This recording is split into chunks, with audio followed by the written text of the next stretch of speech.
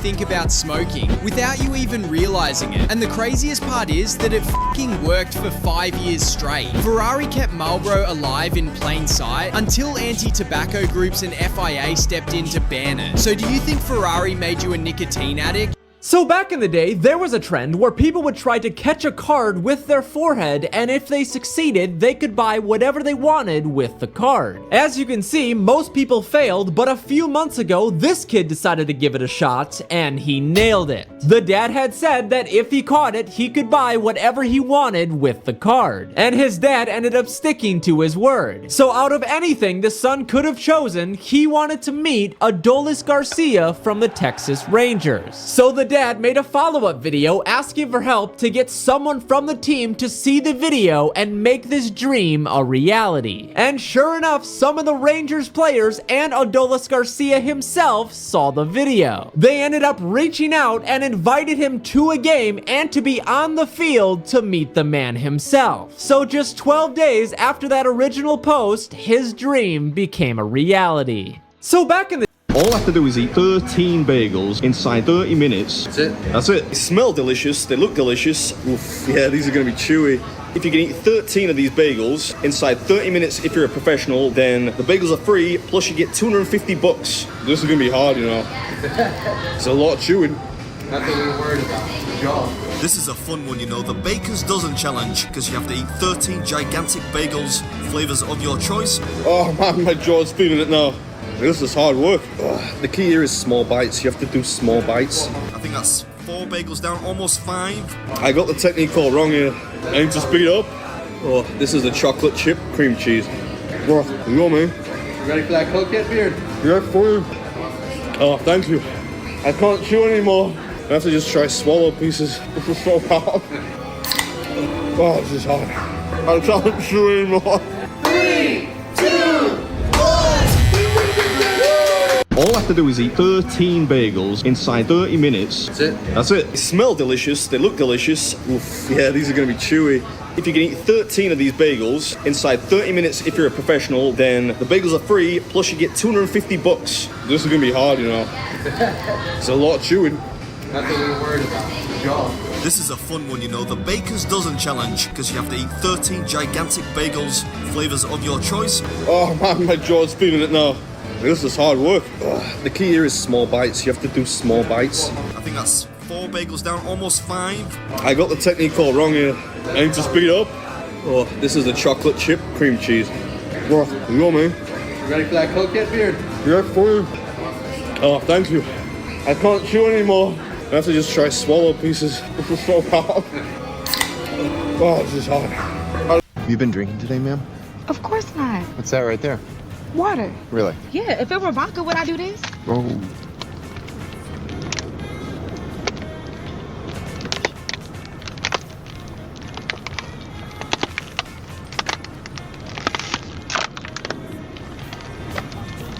Woo! Step out of the vehicle, ma'am. Touch the tip of your nose with your forefinger. Other hand. How many seasons of Homeboys in Outer Space for that? So, what do you say, Sheldon? Are we your X-Men? No.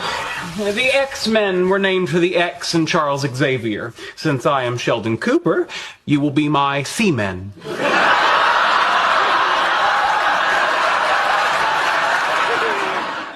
Oh, that's not a good name.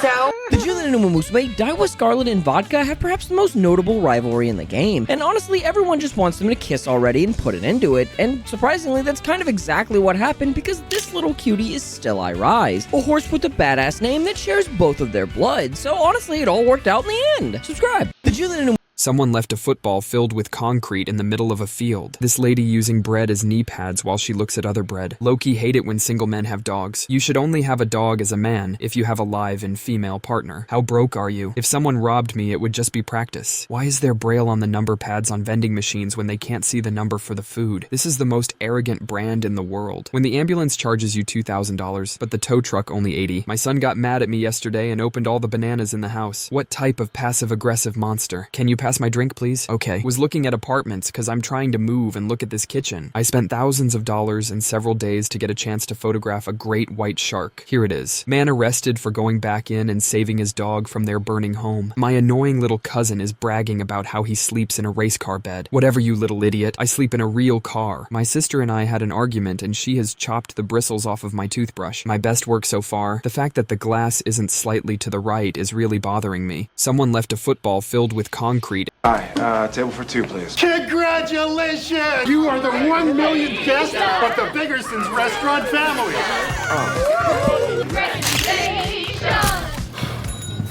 Can I freshen you up? Yeah, sure. Oh. No, don't worry. It's okay. That's okay. I got it. No trouble. Okay. Sorry about that. That's all right. Dude, if you were ever gonna get lucky, Shut up. jeez. Here to see Henry Allen. Sign. Hurry it up, will you? What, you got a problem? No, there's no problem. Better not be. You know where to go. Blue's prescription? Or are you just trying to look brainy? Here to see Henry Allen. Sign. Hurry it up, will you? What, you got a problem? No, there's no problem. Better not be. You know where to go. Blu's prescription? Or are you just trying to look brainy? So what's a beautiful white boy like you doing in a place like this? 3 to 5. Soft time. I like soft things. Hey, back the hell off, Barry. He's my bitch. Hey, Lashitsky, how's it hanging? Hey, piece of my property, dick monster. You guys got that? This little filly's all mine. You can look, but don't touch. No rear entry. That goes for you. I don't mean to sound ungrateful, John, but did you have to stick your finger up my ass? All right, Johnny, how much? For real?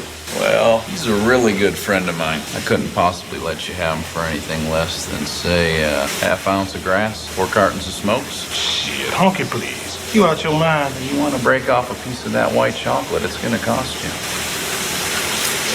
Well, shit. Your name must be Money Hall, motherfucker, because we just made a deal. Lashitsky! Garbage detail! Wait, you're not gonna leave me in here by myself, are you? I'll be back in 20 minutes. Just remember your tough face. Thanks, Shanahan. So what's a beautiful white boy like? We'll give you 1 hour to complete the meatball challenge. Man, I should have started this early because... We've been told by a very high-ranking official in the CIA that humans cannot describe what a goatee is without touching their face. Excuse me, sir.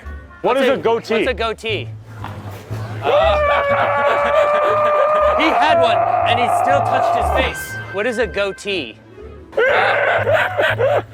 You're right. You're right. You're right. He's exactly Good job. right. Yep, he's right. Human bros. What is a goatee? Part of the new routine after recess, a spray of water in the face to cool them off before heading into a classroom with no... Part of the new... Guys, what made you realize? Did you know that in Umusume, many of the popular girls sing their own version of the new anniversary song, Mini Shuki, and Machikane... Hey, Angelo, this is the exterminator you called for your rat problem. Account's looking a little thin. No one gets paid until what needs to get done gets done. Nope, that's not the rules. No money, no honey. Whoa, here's your boy right now. With about 20 of his new best friends. I'm still seeing zeros over here, Angie. This is not being cute. Then do your job. Oh, they're taking him out of the car now. In about 30 seconds, your window is going to close forever. Okay, relax. There was an accounting error. We said it. Now double it for being a dickhead. You got 10 seconds. We're not the kind of people you play with. Did you threaten me? This dude's gonna get a sore throat from all the singing he's about to do. You son of a... Pleasure doing business with you, Angie.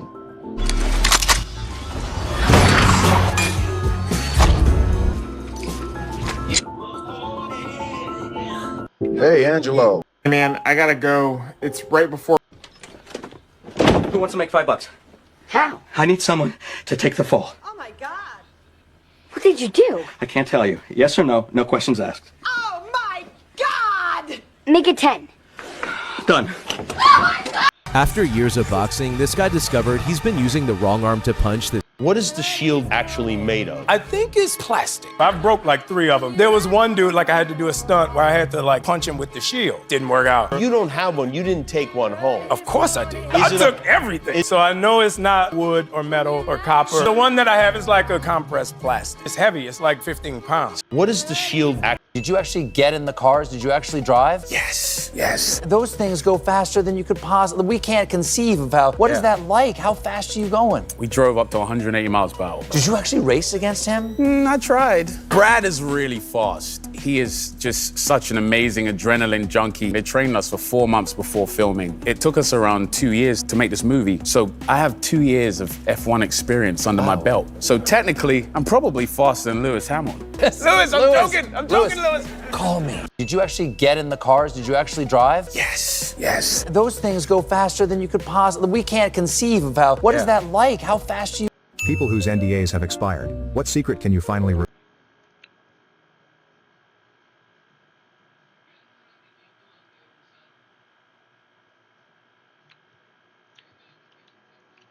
Ladies and gentlemen, we are back at it again with another Gacha Revenue Monthly Report. This time it's going to be for August 2025. And there's just something that I want to get off of my chest when it comes to this thing. This probably will be, for the history of like Gacha Revenue Reports on Reddit, this will probably be the least toxic comment section in existence. And there's a couple of reasons for that. You can kind of just see from everything that's going on in here, you've seen that I've taken a look at quite a few of the comments. There's just, it's not really anything that crazy. A lot of pictures of horses and people just talking about how certain games are, you know, not in the top sort of 10 anymore. So this is the thing. If we just go ahead and take a look at this chart, you'll notice, boy, oh boy, this looks a little bit weird. You got Fate Grand Order over at the top, followed by Pokemon TCG, Love and D Space, and then of course Uma Mu Sumi. And let's just be honest here, ladies and gentlemen, the numbers specifically for Hoyoverse games, knowing that this is a mobile revenue chart, the numbers for the Hoyoverse games are sort of a bit lower than I think what a lot of people have expected, right? And this is the thing, right? Games like Honkai Star Rail, games like Genshin Impact, they're a lot more accessible for mobile players, especially games like HSR, where all you need is like half of a pulse and then maybe like 2 IQ points and you can clear Memory of Chaos, right? So it's like that whole situation is like going on over here. As long as you know, pull all these different characters, you get the same experience on mobile that you do on like every other platform, 3-button game, that sort of deal. And for others on the list, specifically I'm talking about titles like Zenless Zone Zero and Wuthering Waves, not really as much flexibility, right? So when it comes to these numbers, knowing that this is once again a mobile chart, yeah,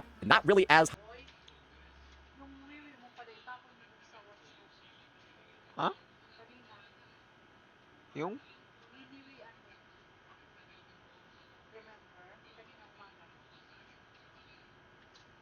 Huh?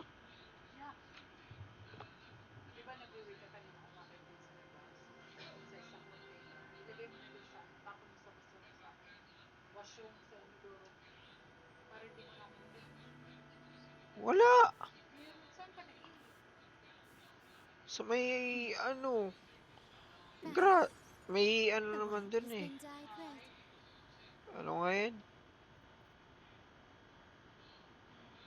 Sand. Something. Huh? Hindi. No choice eh.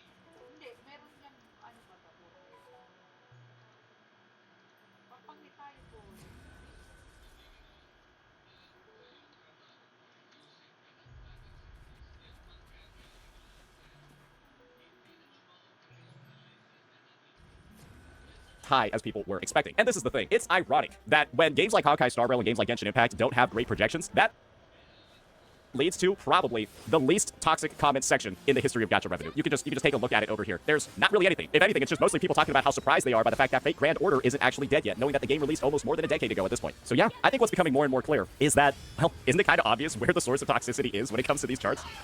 Knowing that there's not necessarily like a leg to stand on or a leg to lord over when it comes to this gacha revenue metric, it is literally the most civil comment section and the most civil discussion that has ever been had. Ladies and gentlemen, gacha is better when Hoyoverse isn't doing well. So let us make this the start, potentially, of a shift in the overall community. I know that's not going to work. I know that's not going to do anything. But you can't avoid all of the toxicity, ladies and gentlemen. There's somebody posting over here about how the curse of the most hyped Woo-Wah character strikes again. And the character that they're talking about naturally is Augusta over here. But one thing that we have to recognize, and this is a bit of a running theory, is that Augusta's numbers simply have not been counted in the total because her banner only launched a couple of days ago. And the gacha revenue data and the gacha revenue website has a literal track record of not recording data properly when a banner launches at the end of the month. But there will still be some people that are doom posting in here. I just want to see if there's anybody addressing it. The hype was never real.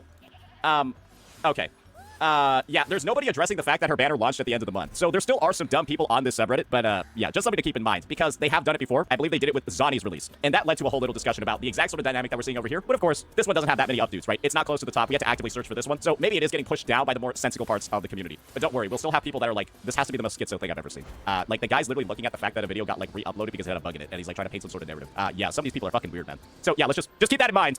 Toxicity as a whole has been going down, but it's not like disappeared yet, but this stuff isn't at the top. So let's just go ahead. Let's start talking about some of like the important line items over here. Talk about some of the context, right? For Honkai Star Rail, I think they released characters like Hisselins and Ceridra, who are like super tailored. And if you don't already have like existing units whose banners have already run like months ago, they're actually just dog shit. So like it's like damage over time for Hisselins, and then like Ceridra is supposed to be like a fight on support, and Hisselins is like the only one out, right? So not particularly too surprising for me over here, knowing that damage over time is like the worst attribute, or is like the worst damage type in that game. And yeah, the support for it came way too late after they've already power crept everything out of existence. Then you got Genshin Impact over here, and I do believe that the character on banner right now is Inefa. And this is what I'm going to be honest about with you when it comes to Inefa. I would be extremely concerned as a Genshin Impact player if, again, this is the metric that you really want to focus on, because boy, oh boy, Inefa is quite literally the definition of a pay-to-play character, a pay-to-win character. So if you were to just go ahead and take a look at this whole situation over here, I'll use I Win to Lose this thumbnail as a bit of an explanation. In Stygian Onslaught, which is Genshin Impact's newest pay-to-win endgame mode, this battle-hardened sombrero guy that you see over here with the 25 seconds next to it, you literally cannot kill it, you cannot even challenge it, unless you have Inefa on your team, on your account. Sombrero guy is basically invincible unless Inefa is there. So understanding that restriction is in the game, and let's just look at one of my thumbnails over here. And also knowing that Inefa literally locks off the lunar charged reaction, like you literally cannot use it unless you have her on your team. Well, let's just be honest here, ladies and gentlemen. It probably would be a little bit concerning to see a mobile revenue drop like this when the character is literally the definition of pay to win. And so maybe this is a sign to Hoyers. Hey,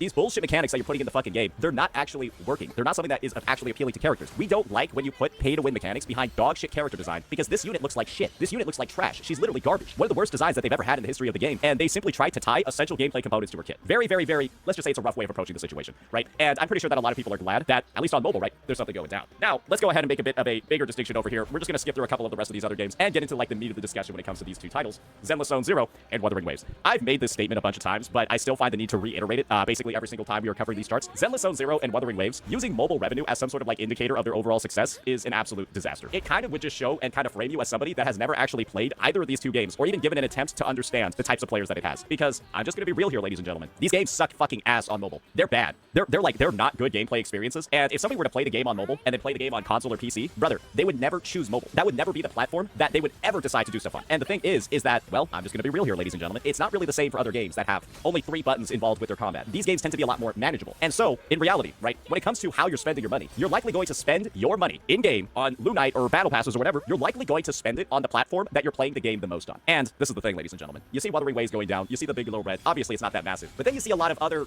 oddly conflicting information, like this. Wuthering Waves being in the top 4 top sellers on Steam, where its competition is games like Counter-Strike, Helldivers, Metal Gear Solid Snake Eater, which is literally a new title. Then you also have this situation over here, ladies and gentlemen. Clearly, I think that this speaks volumes about, well, how popular the game actually is on PC. You can also look over here and you can see the kind of like, oh, that's kind of a big injection of players. They're almost doubling their player count and then also maintaining it as the weeks go on. So it's like people are joining and then they aren't quitting because the numbers are kind of staying the same. That's not really indicative of a game losing performance either. And you want to know the best part about all this? Steam isn't the only platform where you're seeing a lot of success on the PC. Are you ready for this one?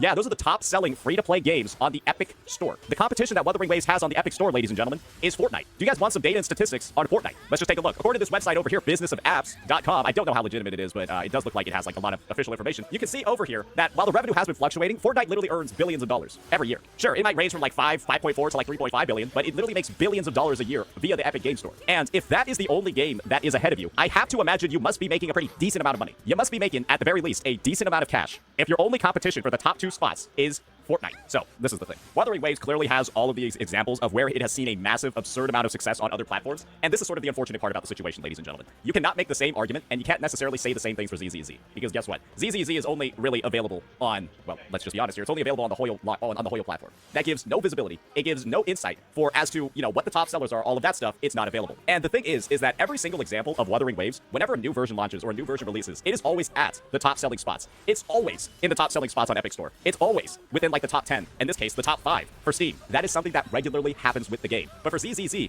I'll be honest here, if it did have those like outside metrics to look at, that would be something that I could talk about. But unfortunately, it's just not there. And so if you're somebody that's a ZZZ player, right, that's maybe like, oh, I'm not too comfortable, or like I'm like a little bit concerned about this, well, there's no reinforcing or like external sort of data that can help reassure you. So yeah, I'm just gonna be honest here, a little bit rough. And it's rougher knowing that these numbers, whatever's involved with it, right? I think it's like the release of like Alice. I think it's also the release of like Yazuha, like maybe a little bit of Yazuha's banner is counted in here. Yeah, those two are probably the most interesting characters that have come out in the game across this version, and 2.2 with Seed and Orpheus. I'm just gonna be real here. I don't know how popular that one's gonna be because I don't know who actually likes those fucking characters. I mean, maybe ZZZ will find itself on like an external games platform soon. I would honestly, it would probably make the most sense for ZZZ to also be on Steam and maybe the Epic Game Store as well. Maybe it is. Maybe ZZZ actually is here and we're just like not seeing it. But it's just, it really does seem like a title that probably could be there. Oh, ZZZ is on Epic. Oh, ZZZ is on Epic. Oh, just nobody plays it. Oh, it's just, it is on the Epic Game Store, but nobody plays it on Epic. Oh, at least nobody spends money on it. I'm assuming because nobody spends money on it on the Epic Store that nobody plays it. But maybe it has like an insane free-to-play population. It's just everyone plays on the Epic Store, but nobody pays money on it. Surely that's what it is. Okay, all right. Yeah, maybe there's a screenshot of ZZZ when it pops up here. Maybe it's on like the last day of like a WoW patch. ZZZ will creep its way up here. Anyways, now let's get on into and talk about some of the shady stuff that's clearly going on behind the scenes. Because, well, we got to talk about the elephant in the room, ladies and gentlemen. And that is where all of this information and all of these charts actually come from. So to provide some additional context for the situation that we're going to be seeing over here, I'm going to have to pull up this. So this is going to be the Gacha revenue website, right? This is what it's going to be. And this website is curated by Trixie. And this Trixie individual has a bit of an interesting history, a bit of an interesting past. When, it's pretty clear, this is a Discord, Gateo's Discord, that Trixie is a member of. And Trixie has regularly posted in this Discord, and this is the most recent set of messages regarding the issue. Has PvP been posted on r/Gacha Gaming yet? Not yet, still reducing WoW revenue. Yes, we made WoW below ZZZ now. How's the manipulation going? And so this is the thing. I don't know if these guys are joking. I don't know if they're just like lying on the public channel just for like some fun in the hopes that somebody's gonna like screen cap it and, you know, make like a bunch of claims about it. I'll address the fact that this could just be misinfo, right? I'll address the fact that this could just be fake, that they're just like playing a prank, that they're just like baiting. But I think the fact of the matter is that on this server, which is essentially a place where Wuthering Waves, whenever it's brought up, intentionally gets misinformation spread about it. I just find it very ironic that Trixie is a person that is publicly posting on that Discord. Very often, that's where they like publish their announcements, and that's actually where they get suggestions on how to improve the Gacha Revenue website. So you gotta keep in mind, essentially, that whoever curates this chart is an active member, an active contributing member of a community whose mission is to literally shit talk Wuthering Waves at every single opportunity. That is who curates this chart. That is the background of the person that is compiling together all of this data. So with that context in mind, ladies and gentlemen, isn't it a little bit interesting? Isn't it just a little bit interesting how Wuthering Waves seems to have this track record on the Gacha Revenue website? It has this track record of its revenue simply just being stagnant or not moving in certain regions every single month. You got months like this where there's literally no change at all. Very interesting, right? Then you got months like right over here where we got like a nice little 6 million on Android, 9625 total, and then literally the same exact revenue number 2 months in a row. Guys, you see this? You see how it says over here 04 2025? Let me just move my camera real fast. You see how it says 04 2025? You go to 03 2025. It's the same photo. They just copy and pasted the revenue month over month with no updates at all. And you want to know what month this was, ladies and gentlemen, in Wuthering Waves history? Wasn't this the anniversary? Wasn't this when the anniversary took place? They just copy and pasted the revenue over from the prior month. Huh. Yeah, it was like anniversary / Cartithia. Two of the most, well, one would assume the highest revenue parts of the year. So, yeah, that's the background, that's the context. And so, we spent a lot of time talking about Wuthering Waves, right? Talking about its PC revenue, talking about all of that stuff, in case you were somebody that was thrown off about these numbers. But in actuality, ladies and gentlemen, we got to come to the realization that there's no way there's no way these are accurate. There is no, I don't even care if it's estimations. There's no way that the number is literally the exact same during what's supposed to be one of the most successful months of performance for the game because it's the anniversary and the banner like Cartithia, and the numbers don't move at all. But hey, they'll do random shit like increasing global sales and then decreasing CN ones at the same time and then arbitrarily keep them the same. So yeah, that's some of the context, ladies and gentlemen. That is the background of Trixie. That is the literal revenue data that they've recorded on their website. And well, it's not really looking too good to be an active member of a community that is openly going to do this. And when you compare that to the background of suspicious data on the revenue report, I'm not going to lie over here. Maybe their attempt was to bait. I think all they're really doing is solidifying the past suspicions that people have had. Maybe they're not openly manipulating it that much anymore, but the groundwork has already been laid, and people are always going to view this chart and this data with a huge amount of skepticism. Because, well, that's what happens when your community is this openly stupid.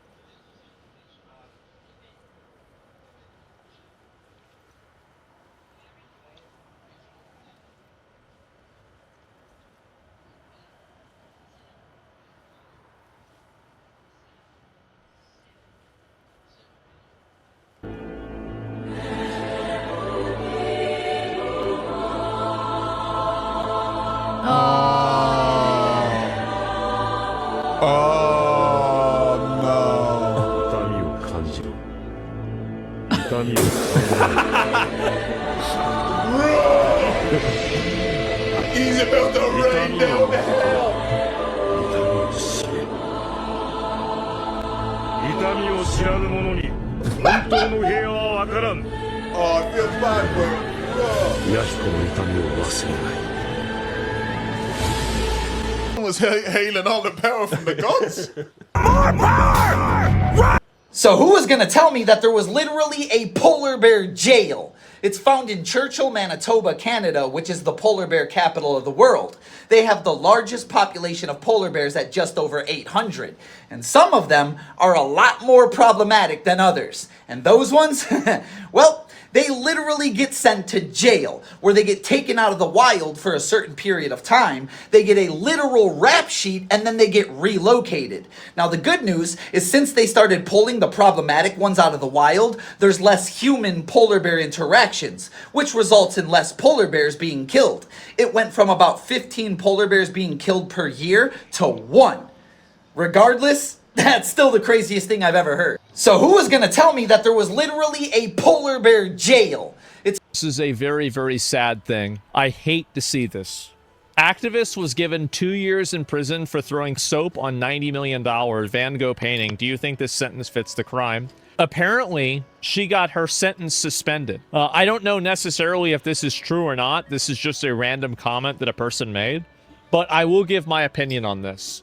If you are going into a museum and you are destroying priceless, art, and by the way, even if you're not, even if you throw it at the glass, 2 years in jail. I am so sick of living in a world, a padded room for people like her. I'm sick of it. And I think most people are sick of it. If she gets her sentence commuted, I would be so angry. She deserves to spend at least 2 years in jail for that. Why does society put up with antisocial, obnoxious, violent, destructive behavior? We shouldn't. This is a very, very sad thing. I hate to see this. Activist was given 2 years in prison for throwing soap on $90 million Van Gogh painting. Do you think this sentence fits the crime? Apparently, she got her sentence suspended. I don't know necessarily. Concept, reverse vampires. They survive by eating garlic and drinking holy water. The sun is healing to them. If you stake them through the heart, they become immortal.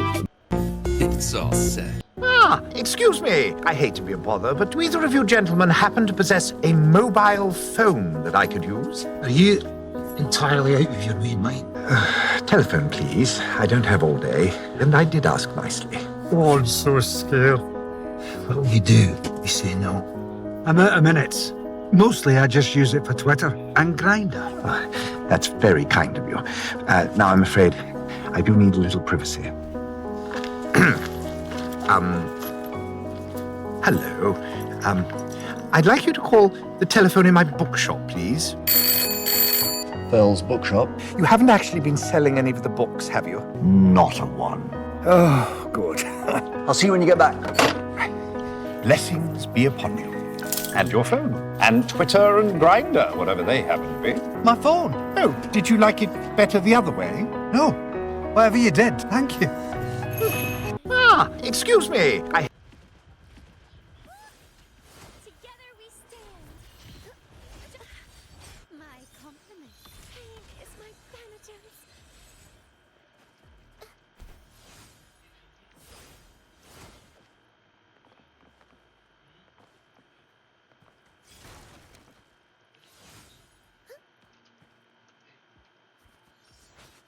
Dark forces approach. Descend!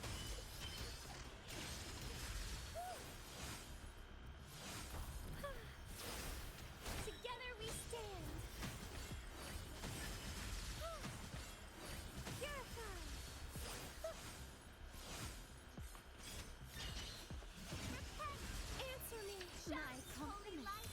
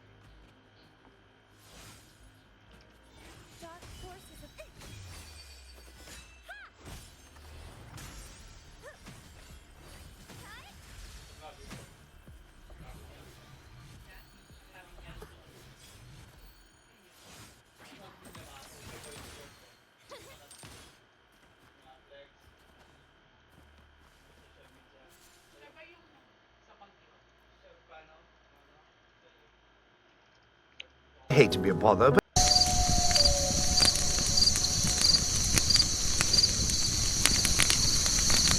The fastest recorded speed in F1 is over 230 miles an hour. I'm afraid that's true. True? I thought it was fake. You know, I'm the record holder. You? Yeah, I am. What speed did you do? I don't remember, but I am the record holder. You were faster than the speed of light, so I you was going so quick, I couldn't see the speed on my dash. I feel like the fastest ever think it ever was- is 372 Bottas, Mexico. No, I beat him. In Vegas, I beat him. You've gone faster than I 372. told you. Right, Williams. Straight line speed. That requires 0 time, by the way. The fastest recorded speed in F1 is over 230 miles an hour. I'm afraid that's true. True? I thought it was fake. You know, I'm the record holder. Cheese of truth. Your boyfriend has to get you a kitten. Cheese of truth. Your boyfriend has to get you a kitten. Cheese of truth. Your boyfriend has to get you a kitten. Cheese of... Hey man, check out that 6'4". Yes, the city's raw coming at your door. You start to scream out loud. You tell me what you know. Yes, What up, nigga? Oh damn, what up, Grandma? Tell your daddy to page me. Alright then. Alright, player, stay up. Peace. yes, the city's raw coming at your door. You start to scream. Hey man, check out that 6'4". Yes, the city's raw coming at your door. You start to scream out loud. You tell me what you know.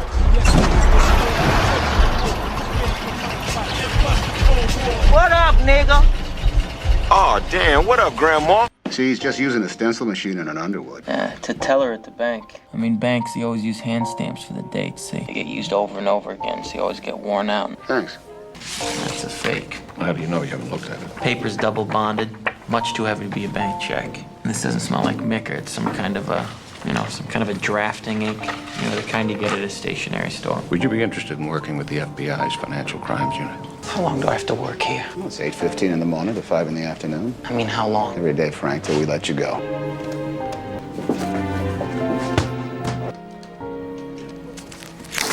How'd you do it, Frank? How'd you pass the bar in Louisiana? What are you doing here? I'm sorry I put you through all this. You go back to Europe, you're gonna die in Perpignan prison. I spent 4 years trying to arrange your release. Had to convince my bosses at the FBI and the Attorney General of the United States you wouldn't run. I'm gonna let you fly tonight, Frank. Not even gonna try to stop you, because I know you'll be back on Monday. How do you know I'll come back? Frank, nobody's chasing you. See, he's just using a stencil machine and an Underwood. To tell her at the bank. I mean, banks, they always use hand stamps for the date. Transforming each incarnation of me into the power you shall wield to reset time. Imbuing my soul into this. Doctors have said these are some of the rarest genetics in the world that you genuinely have to see to believe. Zhang Ruifang is a Chinese woman who grew a 2.5-inch horn out of her forehead, thought to be caused by a keratin buildup on top of a skin lesion. Manar Majed was an Egyptian girl born with a second head attached to her head, the result of a split embryo in the womb that didn't fully develop into a twin. Her second head could smile and blink, but could not survive independently, and was removed 10 months after her birth. Gary Turner was a famous sideshow act in the UK because he was born with the ability to stretch his skin over 6 inches, allowing him to do some pretty crazy things. After DNA results showed that Lydia Fairchild was not the mother of her own children, even after she gave birth to them, she discovered she had an extremely rare condition known as chimerism, giving her 2 completely different sets of DNA. And Michael Latito, who had an extremely tough digestive tract that allowed him to eat sharp metal objects and once ate an entire airplane. Doctors have said these are some of the rarest genetics in the world that you genuinely have to see to believe. Zhang Ruifang is a Chinese woman who grew a 2.5-inch horn out of her forehead, thought to be caused by a keratin buildup on top of a skin lesion. Manar Majed was an Egyptian girl born with a second head attached to her head, the result of a split embryo in the womb that didn't fully develop into a twin. Her second head could smile and blink, but could not survive independently, and was removed 10 months after her birth. Gary Turner was a famous sideshow act in the UK because he he was born with the ability to stretch his skin over 6 inches, allowing him to do some pretty crazy things. After DNA results showed that Lydia Fairchild was not the mother of her own children, even after she gave birth to them, she discovered she had an extremely rare condition known as chimerism, giving her Let's just rip out the damn engine, alright? We can't use it if we can't stop. You know, the brakes would last longer if we slowed down a bit. Wouldn't that defeat the whole purpose of the extra power? You know, I thought the whole point was to win the damned race. Maybe we could design a new assembly. Instead of swapping out the pads in the pits, swap out the entire braking system, rotors included, put in a fresh one. Wait, Pops. We're allowed to do that? I don't know. I don't read French. Brakes are a part, like any other, right? We are allowed to change parts. Yes. Will we have time to do that? I don't know yet, Charlie. I'm going to take him home. Sort this shit out. I will. You alright? Yeah, what's wrong with you? Don't be telling me brakes or me almost kicking the bucket out there. It's something to do with the suits, isn't it? It's under control. What is it? You know how we talked about how you do your thing, I do my thing. This is my thing. Shell. Just trust me, Ken. Let's just rip out the damn engine, alright? We can't use it if we can't stop. You know, the brakes would last longer if we slowed down a bit. Wouldn't that defeat the whole purpose of the extra power? You know, I thought the whole point was to win the damned race. Maybe we could design a new assembly. Instead of their butt, So, what if tomorrow, every single lie you've ever told suddenly became visible to everyone around you? Your friends could see it. Your family could see it. Even strangers could see it. No more hiding. No more excuses. Would the world treat you the same? Or would everything change forever? Comment your thoughts below. So, what if tomorrow, every single lie you've ever told suddenly became visible to everyone around you? Your friends could see it. Your family could see it. Even strangers could see it. No more hiding. No more excuses. Would the world treat you the same? Or would everything change forever? Comment your thoughts below. So, what if tomorrow, every single lie you've ever told suddenly became visible to everyone around you? Your friends could see it. Your family could see it. Even strangers could see it. No more hiding. No more excuses. Would the world treat you the same? Or would everything change forever? Comment your thoughts below. So, what if tomorrow, every single... What are you doing? It's bad enough you betrayed me. I have to listen to your whining. I brought something for you. He's in the ocean? He was going to kill me. He had a gun. You saw him in the water. I mean, he's not dead, right? No, he's mad, but he wasn't dead. So then we'll send someone out there to fish him out. Call the police, show him the gun, and tell him that it was self-defense. You still have the gun. There is no gun. I'm calling the Coast Guard. And tell them what? I knocked my husband overboard because he was coming after me with a sweater? No, come on, we gotta go back out there. He tried to kill me. I came back for you, didn't I? What were you thinking? Well, I thought you were trying to kill me. I was just trying to talk to you, see if we still had a chance. And what the hell? A couple years ago, there was an Apple event where Steve was on stage trying to get something to work, like in a demo. Something wasn't working, and he's like, I need everyone in this room to turn your Wi-Fi off so that this will work. Close your laptops, get off the Wi-Fi, and it was kind of like a couple minutes of like, haha, that's funny. Is he serious? And like slowly everyone did. We figured out why my demo crashed. Because there are 570 Wi-Fi base stations operating in this room. We can't deal with that. So we either turn off all the stuff or we give up and I don't show you the demos. I feel like if you want things to operate at the speed of Apple when he was alive, you kind of have to be a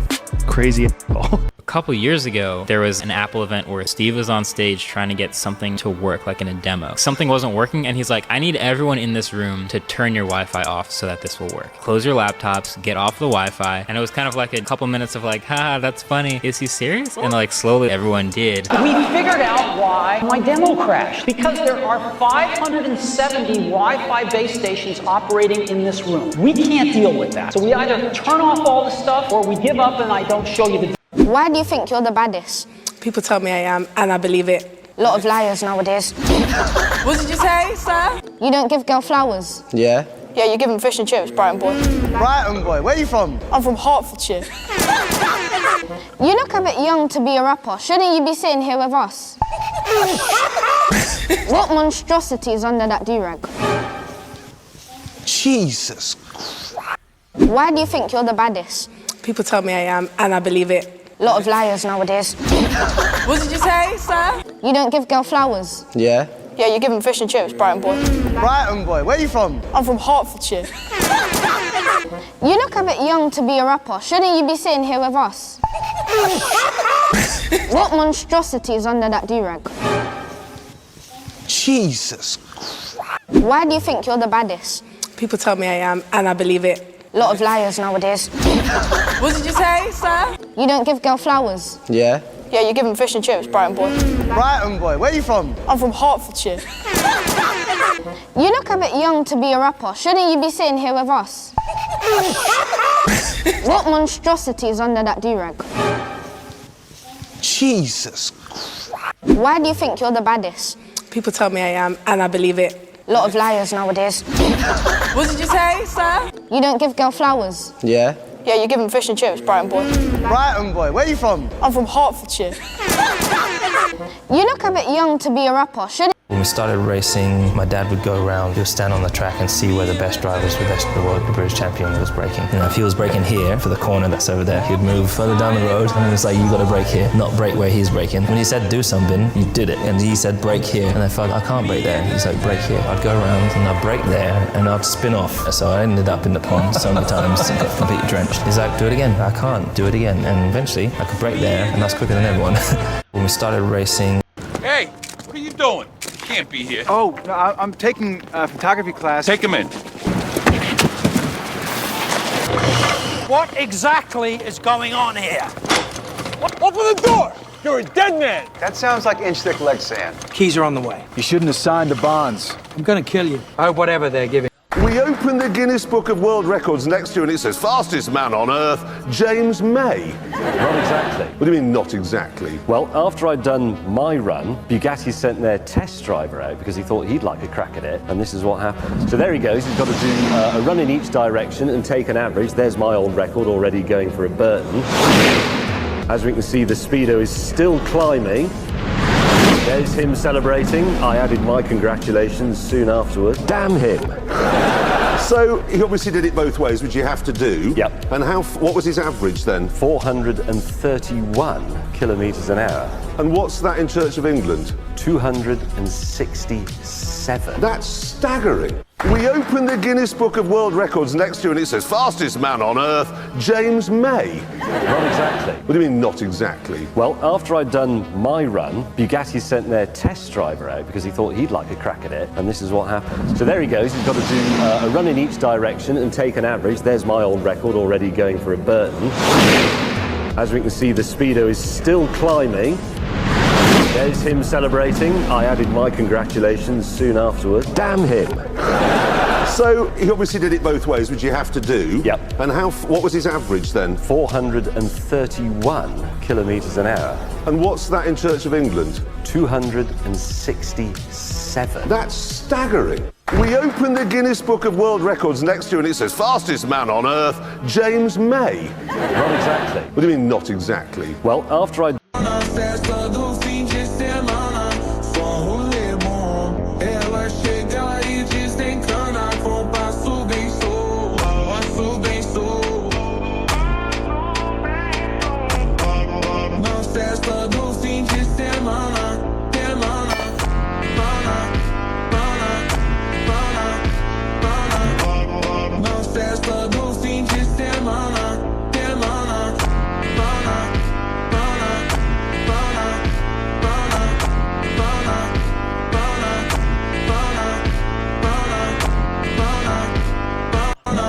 James Francis Ryan?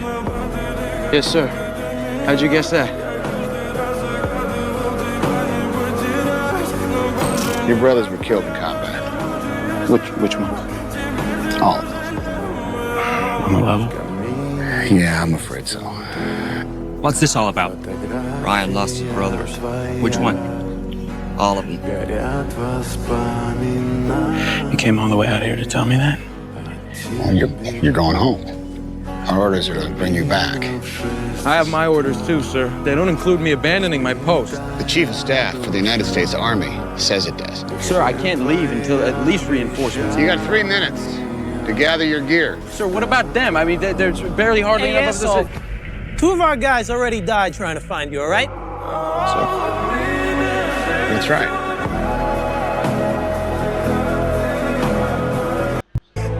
cry, my dear. The human head remains alive for a brief moment after decapitation. Once my head falls into the basket, allow your beauty to be the last thing I see, and I will bestow one final wink upon you.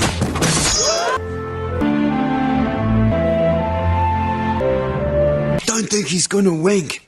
Don't cry, my dear. The human head remains alive for a brief moment after decapitation. Once my head falls into the basket, allow your beauty to be the last thing I see, and I will bestow one final wink upon you.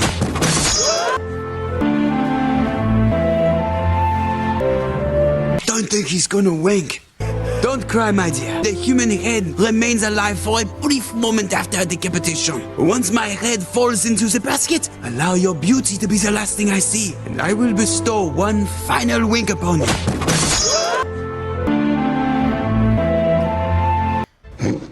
Hi. Where am I? Municipal holding facility. They said they found you unconscious at the train yard. Very dangerous. We gave you the shirt because you seemed a bit cold. Thanks. You guys are nice. You speak really good English. Welcome to the Netherlands. I'm in the Netherlands right now. Yep. Guard! The guard is on a break. Probably talking to his wife. Yeah, she's pregnant. Oh ja? Ja. Wat leuk! Via de week al. Yeah. Yeah. Night monkey. Yeah. You guys okay? Excuse me, sir. Can I borrow your phone? Take it. Pick up. Hey, I messed up. I need a ride. Where am I, sir? Is Broek op Langendijk. Hang on. Could you say that into there? Hi, is Broek op Langendijk? Yeah, no problem. Thanks. Dark forces approach. Be on guard. Together we stand.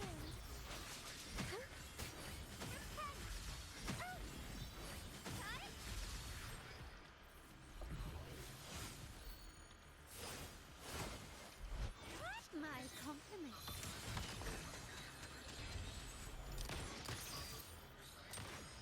Running won't save you.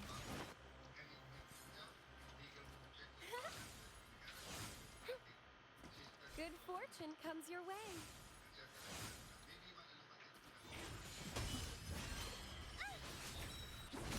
Still, leave it to me. Loading. Bakit? Path is arduous. Kailangan mo na to? Lobat.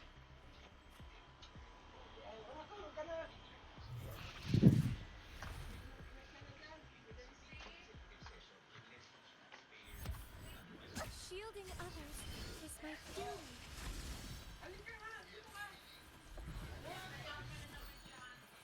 Dark forces approach. Be on guard.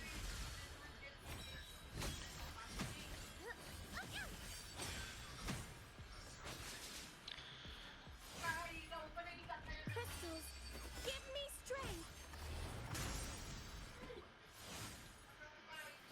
Together, my compliments.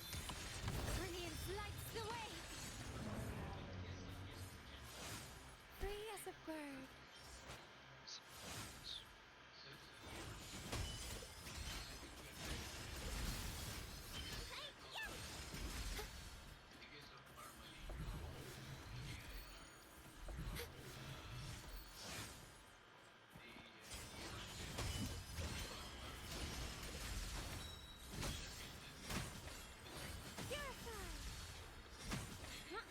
Answer me.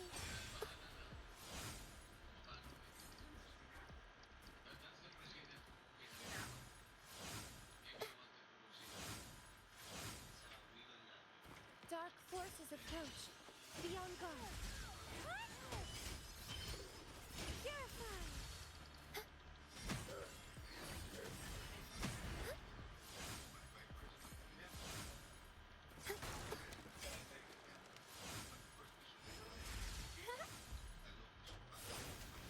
Together we my compliments.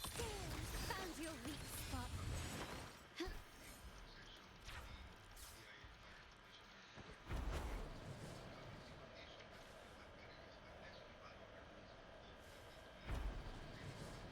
Quickly and swiftly.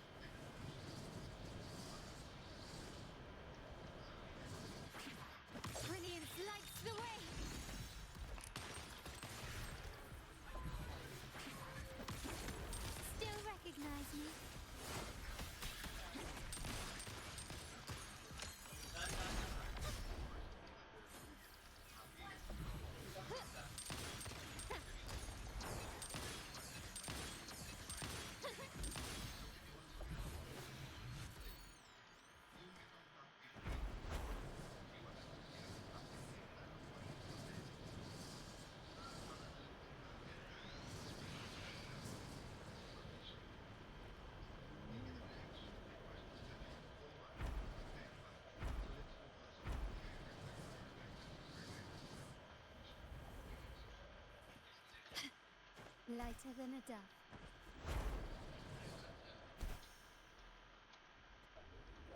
Dark forces approach. Be on guard. Descend!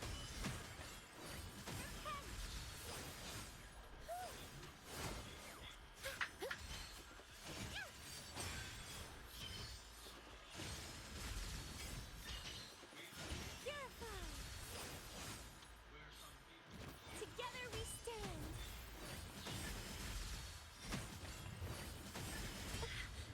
Pain is my thanatos.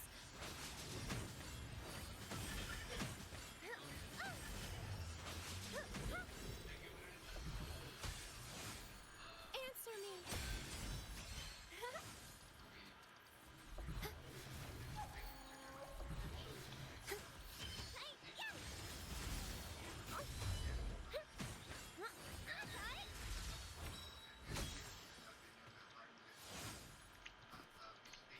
Dark forces approach.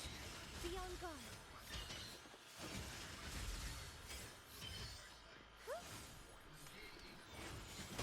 Judgment time.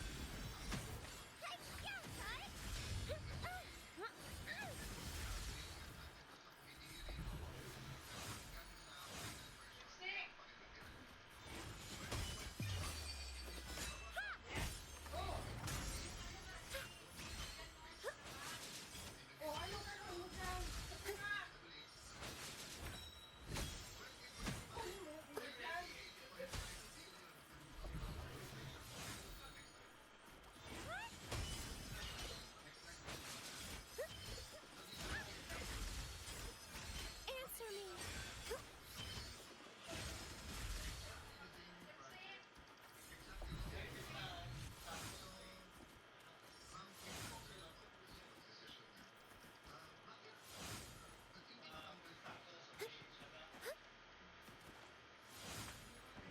Dark forces approach. Together we my compliments.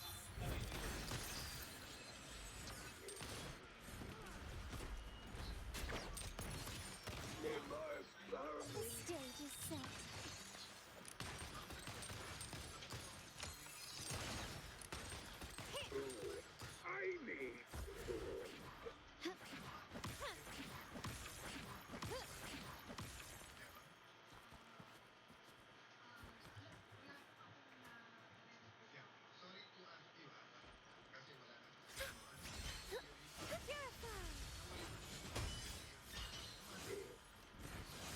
Free as a bird.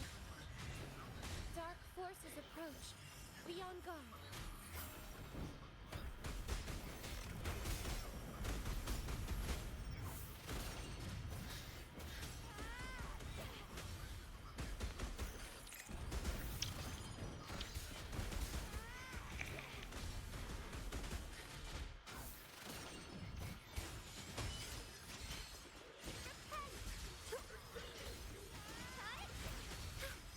Judgment time.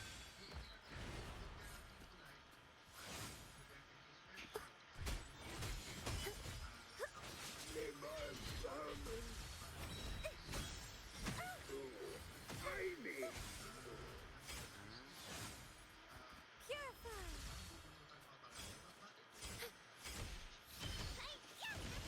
Dark forces approach. Be on guard. Silence. Purify.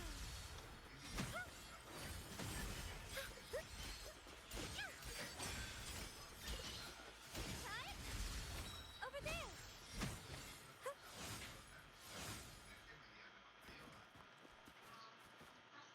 Stephen Hawking's old experiment where he The dumbest thing I've ever seen in my life. Chinese grenade launcher, but it's like a sniper rifle instead of a machine gun. They want to look scary, but they know that they don't have the logistical capacity to make enough grenades to have a grenade machine gun, so they're like, we'll make the grenades count. It would recoil, and 80-pound communists trying to operate this thing would get pirated because a scope would punch them in the face. My point is like, do I want one? Kinda. Is it stupid? Yes. The dumbest thing I've ever seen in my life. What are you in for? The worst crime a female can commit. Veronica Ann Bennett, I find you guilty of having bad bangs. You are hereby sentenced to the silent treatment. This is gonna be cake. Jackie! Rick and Summer of Earth, for the crimes of treason against womankind, you are hereby sentenced to... What, a night on the couch? Death. Ooh, Gerp? I hate you so much right now. This will be the first instance of capital punishment in our society in 500 years. We placed a large boulder on that ledge. Holy shit! You're gonna crush us with a boulder? No! Stop interrupting. Knives? What? Just give me a gun, I'll kill myself. Stop interrupting! The knives will... Fine. You were right the first time, okay? The boulder crushes you. I just didn't want to admit you were right. Happy? No, just ignore them. Ignore them. Such an asshole. What are you in for? The worst crime a female can commit. I got back the world record for most Iron Golems built. Dashbomb just did 500 in a minute by changing the game version, which seems like cheating to me. But since there are no actual rules, I coded this mod that makes Iron Golems ignore villagers and just focus on building more Iron Golems. And while this is kind of funny to watch, it's not very fast, so I made these Iron Golems work harder by crafting cocoa beans into caffeine, and then constantly IV dripping the caffeine into their veins, which makes them move twice as fast. And we can also arm some of these Iron Golems with guns and tell them to unalive the slowest workers, which, when combined with this leaderboard that shows everyone who the least productive Iron Golems are, will make our setup 4 times as fast and give us a new world record of 2,286 Iron Golems in 60 seconds. The mod download is in the comments if you think you can do better. Like and subscribe.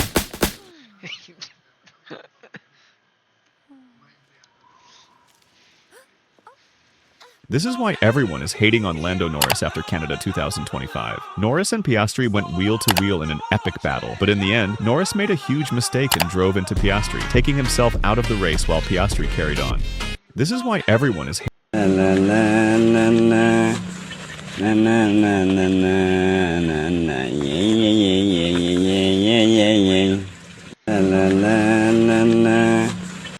You can't lie. So tell me, puppet, where is Shrek? I don't know where he's not. You're telling me you don't know where Shrek is? It wouldn't be inaccurate to assume that I couldn't exactly not say that is or isn't almost partially incorrect. So you do know where he is? On the contrary, I'm possibly more or less not definitely rejecting. In Blade Runner, director filmed Ana de Armas in live action and built Joy's hologram around her real performance, not CGI. Hit subscribe for your daily dose of movie facts. In Blade Runner, director filmed Ana de Armas in live action and built Joy's hologram around her real performance, not CGI. Hit subscribe for your daily dose of movie facts. Do you or do you not possess a specialized weapon? I do not. Well, it depends on how you define the word weapon. The Iron Man weapon. Priority is to get the Iron Man weapon turned over to the people of the United States of America. Well, you can forget it. I am Iron Man. The suit and I are one. To turn over the Iron Man suit would be to turn over myself, which is tantamount to indentured servitude or prostitution, depending on what state you're in. If you'll direct your attention to said screens, I believe that's North Korea. Turn that off. Take it off. Iran. No grave, immediate threat here. Is that? Wow. Yeah, I'd say most countries 5-10 years away. Hammer Industries 20. Because I'm your nuclear deterrent. It's working. We're safe. America is secure. You want my property? You can't have it. But I did you a big favor. I have successfully privatized world peace. Do you or do you not possess a specialized weapon? I do not. Well, it depends on how you define the word weapon. The Iron Man weapon. Priority is to get the Iron Man weapon turned over to the people of the United States of America. Well, you can forget it. I am Iron Man. The suit and I are one. To turn over the Iron Man suit would be to turn over myself, which is tantamount to indentured servitude.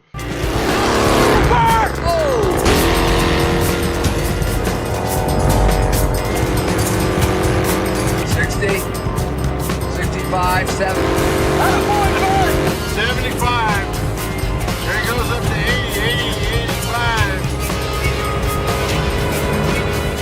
90.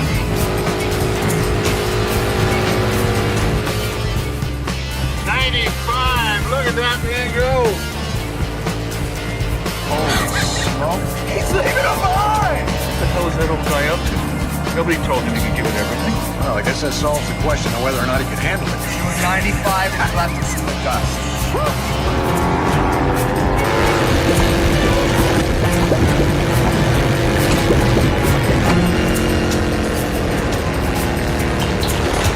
Oh, there, Herb. Got it? Down there, go.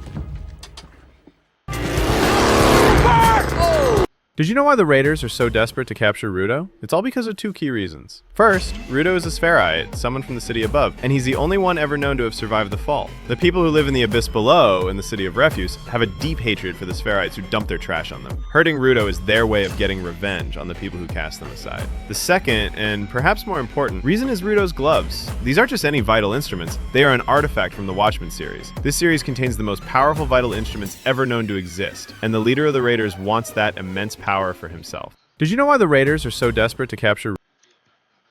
You know the two highest ever measured blood.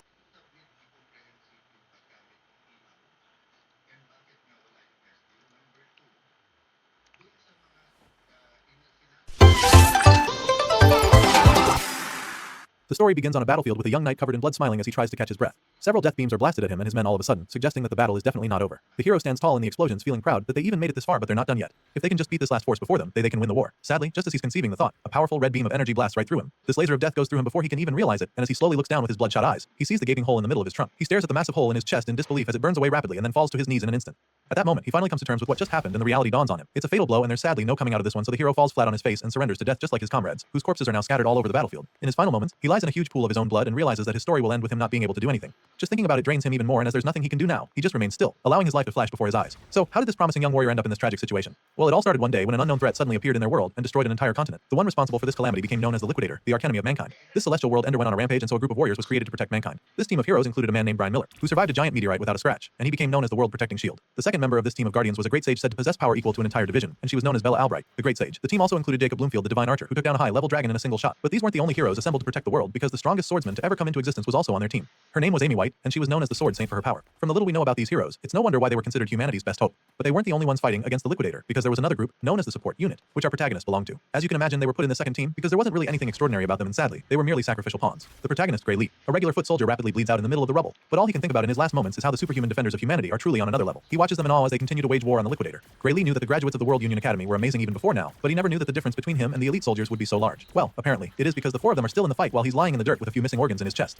The situation makes him wonder if it even matters whether the support unit was there or not. The team of heroes appear to be doing just fine without them, which enrages him even more. Grey Lee grinds his teeth in anger, recalling how he and his teammates equally trained very hard, only to end up as collateral damage. Tears run down his face as the thoughts flood his mind, but there's nothing he can do now. Meanwhile, the heroes continue their onslaught, and Amy White unleashes a myriad of attacks that eventually do some damage to the Liquidator. The Celestial Force is actually surprised that they managed to hurt him, and he doesn't take it very well. So, he figures that it's time to stop messing around with them, and with this in mind, he creates two power balls of energy from his wings and unleashes two devastating surges of energy that absolutely decimate the heroes in the blink of an eye. The Guardians are butchered by the Liquidator's overwhelming blast, and upon seeing this, Grey's eyes widen in horror and disbelief. He just witnessed the archenemy of humanity wipe out the defenders of the earth with a single blow, so it's not an easy thing to process. Even worse, the Liquidator said that he'd been playing around until now, so in that moment, the protagonist is convinced that there's absolutely no way they can win this war. To be honest, that should have been pretty obvious when this overpowered angel of death made his debut on Earth by destroying a whole continent. Anyway, the MC continues to weep as he awaits his demise, but then all of a sudden, he realizes that he shouldn't even still be alive right now.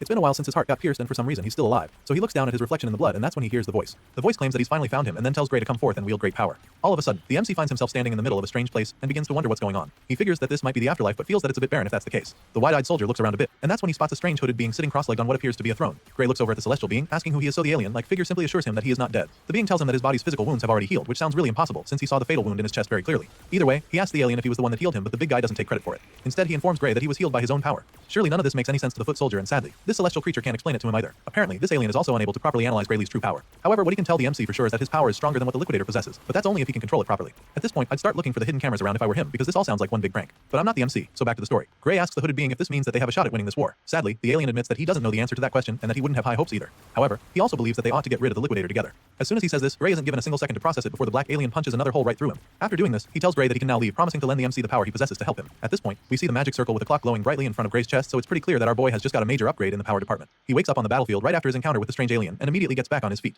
Grey picks up his sword and is shocked when he sees that it's now completely surrounded with a strange power. The blade blade crackles with lightning, like energy, so he wonders what it is, and the voice reveals that it's his own power manifesting. As for the alien's power, it cannot be seen with the naked eye, so he explains this to Gray. Our boy is excited about this new power, especially since he literally just cheated death. And since the Liquidator is still around, he decides to test out his new abilities on the ruthless Angel of Death. The evil alien suddenly senses something coming at him, and by the time he turns around, Gray is already on him. Our boy attacks with a brutal slash of his menacing sword, and the Liquidator almost seems horrified by his presence. The evil alien can't believe what is going on because he didn't think there was any powerful opponent left. He can sense the power within our boy, so he knows how dangerous Gray is. This is confirmed when the hero lands a hit that does some real damage, and this boosts his confidence a lot, so he charges in for another swing and even starts to get cocky, feeling that he is stronger than the Liquidator. However, the World Ender quickly reminds Gray why he should not be underestimated. Just like he did with the Guardians of Earth earlier, the Liquidator uses a single slash to split Gray in two. It happens so fast that he doesn't even feel it immediately, and by the time our boy looks down, he's horrified to see that his legs are no longer connected to his torso. The Liquidator uses this killer blow on him, but also commends Gray for being able to force him to throw everything he's got. Apparently, the Liquidator thinks that slicing the MC in half will be enough to kill him, so he turns around, preparing to fly away. But then, in a shocking twist, the same energy that engulfed the sword earlier flows out and expands, covering Gray's entire body and enabling him to heal in a split second. Then, the sword increases incredibly until it's so massive that even the Liquidator is bewildered. The evil alien already knows that Gray is about to land a devastating blow, so he quickly creates a shield to protect him as he's no longer even sure that this opponent is even human. Our boy gets fused with the energy like a host and a symbiote, and with a murderous glow in his eyes, he takes a terrifying swing at the Liquidator. The alien manages to block this attack using his shield, but it doesn't take long for Gray to overwhelm him and destroy it with a mind-bending beam of energy. The blast sends the Liquidator flying, and even though he doesn't have any expression on his face, you can tell that he's starting to get really afraid of our boy. And so, with the battle taking a drastic turn, Gray Lee unleashes another haymaker, admitting that he also isn't sure if he's human anymore. Despite Gray Lee's ferocious strike, when the dust clears, he finds that the Liquidator is still very much in the fight. He's perplexed by this and doesn't even get how the alien is still alive after taking such a hit. As such, he admits that the Liquidator's strength is truly something out of this world. Now the two powerhouses stand face to face against each other, and mankind's archenemy is still trying to catch his breath. Sure, he's still in the fight, but after seeing what Gray can do, he's not even sure how to attack. On the other hand, the newest hero from Earth is feeling pretty confident that he can win. So, he looks at the Liquidator dead in his alien eyes and vows to crush him over and over until he's dead. You can tell that he's not even bluffing about this from the look in his eyes, and right after squaring up with the World Destroyer, he unleashes another devastating slash from his mighty sword. The Liquidator tries to dodge it, but he gets hit hard, and this time around, he even bleeds. He groans in agony, calling Gray Lee a monster, but even though he's suffering right now, he has no intention of giving up. And so once again, he decides to stop messing around and go all out against this human hero. The Liquidator heals himself and activates his secret weapon. His entire body begins to glow even more than before, and multiple sets of wings shoot out of his back. The alien also somehow manages to make everywhere go dark and tells the hero that his time is up. That's when Gray looks up in shock to see that the guy turned day into night. The World Ender continues to activate his killer move, and it's starting to look like the tables are about to turn again. However, Gray Lee is not deterred by the Liquidator's little magic trick, and so he charges at the enemy once again with his massive sword to end the fight for good. Shockingly, this time around, he's not able to penetrate the alien's shield despite pumping a lot of energy into his sword. His attack simply bounces off the barrier, leaving him pretty taken aback for a second. He's still trying to understand what's going on when the Liquidator explains it to him. The World Ender tells him that all his attacks are futile, because within this plane of true dusk, nothing is capable of harming him. At this point, the Liquidator is feeling invincible. He casually advises our boy to stop his useless resistance and take a look at the stars. Hearing this, our boy looks up at the sky in horror, and his pupils continue to dilate over and over as he stares at the bright light up there. The alien talks about how beautiful it is while Gray is just modified because he knows that the bright light isn't just for show. Sure enough, the powerful ray of death shoots down on him and a cataclysmic explosion follows immediately. After the blast, the dust and smoke slowly clear, revealing the gigantic crater in the ground. The hole is so big that you'd think an asteroid crashed there. Seeing this, the alien is convinced that the human warrior will not be able to revive himself this time around because he is most likely pulverized to dust already. That's what he thought though, but he quickly realized how wrong he was. All of a sudden, bolts of lightning start to appear in front of the crater. The energy rapidly builds up, leaving the Liquidator bewildered once again. He stares at the ball of energy as it enlarges, and then some kind of magic shield with a clock-like appearance pops up right in front of the alien. Upon seeing this, the Liquidator instantly recognizes it, and then the same voice that called out to Gray before speaks up. The voice is impressed by the great amount of power that the Liquidator has gathered and suggests that it should be enough to take him back. At this point, a wave of horror washes over the alien invader because this voice belongs to the one called Kronos. The Liquidator refuses to believe it, and that's when the Black Celestial being calls upon Gray Lee. He calls upon the hero, who wields great power and decides to use all of his power to send our boy back to the past. Of course, the Liquidator is furious when he hears this because he knows that it's all part of Kronos' master plan to destroy him. He curses at the black alien for saving Gray, but of course, that doesn't really do anything. Kronos then fulfills his promise by turning back the hands of time, claiming that this is all he can do for the human hero. By sending Gray back to the past, Kronos basically entrusts the gate of the human world to him. Everything fades out afterward, and after it all turns white, our hero suddenly wakes up in the middle of a field. As soon as he opens his eyes, he takes a look around, wondering where he is. That's when he spots the small village down the hill in the distance, and is even more stunned because it just so happens that it's his hometown, Renato Village. Gray is extremely perplexed by this since it doesn't make any sense. The last time he checked, his village had been destroyed for 15 years, so he knows that it shouldn't be here. But then again, in his confusion, he recalls what Kronos said to him on the battlefield. He remembers that the black alien god promised to send him back in time, so after putting all the pieces of the puzzle together, Gray realizes that he's actually in the past. His thoughts are suddenly interrupted when he feels a sharp sting in his hand. He takes a look at his bandaged forearm and immediately remembers having this injury. The wound is from the time when he was being picked on by someone named Belder and a few other bullies.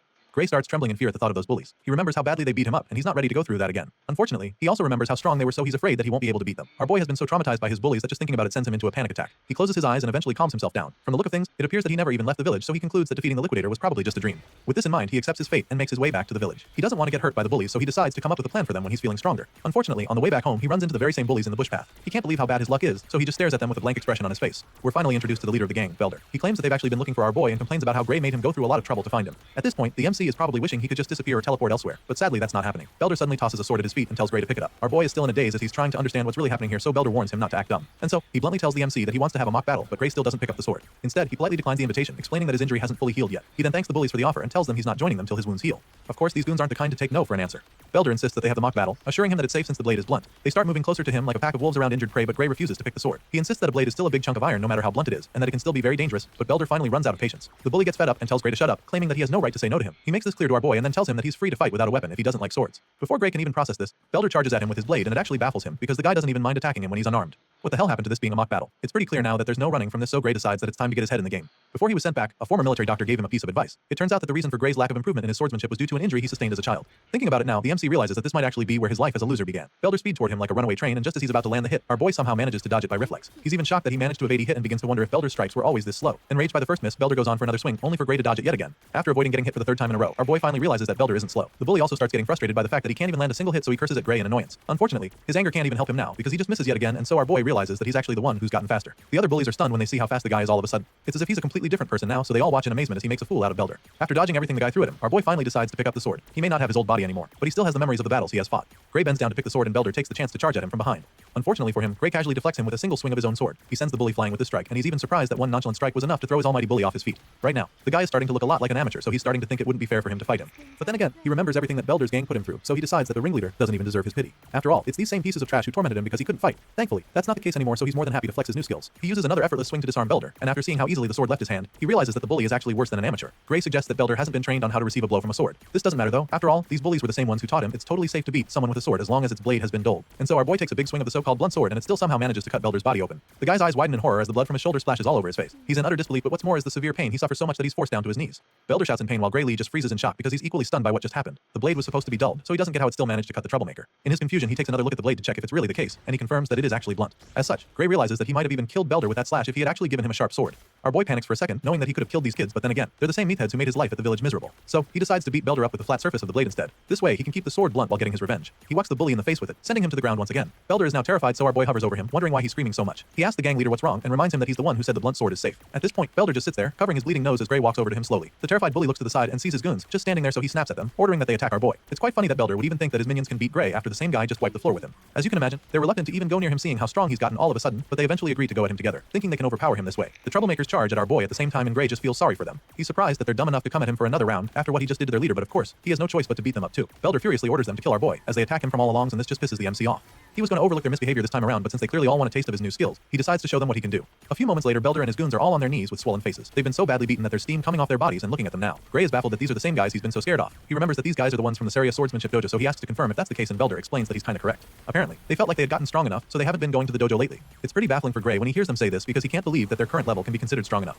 With this in mind, he figures that he shouldn't expect much from the dojo itself, seeing the kind of students it produced. However, he still believes that it might be useful to him, and so he asks them to introduce him to this dojo they attend. After all, he heard that it's by referral only and would like them to invite him. For some reason, Belder is not really excited to bring Gray in because he'll be too embarrassed if he told his master that he lost a sword fight. He suggests that our boy find someone else to invite him, but he's in no mood to be denied. So, since Belder doesn't want to come play, he decides that they resume their mock fight instead. Before he can even say anything after that, the bully agrees to introduce Gray and starts running toward the dojo, leaving his buddies behind even. Eventually, they're all back in the village, and that's when Belder finally asks Gray why he actually wants to go to the dojo. Apparently, this very dojo has a recommendation slot for the academy, and when our boy asks about it, Belder admits that he also heard something like that. As such, our boy explains that this is the reason he wants to go by one of Belder's buddies feels that he's already strong enough without going to the academy. Sadly, Gray knows that his current state is not going to be enough to defeat the Liquidator. Even the world's strongest lineup was no match for the World Ender. He remembers the battle, how the Liquidator wiped out all of the Guardians with a single blast. Gray recalls how he couldn't even scratch the alien when he got serious despite using the power that Kronos talked about. Just thinking about it makes him really anxious because he doesn't even know how strong he has to be able to defeat the Liquidator. It bugs him a lot, but at the same time, it's not like he doesn't have any clues. He remembers being able to control the dark power even if it was just for a split second. What he focused on at that moment was the swordsmanship taught to him by the Sword Saint. Gray believes that the outcome of his battle with the Liquidator might have been different if he had spent more time training in the same conditions as the Sword Saint. The hero realizes that this must be the reason why Kronos sent him back to the past. Gray eventually gets to meet the dojo master, but not before she punishes Belder and the rest for getting their asses whooped at her trying to pick on a civilian with the technique she taught them. This is Saria, the swordsmanship dojo instructor, and right now, she's really disappointed in her students.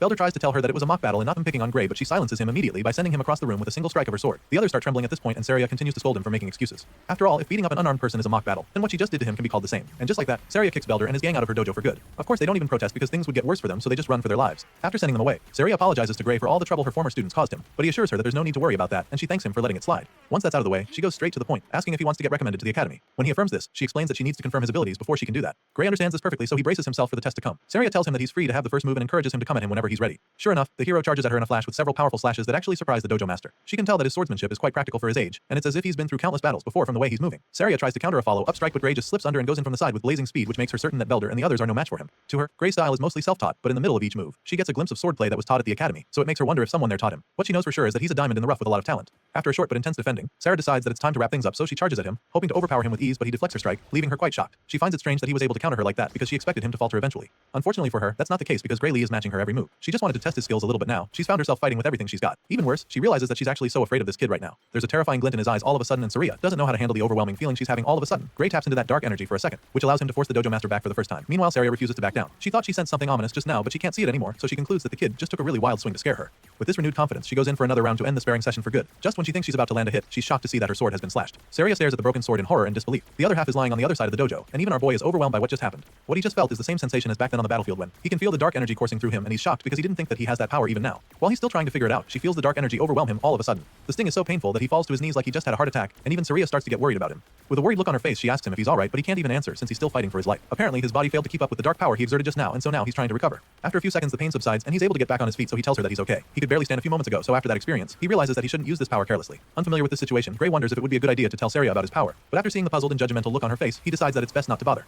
Even if he told her, she probably won't believe, and it's not like he can control the power to prove what he's saying, so there's no point telling her. With this in mind, he forces our nervous laugh and claims that he just got carried away, which leaves the dojo instructor speechless and baffled by him. Right now, she's still trying to wrap her head around how this kid managed to cut her sword with a dull wooden sword. It's logically impossible, and she doesn't even think he knows what a big deal it actually is. Just then, Saria starts staring at him suspiciously, and when he notices, he nervously asks if there's something wrong. She can tell that he's hiding something, and doesn't want to talk about the wooden sword he cut in two in one blow, so she lets it slide and changes the topic back to the academy recommendation he asked for. Gray confirms this once more, claiming that he hears she could give him one. In response, Saria admits that she actually could give him a recommendation to the kingdom's finest educational institution, the Royal Academy of Swordsmanship. However, she tells him that she cannot recommend that he go there. Her next statement comes like a blow below the belt to our boy as she tells him that he's not suited for that place. Gray starts beating himself up for it the moment she says this, thinking about how he always knew he wasn't strong enough yet. After all, he could hardly do anything against her except in that last moment, so he's not surprised that she's not impressed enough. He's still feeling sorry for himself when she completes her statement, informing him that the place he should aim for is the World Union Academy, and his eyes almost pop out of their sockets when he hears this twist. Apparently, Saria doesn't want him going to the kingdom's finest institute, because she believes that he belongs in the world's finest institution. Our boy is blown away just thinking about that place because it's the same institution where the Sword Saint and the other heroes came from. He never imagined that someone like him could even get accepted there, and Saria assures him that it's not impossible. However, his body is nowhere near fit enough to be a swordsman, and so it's going to be a stretch right now. In the Royal Academy, she feels that he'll be able to take it with his skills, but it just won't cut it in the World Union Academy, and so she's really perplexed by the young man in front of her, because she doesn't get how on earth someone can acquire such skills with a feeble body like his. Gray Lee knows that she's right. Everybody from that academy is a genuine monster, so with a body like this, he doesn't even stand a chance of competing with them. Saria doesn't hear what he's thinking, but from the look on his face, she can tell that he's already feeling defeated. So, she asks him why he's giving up when there are still 9 months until the entrance exam. It means he's got a shot, but he also feels that 9 months is not enough, and the dojo instructor agrees with him. It's actually not enough, but she encourages him to trust her. Clearly, Saria wants to take him as her student for the next 9 months, but she also needs to know if he's ready to suffer for that long. Obviously, he doesn't want to suffer. I mean, no one does, but he knows that he needs to, so he makes up his mind and asks Saria to take him in for the next 9 months. The dojo instructor is excited to hear him say this, claiming that it's a great answer, but the happy look is quickly replaced by a terrifying grin that scares Gray, and that's when she decides that it's time to begin his hell. Our boy's intense training begins from day one, and after pushing his physical abilities to the limit, Saria pumps him full of proteins. She makes him train even when he's not in the mood and forces him to eat whether he likes it or not. This becomes his life from the day he stepped into the dojo for the first time, and 8 months later, Gray Lee's physical appearance is completely transformed. All of his muscles are finally defined with pronounced chest and arms, popping deltoids and chiseled abs. His 8 months of hell really pays off, and Saria is delighted to say that he's grown a lot more muscular. He's so ripped now that she doesn't even think she has anything to teach him anymore, and so she encourages him to go out there with confidence. Gray is glad to hear that she's proud of him and the progress they've made, but he doesn't get why she's sending him out now when there's still a month until the exam. So she explains to him how difficult it can be to take an exam in a place he's not used to, which is why she feels that it's best to get there early. While he's still trying to wrap his head around it, she hands him a bag of coins, claiming that it's enough money of the trip and a month's worth of food. Gray is reluctant to take the money from her, feeling that going a month before the exam is too soon. It's almost as if she's trying to chase him out of the village all of a sudden, and when he says this, she just laughs, feeling that he's overthinking it. Our boy heard rumors of an ogre's nest that was recently found near the village, and he's aware that there are hardly any guards in the village. At this point, Saria nervously admits that she heard about that too, but she assures him that it has nothing to do with them. She tries to convince him, but he's just not buying it. The dojo instructor feels that there's nothing to worry about since the royal capital will soon send help to them. That being said, she encourages Gray to head to the exam without any worries. Our boy keeps staring at her with a blank expression on his face even after she says all of this because he doesn't believe her. He already knows that no help will ever come to this village because he's seen the future. He's literally lived it. Gray knows that his master will lose her life right before the village is destroyed. Apparently, they said she was killed when she went to kill the ogre by herself, so he knows how everything is going to play out if he doesn't do anything about it. Even though he has no intention of leaving, he tells her that he'll be leaving. Saria is glad to hear this and prays for him to pass his exam. After successfully convincing her student to leave the village, Saria sneaks out to the forest later that night. From the bloody skeleton remains scattered all over the place, you can tell that this is a dangerous region with some deadly creatures. The dojo instructor has obviously come to hunt down the ogre just like our boy predicted. According to the scout's report, the nest is right over here, so all she has to do to find it is follow the trail of blood on the ground. Just as she's about to start moving closer, a voice calls out to her, asking where she's going. She looks up the tree and is shocked to see Gray smiling down at her from a very high branch. She's dumbfounded when she sees him, and the smirk is immediately plastered on his face because he just caught her right in the act. She asks him why he's even here because as far as she's concerned, he should already be on his way to the academy by now. And before she can even try to scold him, he jumps down from the tree and stops her right there. Gray informs her that he's the one who should be asking the questions since she told him that the ogre nests would be taken care of by the army from the royal capital. Of course, Saria quickly comes up with an excuse, claiming that the guys at the capital said they couldn't come because of some emergency over there. And for that reason, she decided to handle the ogre nests by herself. After all, she believes that she's more than capable of handling the situation by herself. Saria smirks after saying this, claiming that she knows the strength of the nest already thanks to the report from the scouts. She reveals that the boss of the nest is an elite ogre, and the nest itself holds around 40 to 50 monsters in total according to the reports she got. The dojo master admits that number of minions will be pretty tricky, but still, she's confident that she can take them out all by herself. Upon hearing all she has to say, the gears in Gray's head begin to turn as he ponders on the strength of an elite ogre. On its own, the monster isn't actually that strong, but it turns out that the ogre's real strength lies in its intelligence and leadership. Considering the risk of getting surrounded, our boy concludes that it would suicidal to even try to fight the monsters alone. He's lived through this very event before, so he knows how it plays out. which is why he's convinced that Saria will not make it out alive if he allows her to go on this mission alone. And if she dies, then the entire village will go on to be destroyed by the same monsters. And this is something he cannot let happen, not when he's been given a second chance to actually change things. The hero has seen that tragic future with his own eyes, and it's still a very fresh memory, which is why, after pondering for a moment, he suddenly asks his master to take him with her. Without even thinking about it, Saria shakes her head in refusal, insisting that she will be able to handle it by herself. Of course, Gray wouldn't want to blow his cover and tell her that he knows she's going to die because he's from the future. So, he takes another approach to try to change her mind, claiming that this could be his first chance to gain some real combat experience. After all, it's exactly what he needs to put his training to the test, so he makes his request once again, suggesting that Saria thinks he's just going to get in ready during the mission. Of course, his master doesn't see him as a liability in battle, and she's sure that he also knows that too. I mean, she can't even beat him in a mock battle anymore. That's how good he's become. However, she also makes it clear to him that nobody knows what might happen in a real fight, especially when it's a monster's nest that suddenly formed like the one they're faced with. For a dangerous job like this, the dojo master believes that it's best for him to wait until he has a bit more experience in real fights that are less risky. At this point, Gray is starting to feel pretty defeated because he really thought he was going to change her mind. Sadly, she insists on going alone, so he's forced to his last option. He suddenly tells her that he has an idea, and this gets her pretty curious immediately, and that's when he challenges her to a fight out of the blue. Apparently, this plan involves him knocking her out cold so he can deal with the ogre by himself. He informs Saria of his intentions as he points his sword at her face. The white-haired master just smiles as she tries to process what the hell he just told her. She stands still for a couple seconds, probably thinking he would rethink his decision, but Gray stands his ground and keeps the tip of his sword inches away from her face. At this point, it's pretty clear that she can't get him to go away, and she doesn't actually want to fight him, so she just shuts her eyes and surrenders. Saria agrees to take him along but makes him promise her that he'll come back alive no matter what. Upon hearing these words, our boy finally lowers his blade and then assures her that he definitely plans to come back from this mission. So he makes Saria promise him the same thing, pleading with her to not die in the ogre's nest, and of course, she's very confident that it's not going to happen. Once on the same page, the master and student follow the trail of blood leading to the ogre's nest and officially begin the hunt. Soon, they arrive close to a valley, and from afar, they notice that the terrain leaves no room for escape. If they go in, they can easily get trapped and slaughtered, but Saria is more concerned about the monsters in there. She claims that the minions have a lot of confidence building their best in this kind of location, so Gray quickly reminds her that they won't be able to escape either. He senses that his master might be getting a little cocky, so he also points out the fact that they're up against intelligent monsters and not just dumb beasts. As such, he suggests that it's better to be more cautious with their approach, and Saria agrees with him. The two hide behind a big rock and quietly scan the tent from afar. After looking around for a bit, they still can't pick out the boss anywhere, so Saria suggests that it's probably in one of the tents. As far as she's concerned, that's a good thing, because at least they can quickly take out some of the minions and reduce the number before the boss comes out. With this in mind, she tells Gray to take out the enemies one side, while she attacks from the other side. At the moment, the monsters still have no idea that they're about to be ambushed, so they're still going about their business. Saria and Gray Lee take out their weapons and spring into action. The first monster to be unalive sees the white-haired swordmaster coming at him, but before he can react, she takes his head right off with a single slash. Well, this first attack alerts the others, so all their hopes of being stealthy are instantly dashed. The horde of red-eyed ogres roar at the two swordsmen, but of course, they're no match for our boy. Without even tapping into his dark powers, Gray casually slices through the monsters with ease like a cold-hearted butcher. He dismembers the ogres with lightning-fast strikes, and his master also finds it's pretty easy to take out all the monsters on her side. And so, after only a few minutes, the nest is filled with bloody ogre corpses scattered around. The two wipe out the first wave with ease, and Saria is really impressed by Gray's skills. She's quite surprised by how good he is and begins to wonder if this is really his first time on a battlefield. The dojo instructor is so intrigued that she almost gets distracted while teasing him, but our boy is locked in right now, so he urges her to stay alert, revealing that this is just the start of the battle. Gray stares at the dead ogres lying around and starts to get this strange feeling. The first fight was way too easy, so he finds it weird that the monsters were so weak. It's baffling because he is sure that Saria would have been able to take them out just as easily even if she was alone. It doesn't make any sense because in the original story, she was killed in this very nest. At this point, Gray realizes that something really horrifying must be inside that tent. He peeks into the dark tent as the thought crosses his mind, and that's when a terrifying pair of eyes glare at him from the darkness. Gray's eyes pop out in fear as chills run down his spine, and without even thinking about it, he shouts for them to get the hell out of there. Our boy tells his master that they have to leave immediately, urging her to run away with him, but the cocky sword master feels that he's exaggerating. She asks him what's wrong, feeling that there's no need to retreat, but after seeing the look of horror on his face, she doesn't think twice before running after him. Now, they're both running out of the nest as fast as their legs can carry them, but their efforts prove futile very quickly because all of a sudden, a figure appears to leap into the air right above them to intercept them. The green-skinned creature blocks their path, landing right in front of them, and our boy begins to panic even more. Saria, on the other hand, gets really excited because she thinks she's finally getting her chance to face the elite ogre. Unlike the weak minions they wiped out a while ago, this ogre is a lot larger with a big helm and a massive axe, big enough to chop down trees with a single swing. Rather than being terrified, the dojo master goes on and on about how honored she feels that the boss came to them itself. In a shocking twist, this giant ogre on steroids isn't even the boss, and Gray is the one who breaks the news to her.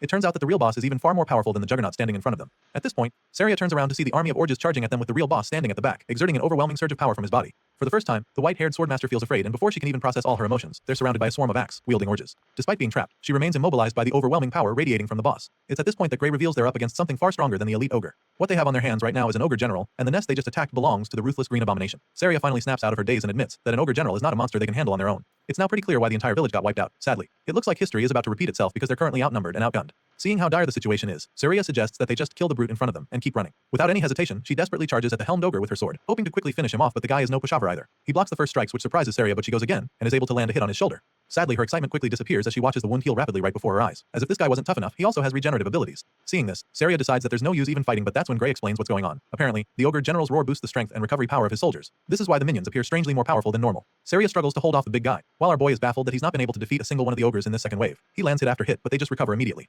All of a sudden, he decides to leave his back to Saria, asking her to just buy him some time. Of course, that's not going to be easy at all since she's been struggling with only one ogre. She's really concerned when he says this, so she asks him what he's planning to do, and that's when he tells her that they have only one option left if they want to come out of this alive. And with that being said, Gray reveals his suicidal plan to go after the ogre general. Our boy knows that the source of their power is the elite boss of the nest, so he decides to go after it. He slashes his way through the sea of ogres, but they just keep coming back to try to flank him, which just annoys him even more. He has his sights locked on the target, so for now, he just needs to focus on wiping out all the enemies in front of him to clear the path. Sadly, that's exactly when he comes face to face with an ogre that shatters his sword with a big axe. Gray is dazed when this happens and spends a moment staring at the short piece that's left of his blade. It's clear now that his sword can't withstand fighting a strengthened ogre, which is a really bad sign since he intends to face the ogre general soon. He quickly gets his head back in the game and dodges a mighty strike just in time, and while he's still in the air, he takes out his spare sword. He's lucky to have one, but he knows that it's just a matter of time before this one gets broken too. As if she was reading his mind, Saria suddenly tosses her spare sword to him so he can have two. He thanks her as he catches the second blade with ease, but even though he has two swords now, he knows that there's still not enough to wipe out all the enemies. However, it's all he's got, so he's determined to make it count since all he has to do now is wipe out the ogres in his way and take out the general. With this renewed sense of hope, our boy runs through the wave of orges standing in his way like a bolt of lightning. He moves so fast that some of them don't even see him coming, but in the process, he takes a few hits and even gets slashed in the face. Still, this doesn't deter him as he pushes on relentlessly through the horde of bloodthirsty monsters. The general notices the hero getting close, so he lets out another powerful roar to strengthen his soldiers even more. This is a twist that our boy didn't see coming at all, because he didn't even think these ogres could get any stronger. Sadly, they're mutated in a flash and the fight becomes several times more difficult. He's no longer able to push through, and at this rate, it's only a matter of time before he and his swords are crushed. Gray realizes that the general saw right through his plan, which makes him admit that the boss is truly very intelligent. It's obvious now that the boss's high intellect isn't just for show. Our boy continues to struggle in the fight, and he almost gets squashed but quickly gets out of the way and regains his footing. He creates some distance between himself and the monsters and decides to change his approach. He doesn't have the time or the power to deal with these minions anymore, so he attempts to run past them without actually fighting them, but this plan is quickly thwarted when one of the ogres suddenly tackles him like an NFL linebacker. The hero suddenly finds himself immobilized as the monster refuses to let go, and as if that's not enough, an even bigger ogre comes around with a massive axe to split him in two. Thankfully, he's able to use his tackler as a shield to save himself from the first strike, but then, he's forced to defend himself against the sheer might of the subsequent blows.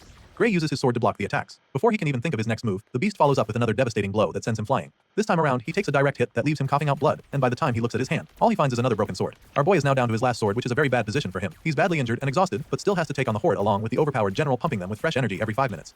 Gray struggles to get back on his feet to face the ogres now charging at him, but the gears in his head are now turning even faster, because he needs to come up with a plan to save himself. From the experience he gathered as a foot soldier, he knows for sure that he can't win this fight, and since that's the case, he decides to sacrifice himself. He suddenly shouts for her to run away, while they're focused on him, but she just smiles when she hears.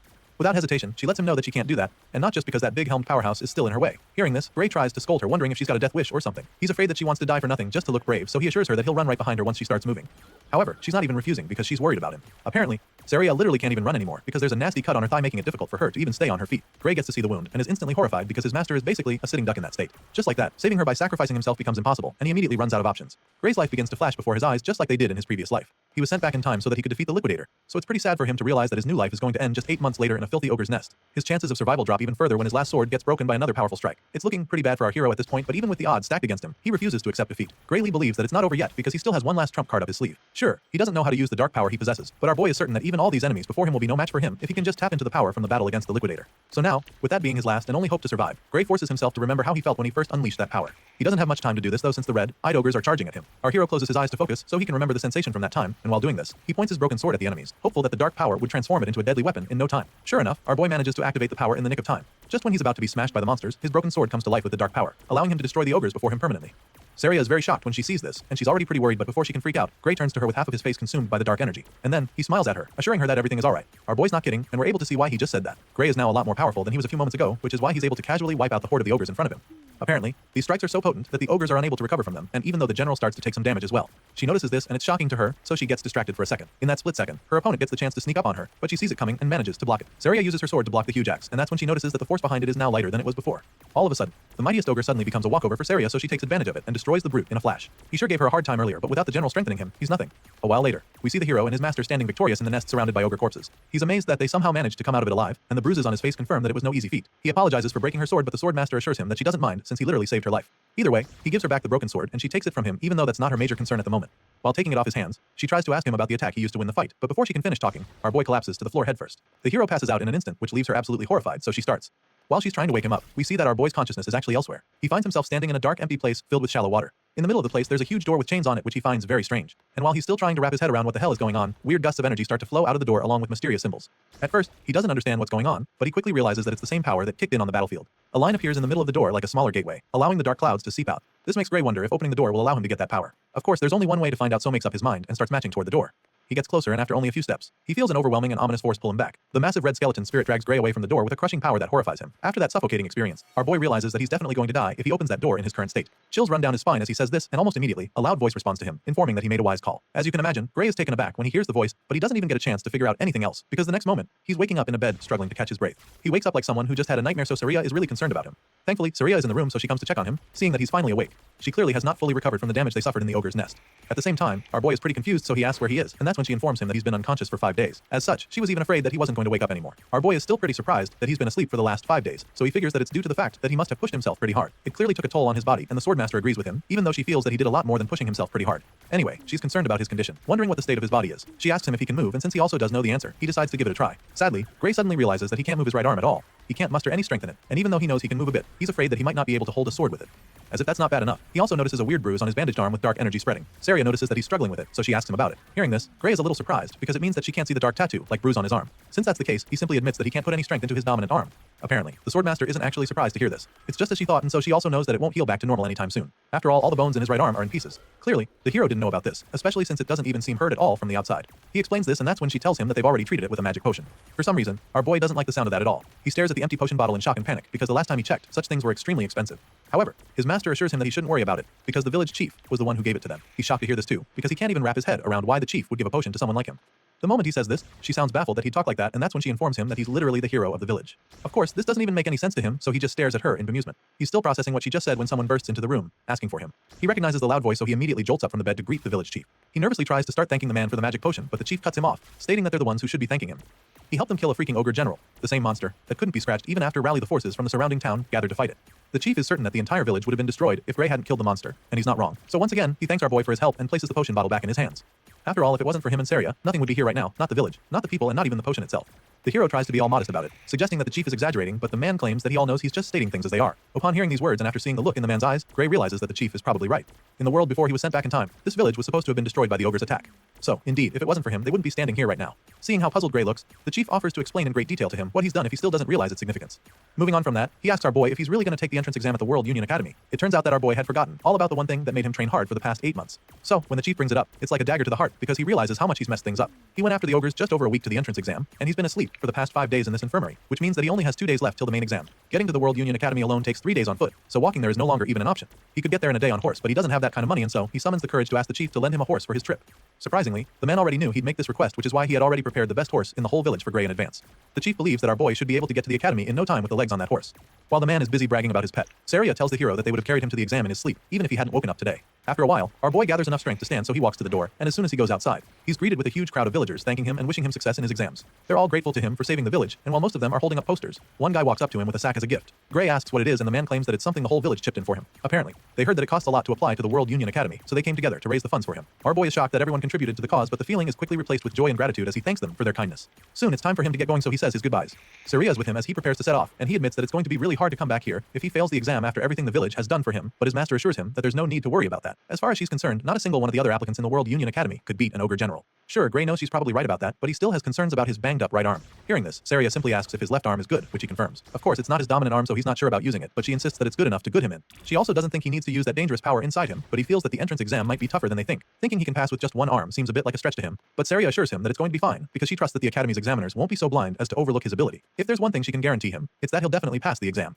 At this point, our boy has already mounted his horse, ready to set off, so he thanks her once again for the pep talk, feeling a lot more confident. Just like that, our hero sets off on his journey to begin the next chapter of his new life. In the previous world, this village was destroyed, but he knows that the enemy of mankind still exists here. However, he also knows that this world is no longer the same as the old one, because the future can be changed with this power that he now possesses. Soon, our boy arrives at the capital, and the first thing he does is thank the beautiful horse that got him there. He's only been in the city for a short while, but he can already spot the amazing structure that is the World Union Academy. Despite how expensive it is to apply here, the place is absolutely swarming with potential applications. There's a sea of people gathered in the World Union Academy, and every single one of them dreams to become a hero. Over the speaker, they're informed that the distribution of exam tickets will begin shortly. Until the process is completed, all applicants are instructed to remain inside the central arena. Among the crowd, some people start chatting about how competitive this academy is. Apparently, out of the thousands gathered in this arena, only 20 of them will be accepted into the World Union Academy. That's the rumor going around, and our boy quietly listens to the guys spreading them, but some people heard that the number of admitted students changed yearly. Some years, they accept up to 50 candidates, and other years, only one person makes it. Just then, Professor Ariel is called upon to address the applicants, so the red-haired lady with a monocle appears on the platform. She gets straight to distributing the exam tickets to everyone in the arena, but she does it in a flash with a snap of her fingers. Just like that, the papers appear right in front of all the applicants. Like everyone else there, our boy is pretty impressed when the ticket appears right in front of him from a flash of flames. He grabs the paper and reads the content to discover that his candidate number 513, and he also learns that he'll be taking the fencing course. Everyone has their own ticket, and our boy will have to take the exam that requires most people to have the bones in their dominant arm to not be shattered. Professor Aries knows that some of them might be surprised by the format for the exam, but she assures them that this is how it is every year. She goes on to explain that the World Union Academy does not discriminate based on age, gender, nationality, status, or anything else. Not even their names are of any significance here. The professor makes this clear to the applicants, stating that only those who pass the exam and earn the right to cross the bridge will be asked for their names. Meanwhile, our boy is still baffled by the fact that he's taking the fencing course when he literally left his sword at the inn. He doesn't get what kind of system this is, so he's pretty hung up on it. While he's busy racking his brain, the professor reveals that she assigned their courses according to how they look. And so, she asks those who feel he was wrong about it to raise their hands. Many of the students find it hard to believe that she picked their courses just by looking at them, because there are literally thousands of them. Judging by their reactions, along with the lack of raised hands, it's pretty clear that the lady got their courses right. Still, many of them believe that there's foul play. To them, the Academy either checked them beforehand, or she used magic to read their minds. After confirming that she didn't miss anybody's course, Professor Ariel states that she'll be announcing their exam schedules next. As such, he asked them to check their tickets for the next update. Of course, all the applicants check their tickets, including Gray Lee, who finds out that his exam will be on the first day at 11 a.m. As you can imagine, he's not really excited to see that he's up on the first day, because he was hoping for a little more time to let his arm heal. Sadly, that's not the case. The professor goes on to pile on the pressure, announcing that this is a one-shot practical exam. Latecomers will be automatically disqualified, so she makes this known to them and advises them to be on time. She also lets them know that the Academy does not accommodate personal requests for schedule changes. While the announcements are going on, Gray quietly tries to see if his arm is better now, but sadly, he still can't get any strength to it. So now, all he can do is pray that it heals by morning, even if it's only a little, because otherwise he'll have no choice but to fight with his left arm. Unfortunately, the next day, our hero wakes up and is immediately frustrated because his injured arm didn't even heal at all. Now, he has no choice but to take the exam like that because there's no option for schedule changes. Gray gets ready and heads to the exam, and when it's almost his turn, he is directed to the entrance of the arena. While waiting for his turn, he tries to calm down, reminding himself that he shouldn't be pessimistic about this right now. As he tries to maintain positive thoughts, he realizes that his left arm is still fully functional, and he can even move his right to an extent. With this in mind, he comes up with an idea. Gray concludes that he needs to use the little time he has left to watch the examiner's moves and prepare for them. Our boy believes that what he needs to do now is study his opponent and find an opening to strike. At this point, we get to see the current application in the arena. The examiner tells him to take the first move, so the brute with the big sword charges at him like a bull. He moves pretty fast and successfully takes a swing, but he misses and strikes the floor instead, just missing the examiner by centimeters. He's puzzled when he sees the chill examiner nonchalantly standing with his hands behind his back after evading the attack. The experienced teacher casually avoided the hit, which pisses the applicant, so he angrily goes in for another attack. This time, with an even more devastating swing to the side, but once again, the examiner makes his attack fruitless. He blocks the second strike with his sword, leaving the hothead in disbelief. And once the guy is stunned, he follows up with his own counterattack to quite literally sweep the guy off his feet. The examiner sends the guy crashing like a tumbleweed, and by the time he stops rolling, he's sitting on his butt without his sword and a broken arm. Seeing this, the veteran concludes his exam and asks him to exit the venue with his weapon. Of course, our boy witnessed everything that just happened, so a smile of acceptance creeps up on his face, because now, he knows without a shadow of a doubt that he's cooked. The examiner calls his number and he just starts walking into the arena. In his mind, all he can do now is go on stage and quietly take his L before going back home, because if that tough guy couldn't even land a hit with perfectly good arms, then what are his odds? Just like he did with the last guy, he tells Gray to make the first move. Sadly, our boy is even struggling to hold the sword properly right now. He can feel the pressure even more now, so he doesn't even think he stands a chance. Nevertheless, he's not a quitter, so he reminds himself that he still has to do whatever he can. With this in mind, he charges at the veteran with his blade, and during that run-up, one of Saria's teachings runs across his mind. He remembers her telling him that a sword isn't swung with just one's arms. She taught him to channel the power generated by his entire body through his arms instead, and now that remembers. He decides to do just that. Even if his right arm is powerless, he knows that he can still drive the force through his other muscles. So, he gives it a try and takes a very decent swing. The examiner dodges the strike, of course, and Gray isn't shocked, since it's not like he can fight the way he usually does. If swinging a sword without arm strength was not easy, no one would bother training their body in the first place, so he sucks it up and shoves the excuses far down below so that he can focus better. Despite being pretty much handicapped, Gray manages to force the instructor to attack him very quickly, but that is when he notices something strange. All of a sudden, the examiner's sword strike starts to look a lot slower than before. It's just like what happened with Belder, but the difference here is the insane force that comes from those apparently slow attacks. However, Gray can still tell that this man's speed and technique doesn't even come close to his master's. With this in mind, he feels that he might be able to make up for the difference in arm strength if he can just stick to the swordsmanship that he learned from her. So, that being the case, our boy goes into beast mode in the blink of an eye. He unleashes a barrage of sword slashes on the examiner, forcing the guy back faster than he would have imagined. He makes the instructor fall back a lot while trying to block the hits to the point that the man almost loses his footing. On top of that, the guy still looks very slow in Gray's eyes, so now he's starting to think that this examiner is not even nearly as strong as he thought before. In that moment, Saria's words play back in his mind as he remembers her assuring him that he would pass. So now, with the way he's dominating the examiner, he's feeling a lot more confident that he can actually do this. Our boy Gray starts to really get the upper hand in the duel, feeling a lot more confident than he was before he stepped into the arena. However, the examiner doesn't intend to lose that easily to an applicant, so he takes things up a notch and begins to attack more forcefully. The instructor unleashes a myriad of slashes, but our boy is able to block them all. Now, it's becoming clear that the difference in power is too great, even though he's already seen through his opponent's swordsmanship. The examiner is stronger than him, and so Gray is unable to break his form. After blocking most of the attacks, he gets an opening to strike, so he thrusts his sword forcefully, but the instructor deflects it swiftly. At this point, our boy notices that the man's movements are becoming rougher, so he comes up with a plan that could win him the fight. It's a bit risky, but he feels that trying it at the perfect time might just be the move that helps him defeat his opponent. With this in mind, the hero makes up his mind to do it. He lures the instructor to throw powerful moves at him by being more defensive, and this causes the man to leave himself vulnerable for a counterattack. As soon as Gray sees this opening, a grin appears on his face because his plan worked. After all, in a fight like this, there's nothing more likely to expose an opening than a big predictable swing. With blistering speed, the hero goes in for the finishing blow, which makes the instructor lose his balance. The examiner struggles back in shock when Gray capitalizes on his mistake, and before he can recover from it, our boy launches another strike, determined to seal the deal. Now, the odds are in his favor despite being weaker and having less experience. No matter how great the difference in power is, he's convinced that he'll win if he can just get behind his opponent. Gray takes the bold swing to secure the win, but then a loud commanding voice orders him to stop. So, he halts his strike midway despite being pretty baffled. He looks up at the official, wondering if the match is over already because it seems a bit too early to stop now. Well, it turns out that the limit for the exam has been reached, and with the duel that was on display, the result will be a draw. Hearing this, our boy just stares at the official in shock. He was so close to winning, but he couldn't do it in time, so he sighs in defeat, feeling bad that he didn't make it. It's a crushing outcome for our boy who's trained so much to get to this point, but he knows that he can't protest or argue, because that would be pointless. So, he quietly makes his way out of the arena, believing that he's actually done his best. Of course, it's not so easy to accept a loss like this, especially when it determines his future. The fact that he couldn't even win the first examiner makes him feel that things will be pretty difficult for him. At the moment, his fate looks pretty bleak, because his chances of getting into the academy this year are now 0 since he failed to beat his examiner. So, he decides to come back the following year to take the exam again since his arm would have healed by then. With this in mind, he simply thanks the examiners and the academy for even giving him the chance to apply. Fast forward to 1 week later, and it's time for the final round table meeting to decide the students that will be getting accepted into the finest institution in the world. The meeting is held in room 53, and once they're all seated, the chairman asks what they think of the candidates now that they've all completed the exam. The first examiner immediately admits that he's overwhelmed by how tough it is to pick out only a few students, while another one states that the current method of everyone observing together is rather inefficient. As such, he suggests that they divide the workload the following year. It sounds like a good idea at first, but then another professor doesn't agree with him. The man insists that they can't afford to overlook a talent simply for the sake of making things easier for themselves. At this point, the oldest man in the meeting reminds them that he asked to hear their thoughts on the students and not their opinions on the examination system. That being said, he decides that they start with the swordsmanship course and asks his professors to let him know which of the candidates passed in this category. Well, according to their rules, those who beat the examiners passed automatically, and those who couldn't achieve that will be assessed based on the quality they showed and how they held out during the 15-minute time limit. One of the examiners explains this and then asks the swordsmanship course instructors what they think about it. All the matches were recorded so they're able to rewatch and analyze the performance of the candidates. Other than those who beat the examiner, candidates number 5, 217 and 753 stood out. The man suggests that they kept it at that because even if the others joined, they wouldn't be able to keep up in class. The second professor agrees with this decision and then asks if anyone has a contrary opinion. None of the examiners speaks up to say anything otherwise, so the chairman figures that they have confirmed the successful candidates for the swordsmanship course. But just when they're about to make the final verdict, one of the examiners asks what the room thinks about candidate number 513. It's none other than Professor Ariel, and judging by the look on her face, she is pretty interested in that candidate. The other examiners in the room seem pretty intrigued when she brings up Gray Lee. So, they dig out the recording of his match against his examiner, and they're amazed when they realize how good he is. It certainly looks like he was going to win the fight, which is a good thing, but they also feel that things are going to be difficult for him if he has to rely on setting up traps just to beat an examiner. They notice that his technique was good, but his strength was also clearly lacking, which doesn't help his case at all. The second guy isn't too impressed about that, and even claims that Gray was outmatched from the start until the end of the fight.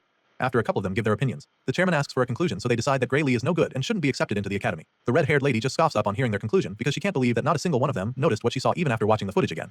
Apparently, everyone has decided to be this blind. Professor Ariel concludes that having everyone observe together is really a waste. The next day, all the aspirants return to the academy for the results, and our boy is one of them. He holds his ticket in hand, waiting for the examiners to announce the successful candidates for the swordsmanship course. At the moment, 6 candidates have passed, and as soon as this is announced, Gray becomes even more anxious. Candidate number 5 is called upon, and his ticket goes up in flames immediately. Next, candidate number 217 is called, the number 432 and 615, along with numbers 753 and 925. As soon as their numbers are called, their tickets go up in flames as well, leaving all the others pretty amazed. Sadly, only those whose numbers were called will be attending the World Union Academy for the swordsmanship course, and when our boy hears this announcement, his heart sinks to his belly in a flash. He probably saw it coming after the way his exam went, but he's still dazed when it is actually confirmed that he wasn't selected. The successful candidates are asked to cross the bridge and complete their enrollment procedure by the end of the day. Of course, those who pass the exam are really stoked about it, and their buddies are equally happy for them. On the other hand, there are many other candidates who are still brooding over their situation. While others are celebrating, Gray just stares at his ticket in disappointment, feeling that he failed after all. It's a horrible feeling for sure, especially after everything he went through to get to this place. But even though it looks like he'll be going home, there is one last category, known as the Divine Eye Special Admission. As you can imagine, our boy isn't really interested when he hears the announcement. He probably doesn't even know what that is, but then all of a sudden, he hears this number being called. Of course, this is a big shock, but what's even more surprising is the way his ticket suddenly starts glowing with a bright blue light. It shines even brighter than those who had the flames earlier, so he's just as confused as all the other candidates, staring at him in awe. They're all baffled by the display on show, and after staring at the glowing card for a few seconds, the hero finally starts to realize that he actually passed. While most applicants are perplexed like our boy, some others in the crowd are pretty familiar with this Divine Eye Special Admission thing because the academy has actually done it before. At the moment, the name still doesn't ring any bells in Gray's head because he's never heard of it before. He doesn't get it, and while he's still pondering on it, those who know what it is make him understand that it's basically a way that someone gets into the institution through the back door. Some cocky know, it-alls who probably got in normally also have something to say about it. To them, the World Union Academy has really fallen to have allowed a special admission, but while the jerks are busy going on about it, our boy is simply hung up on the fact that he got in through the back door. It doesn't make any sense since he doesn't have any connections here, so he wonders if his master was the one who found a way to get him in. It's a possibility, but he knows it's a stretch because she never even mentioned anything of that sort. His thoughts are suddenly interrupted when an old man comes around to scold the candidates who were speaking ill of the Divine Eye Special Admission. And seeing that they've decided to be ignorant, he decides to enlighten them. He explains that the Divine Eye Special Admissions is an honorable category that has produced heroes for over 100 years. The old man tries to make them understand, but the jerks refuse to accept it. As far as they're concerned, the geezers at the World Union Academy are just the ones who love the Divine Eye Special Admission. Besides, the last time they checked, those who got in through this path were only impressive back in the day. Apparently, recent successful Divine Eye candidates include Amy White, Bella Albright, Leek Mueller, and Jacob Bloomfield, who are considered complete failures at the World Union Academy. Some of these names probably ring a bell to you, because these are the names of the heroes we saw in the first chapter. For some reason, these same guys are the bottom feeders at the World Union Academy, and they're so notorious for their poor performance that even the current candidates know about them. On the other hand, Gray remembers Amy, Bella, and Jacob very vividly from his past life, because the three of them were part of the main force that fought against the Liquidator. Despite what everyone is saying right now, our boy is so excited that he'll get to fight alongside them because he knows that they will become the true heroes. The story continues on the day of the entrance ceremony. Currently, the ceremony is scheduled to begin 30 minutes from now, so the students urges them to assemble in the plaza in front of the main office if they're done changing. For the first time, we get to see our boy in his stunning uniform with the World Union Academy emblem engraved into his chest pocket. After walking for a while, the guys at the front start to argue about the correct location. Apparently, they should be at the plaza in front of the main office, but there's nothing here, so they're not sure that they even came to the right place. Before they can get even more confused, one of the professors comes around to meet them. He apologizes for the confusion, explaining that they've had a bit of a delay setting up due to a mix-up. Hearing this, the students are still quite confused because they don't get what he means by setting up. Just then, the man tells them to step back a bit so that he can put the stairs in that spot. This just baffles them even more, but they step back and ask if that's good enough. Thankfully, it's just perfect, so the white-haired professor begins to do his thing. The students watch in confusion as the man goes down to start writing something on the floor. They're still pondering on what he could be doing when a giant massive circle appears on the ground. The golden seal spreads out, glowing brightly, leaving the students in awe, and then in the blink of an eye, a gigantic auditorium appears with a flight of stairs attached to it. Once again, the man apologizes for the delay and then tells them to sit wherever they like in the huge hall. Of course, they're still pretty dazed by what just happened because they can't even comprehend how he managed to teleport something this massive. While most of the other freshmen remain pretty stoked about what the professor did, our boy quietly takes a seat. He feels that they probably did this because they want to hold the entrance ceremony in a place where they can see the school building. It's a pretty brilliant idea, and he also believes that it's a pretty extravagant way to use teleportation magic. He's heard a lot about the institution in his past life and the present one, but now he can boldly say that he has seen the power of the World Union Academy. The hall is massive, so it's pretty obvious that the number of seats is pretty excessive. One purple-haired guy at the front points this out because he doesn't think there's need for this many seats, when only 30 students were accepted this year.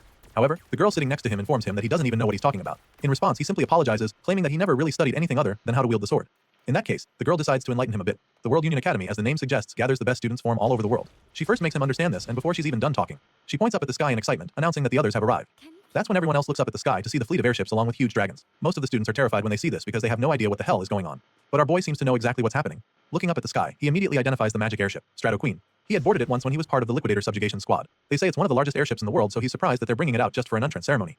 Well, apparently, that's just the kind of thing the World Union Academy does. Just then, the white-haired professor from earlier notices that everyone has arrived, so he decides that it's time to officially begin the entrance ceremony. A while later, just after the headmaster's speech, we catch up with our boy who currently looks bored to death. He's so close to falling asleep, and after the last couple minutes, he confirms that even the World Union Academy's entrance ceremony isn't much different from a normal one. Well, he is bored now, but that's about to change very quickly because the next item on the agenda is the greetings from the top students of each course. Gray's eyes almost pop out of his head when he sees Leonhardt, the top student of the swordsmanship course, coming forward to answer the call. At this point, our boy is a lot more interested in the entrance ceremony, and he's not the only one because all the other freshmen are staring at Leonhardt.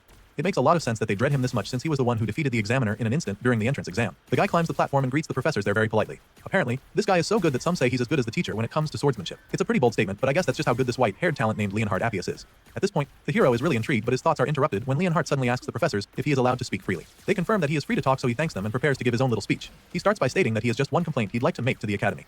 But before revealing what it is, he turns to address his fellow students. Well, that's what he says at first, but then he throws a jab at our boy, claiming that he's only talking to the students who were admitted the proper way. Leonhardt tells them what an honor it is to be admitted to the academy with them, hopeful that they'll all graduate as individuals capable of making meaningful contributions to the world. That being said, he urges his classmates to work hard together, claiming that he looks forward to the days when they can aim high together as students of the prestigious World Union Academy.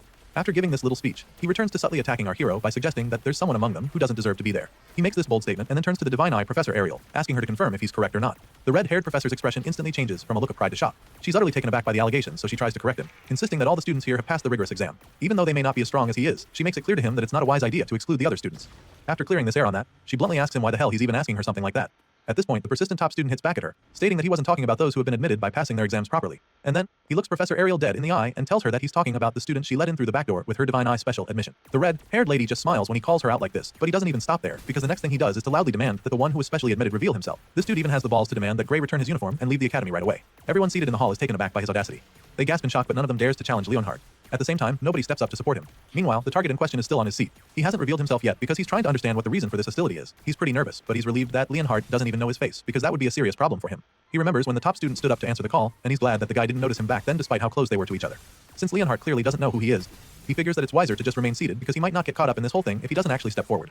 When the special admission student refuses to come forward, Professor Ariel finally chimes in with an unbothered look on her face. She suggests that this year's students are quite lively after seeing how bold the guy standing before her is. She makes this statement, hoping to lighten the mood, but the persistent top student just snaps at her.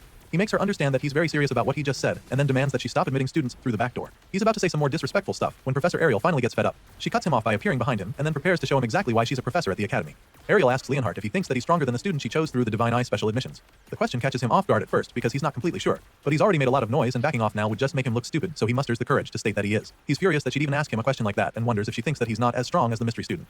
With this response, Professor Ariel smiles even more because she knows what things are about to get interesting. She likes his attitude and proposes that they make a bet so he can put his money where his mouth is. Once again, Leonhardt is taken aback by the idea she just brought up, but she reiterates and confirms that she actually wants to make a bet, and not just any regular net, because she's actually willing to gamble with her job to prove that she didn't make a mistake. Of course, this bet means that Gray Lee's special admission will also be at stake, so our boy becomes pretty worried because this definitely wasn't part of his plans. Gray begins to panic because he doesn't even know what kind of bet this daring lady is talking about right now. Off the top of his head, Leonhardt figures that the professor probably wants to make him fight the special admission student, but she claims that she would never do such a boorish thing. After all, she believes that Leonhardt would end up dead if our boy goes all out against him. She literally tells him that he's no match for the special admission student, and then assures him that she wouldn't intentionally make them fight because as an educator, she must not put the lives of her students at risk. Of course, the only person she's worried about is Leonhardt, so she makes this clear to him, which of course causes him to become absolutely livid. The veins in his head start bulging out as his blood begins to boil, and then he asks the lady if she's actually trying to provoke him. In response, Professor Ariel bluntly tells him that she meant every word of what she just said. As such, she suggests that they make their bet about monsters since it would be safer that way. Rather than making them fight and risk hurting each other, However, it's safer to see which of them is better at killing monsters. Professor Ariel makes the proposal and still manages to piss the top student off by teasing him about how he's better at fighting monsters than humans. Despite being really mad, he admits that she is truly well informed and then asks her what their bet will be exactly. Now that they're on the same page, Professor Ariel reveals that the conditions for the bet are very simple. All they have to do is kill the monsters that she picks as targets. Each round, the target monster will get stronger, and whoever fails to defeat their monster first loses the bet. That being said, the red-haired lady reveals that she will retire from her position as a professor if her candidate loses the bet. And of course, this also means that the special students will be expelled. Of course, our boy feels very uncomfortable listening to the lady gamble with his future, but then again, she's the one who got him into the academy in the first place. As for Leonhardt, she informs him that he'll have to do whatever she says if he loses the bet instead. The blondie is a little reluctant to accept these terms, because it could very well be a trap, so when the professor asks if they've got a deal, he asks her to tell him what the target monsters will be first. The guy assures her that he's confident he can handle any opponent, but also he's smart enough to try not to be caught up in some weird setup. The professor can't argue with that, so on the spot, she suggests that the first target would be an ogre general. She casually proposes it and then asks Leonhardt if that will be too easy for him, even though she knows that it won't be. Meanwhile, all the students around gasp in shock when they hear this because they also know how dangerous an ogre general is. At the same time, our boy starts to get a little suspicious because he doesn't get why she specifically chose that monster as the first target out of all the creatures she could have thought of. Apparently, the cocky top student also knows how formidable an ogre general is, so he immediately protests, feeling that it's unfair of her to choose it. After all, they only consider creatures that one can kill by themselves monsters, and as far as he knows, an ogre general can't be killed by one person. At this point, the professor assures him that she's not asking him to go kill the beast right away. She doesn't expect him to be strong enough for that, so she sets a time frame to be the entire year. In other words, she's giving him till the end of the year to kill a general ogre. However, Leonhardt insists that it's not a fair challenge. As far as he's concerned, if someone could single-handedly take down a disaster-level monster within just a year of training, then no one would even be suffering. That being said, he demands that she choose a more realistic target, but then all of a sudden, an idea hits him. Leonhardt suddenly accuses the professor of deliberately picking a monster that no one can defeat so that she can end the bet with no clear winner. And so, he makes it clear to her that he will not agree to that. Hearing this, the lady just scoffs, feeling sorry for him. And that's when she adds one final condition, stating that Leonhardt will be declared the winner of the bet if it ends as a draw for any reason. The top student is stunned when she says this because he sure as hell didn't expect that twist. With the terms on the table now, if our boy fails to defeat the ogre general, Professor Ariel will automatically be fired and all special admission students will be expelled. Now, she's confident that there's no way Leonhardt will refuse her offer. The blondie stares at her with a confused look laced all over his face. He calls her crazy for even proposing something that could very much end badly for her. To him, it's like the outcome of this bet has already been decided, so the red-haired lady takes it that he no longer has any objections. Well, before going ahead with the bet, he wants to confirm that the ogre general will not be weakened in any way, and she assures him that the monster will be at full capacity. Once that's out of the way, he conjures up a contract for Leonhardt to sign if he doesn't have any problems with the details of the bet. The top student scans the page quickly and signs the paper to accept the deal. And then, the professor casually walks away like she's already won, so he asks her if she really thinks that her candidate can win. Well, I guess they'll all find out soon enough. As you can imagine, the rest of the professors are stunned by what they just witnessed. Some wonder what's gotten into Ariel, while others feel that she wants to use the bet as an excuse to retire. They think that this is most likely the case since everyone knows that she's well past her prime now. Meanwhile, our boy can't help but feel anxious now that the bet is official. He suddenly remembers when she set the time frame for the bet to be till the end of the year, which makes him realize that the whole contract was a done deal from the start. Apparently, the clever old lady had Leonhardt wrapped around her finger from the beginning.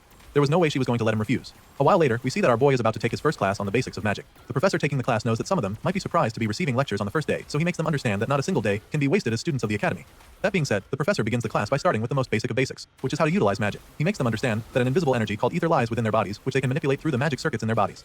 Hearing this, Gray is relieved to know that he'll be able to keep up with the magic classes for now. Thanks to his time at the boot camp, he's already familiar with the basic concepts. Sadly, his peace of mind quickly vanishes when he realizes that he somehow ended up in the same class as Leonhardt. Now, all he can do is pray that the guy doesn't find out that he's a Divine Eyes special admission student. As the class goes on, our boy quickly gets distracted and the professor catches him instantly. He scolds Gray for being absent, minded only 5 minutes into the class, and this is pretty much where things are about to get tougher for our boy. Gray is shocked that the man could notice him being distracted with a single glance because he's seated so far back. Either way, he apologizes, hoping to move past this quickly and not draw any more attention to himself, but the professor has other plans for him. The man is so pissed that he calls Gray to come down and demonstrate the basics of magic to the class since he's so confident. Desperate to get out of this, he reminds the man that they're in the swordsmanship course and don't really need to be able to use magic. Regardless, the man insists that those with the sword still need to know the basics of magic to coordinate with a mage. The way the man is talking right now reminds him of his time at the boot camp, so he suddenly starts to wonder if they're going to practice the same spell as back then.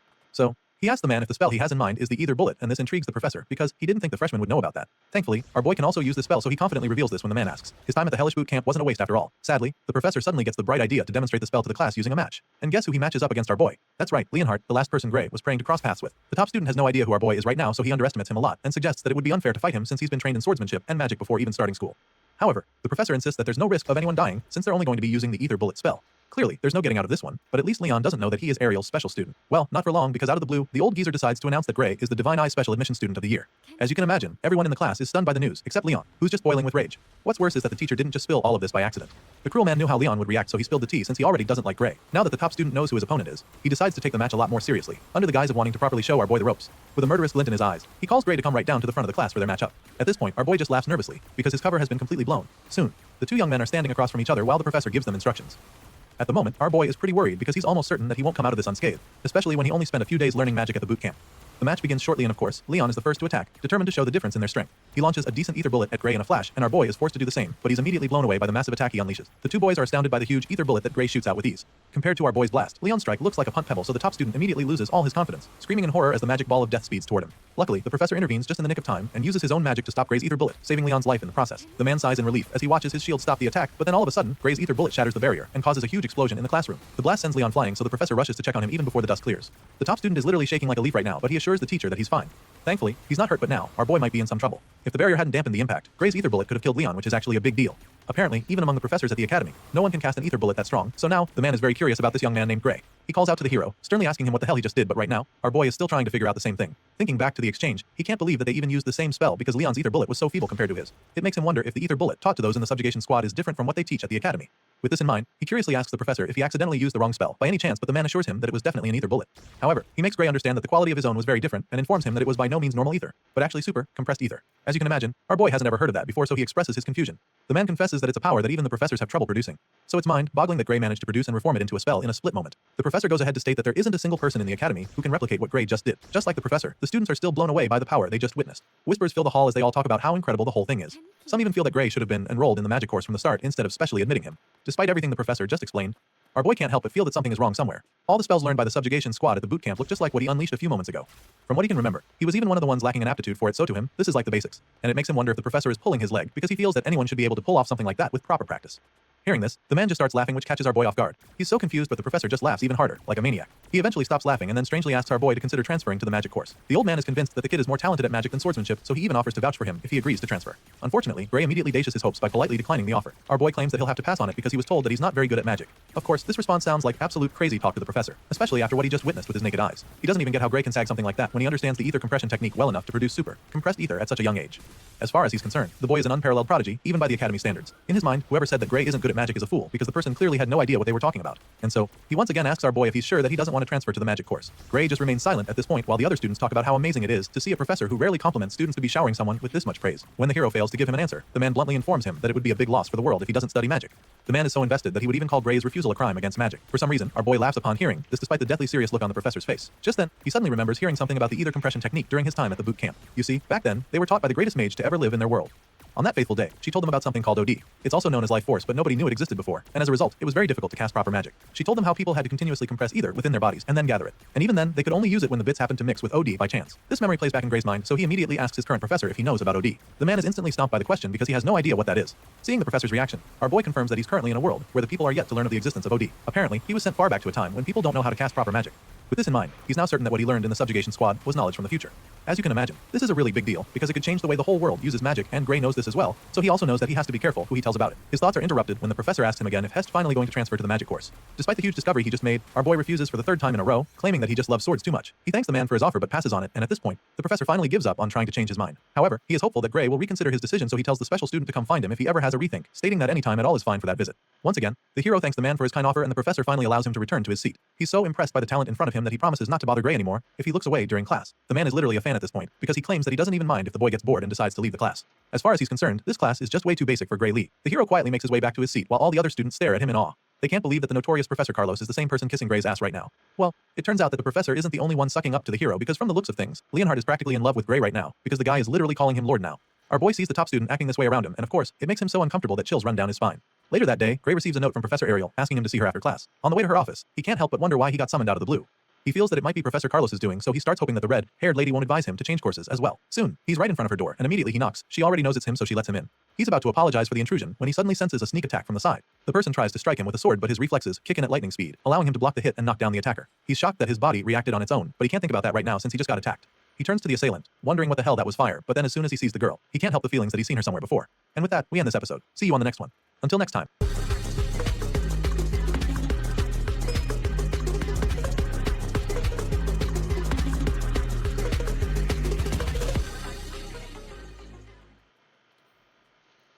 So Twitch is kind of dying. Twitch is, it was on life support. You guys saw this. And now Charlie was right. Yeah, absolutely. Anything over 10K viewers. I always think, look, bro, like anybody that goes and gets in their feelings or anything like that about like how many viewers or whatever, like you are a bitch. You are a bitch. And here's the reality. I could lose half of my viewers and I would not stop making any amount. I would still make the same amount of money I do now. And do you know why? It's because I get so many viewers that sponsors literally cannot even afford to pay me how much I'm worth. That's the reason why. So I am capped out on sponsors. That's it. Like I'm not even kidding. Like, that's it. So it doesn't even make a difference to me. Now, it's nice to be ego, oh, wow, you're number 1, number 5 this week. Oh, good. I don't care really, though. I mean, like, who gives a fuck? Twitch is a small pond. Who cares about being a big fish in a small pond? I have been paying very close attention to the Twitch bot apocalypse. I've kept my finger on the pulse of it. I find it to be a really interesting topic here. That's right. For those that don't know, a few days ago, Twitch made good on their promise where they swore they would be making bot detection and eradication a priority. They finally called attention to a issue that has plagued Twitch since the beginning. Since the genesis of Twitch in the primordial soup of... Hello. Wow, 9 kings. I just got this game yesterday. It's pretty good. I played a good bit of it. It's pretty fun. Why is it kings? Couldn't it have been queens?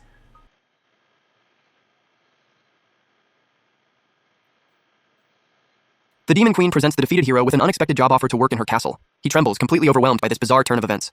The hero shouts in disbelief, convinced there must be a catch to such favorable terms. A flashback reveals him 10 days earlier, being praised by the human king for another splendid victory.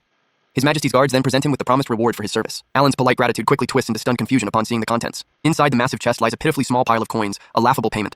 The royal guards question his dissatisfaction, completely unfazed by the insulting reward. With a strange smile, he desperately asks His Highness if this paltry sum is truly everything. He reminds them he just vanquished an S-rank demon king responsible for destroying 7 cities. Alan forces a smile, admitting the king's glare is more terrifying than any demon he's faced.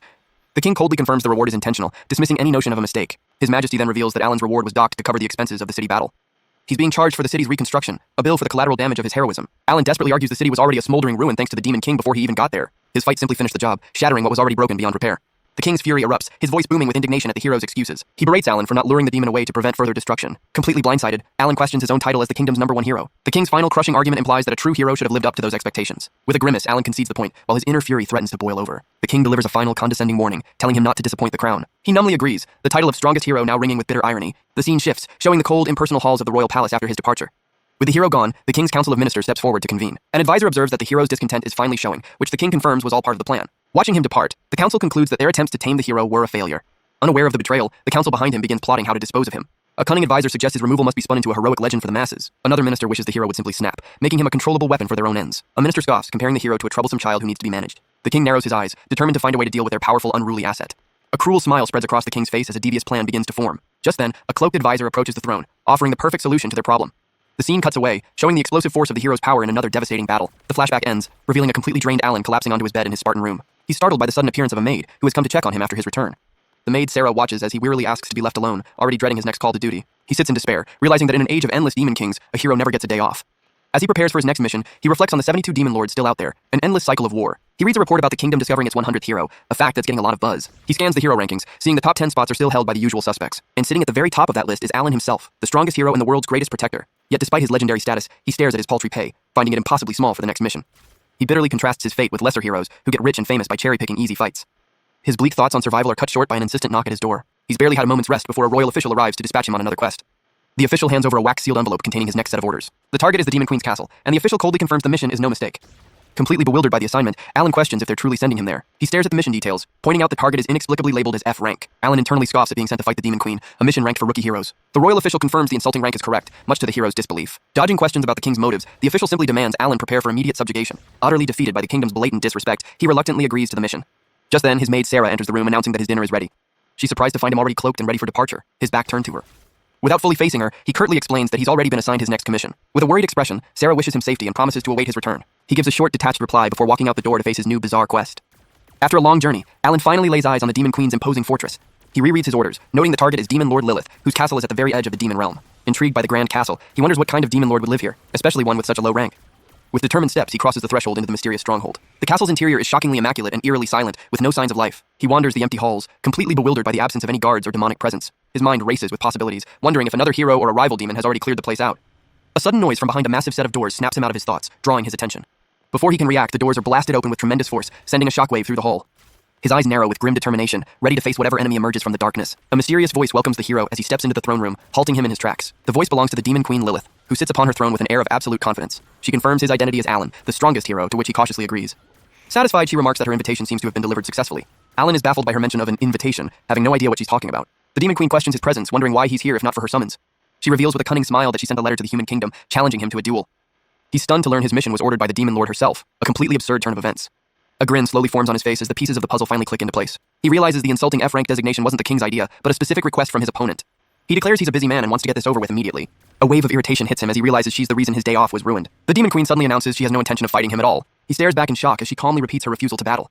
Completely baffled, Alan demands to know why she summoned him if not for a fight. With a cunning expression, she reveals her true purpose was to scout him. The hero can only echo the word back, trying to make sense of her claim. She then extends a formal job offer, asking the strongest hero to work under her. His mind short-circuits as he processes the absurd proposal of becoming her subordinate.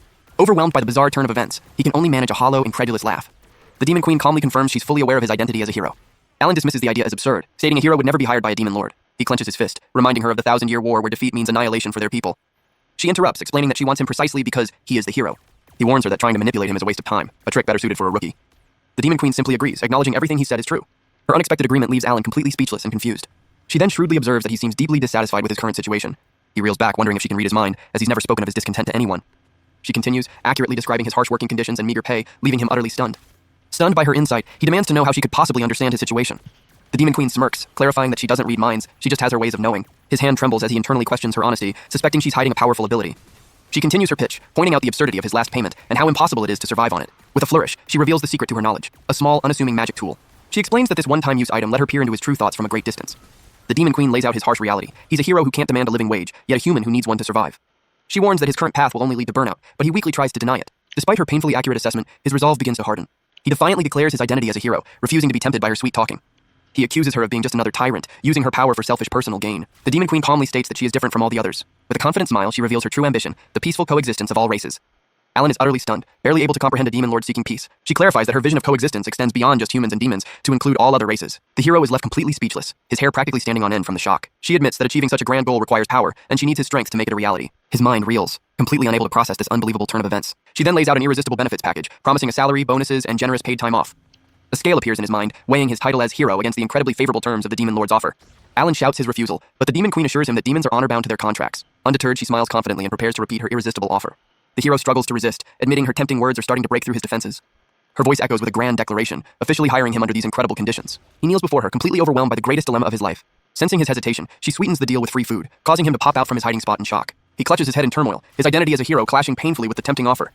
He internally admits that if not for his title, he would have accepted her proposal in a heartbeat. The Demon Queen smirks, knowing her clever, multi-pronged attack on his resolve is proving highly effective. As a final push, she offers him a personal servant, leaving the hero utterly speechless. The Demon Queen grows impatient, wondering if her offer is still not enough to sway him. A sudden magical backlash erupts before her, startling them both. As the smoke clears, Alan stares in utter disbelief at what he sees. The imposing Demon Queen has been replaced by a small childlike version of herself. She panics, realizing her 5-minute transformation has just worn off. The hero is completely baffled by this sudden and bizarre development. He accuses her of deception, but she nervously insists she is the real Demon Lord, just inexperienced. She bristles with indignation when he questions her identity as Demon Lord Lilith. Alan struggles to comprehend why the mighty Demon Lord is now a child. Their eyes meet in a tense standoff, the power dynamic completely upended. The hero and the tiny Demon Lord are locked in a moment of shared disbelief. Just then, 3 other heroes stride into the throne room, interrupting the bizarre standoff. They declare they've been sent by the king to provide assistance. One of them explains the king was concerned for Alan's safety after he accepted the duel. Alan eyes them suspiciously, questioning the true nature of their assistance. A burly hero smirks, then points out the child, asking if she's the Demon Lord. The group acknowledges her young appearance, but agrees she's still a threat that must be dealt with. Their shadows loom menacingly as they announce their plan to subjugate her on the spot. As the Demon Queen recoils in fear, Alan steps in, telling the others to stand down and leave it to him. He turns to face the newcomers, dismissing them and insisting he can handle the mission alone. Alan confidently tells the other heroes to leave everything to him, but the lead hero coldly informs him that it's not that simple. A blade suddenly pierces Alan's chest, leaving him in utter shock. He turns to see his fellow hero driving the sword deeper, a look of betrayal on his face. The knight reveals their true mission was never to help, but to eliminate Alan. Staggering from the wound, Alan struggles to comprehend what's happening. Another hero explains this is a direct order from the king who has branded Alan a traitor. The burly hero mocks him, laughing at how the number 1 hero's pay is less than theirs. As his consciousness fades, Alan can barely process their cruel words. He desperately clings to the belief that his majesty would never issue such an order. The traitorous hero reveals the king's true fear. Alan had simply grown too powerful to be controlled. With his strength failing, the world's strongest hero crumples to the ground, his mission cut short by betrayal. His former comrades justify their treachery as a necessary act for peace, a logic Alan can't comprehend as he bleeds out. Ignoring their fallen leader, the heroes turn their attention to the Demon Queen, already calculating their reward for her defeat. Lilith erupts in fury, disgusted by their hypocrisy and questioning their right to the title of hero. The lead hero coldly declares that his duty as a hero is precisely why he must eliminate her. He confidently raises his holy sword, vowing to end her life and add another victory to his name. Suddenly, a massive shockwave shatters the throne room's grand window, interrupting his threat. All 4 of them whip around, stunned by the unexpected and powerful disturbance. The hero stares in disbelief as he realizes his legendary holy sword has been inexplicably broken. The traitorous hero stammers in disbelief, unable to comprehend what's happening. Alan rises to his feet, disappointed that they severely underestimated his resilience. He casually explains that a simple stab to the heart is hardly a threat to him anymore. A text box reveals the holy power coursing through his veins has already healed the wound. With an icy glare, he informs them they should have aimed for his head to finish the job. As the heroes prepare to strike again, the Demon Queen commands them to stop. A sudden blast of energy sends the 2 assailants flying backward, their armor cracking under the force. Their faces contort in pure shock, completely unprepared for this new development. The tiny Demon Lord presents Alan with a new holy sword, declaring their impending defeat. Now armed with a legendary blade, Alan strikes a powerful pose, ready to face his betrayers. He now wields the primordial holy sword, a blade crackling with immense sacred energy. It's revealed to be the pinnacle of all holy weapons, the ultimate force against evil. With his new weapon in hand, he turns to the Demon Queen and announces his decision to accept her job offer. He rephrases his acceptance with a smirk, clarifying that he has officially been hired. The Demon Queen's face lights up with pure joy and disbelief at his confirmation. One of the betrayers erupts in fury, unable to comprehend a hero siding with a demon lord. Alan calmly turns the question back on them, questioning their sanity for the assassination attempt. He lays out his realization. The king saw him as a threat to be eliminated for his own selfish reasons. His gaze hardens as he poses a chilling question, blurring the lines between hero and villain. He officially renounces his title, declaring that if they are heroes, he wants no part of it. He dedicates his sword to his new cause, vowing to fight for his own self-interest as the Demon Lord's champion. A wave of sheer power erupts from him, sending his former comrade staggering back across the ruined floor. The Demon Queen watches in stunned admiration, her cheeks flushing at his display of power. Reflected in their terrified eyes, his former comrades struggle to stand against the immense pressure. He offers a sliver of mercy, giving them exactly 1 minute to flee. His gaze sharpens with a clear warning. Their time is running out, and so is his patience. Without a moment's hesitation, the terrified traitors turn and flee through the massive doors. Once they're gone, he lets out a weird...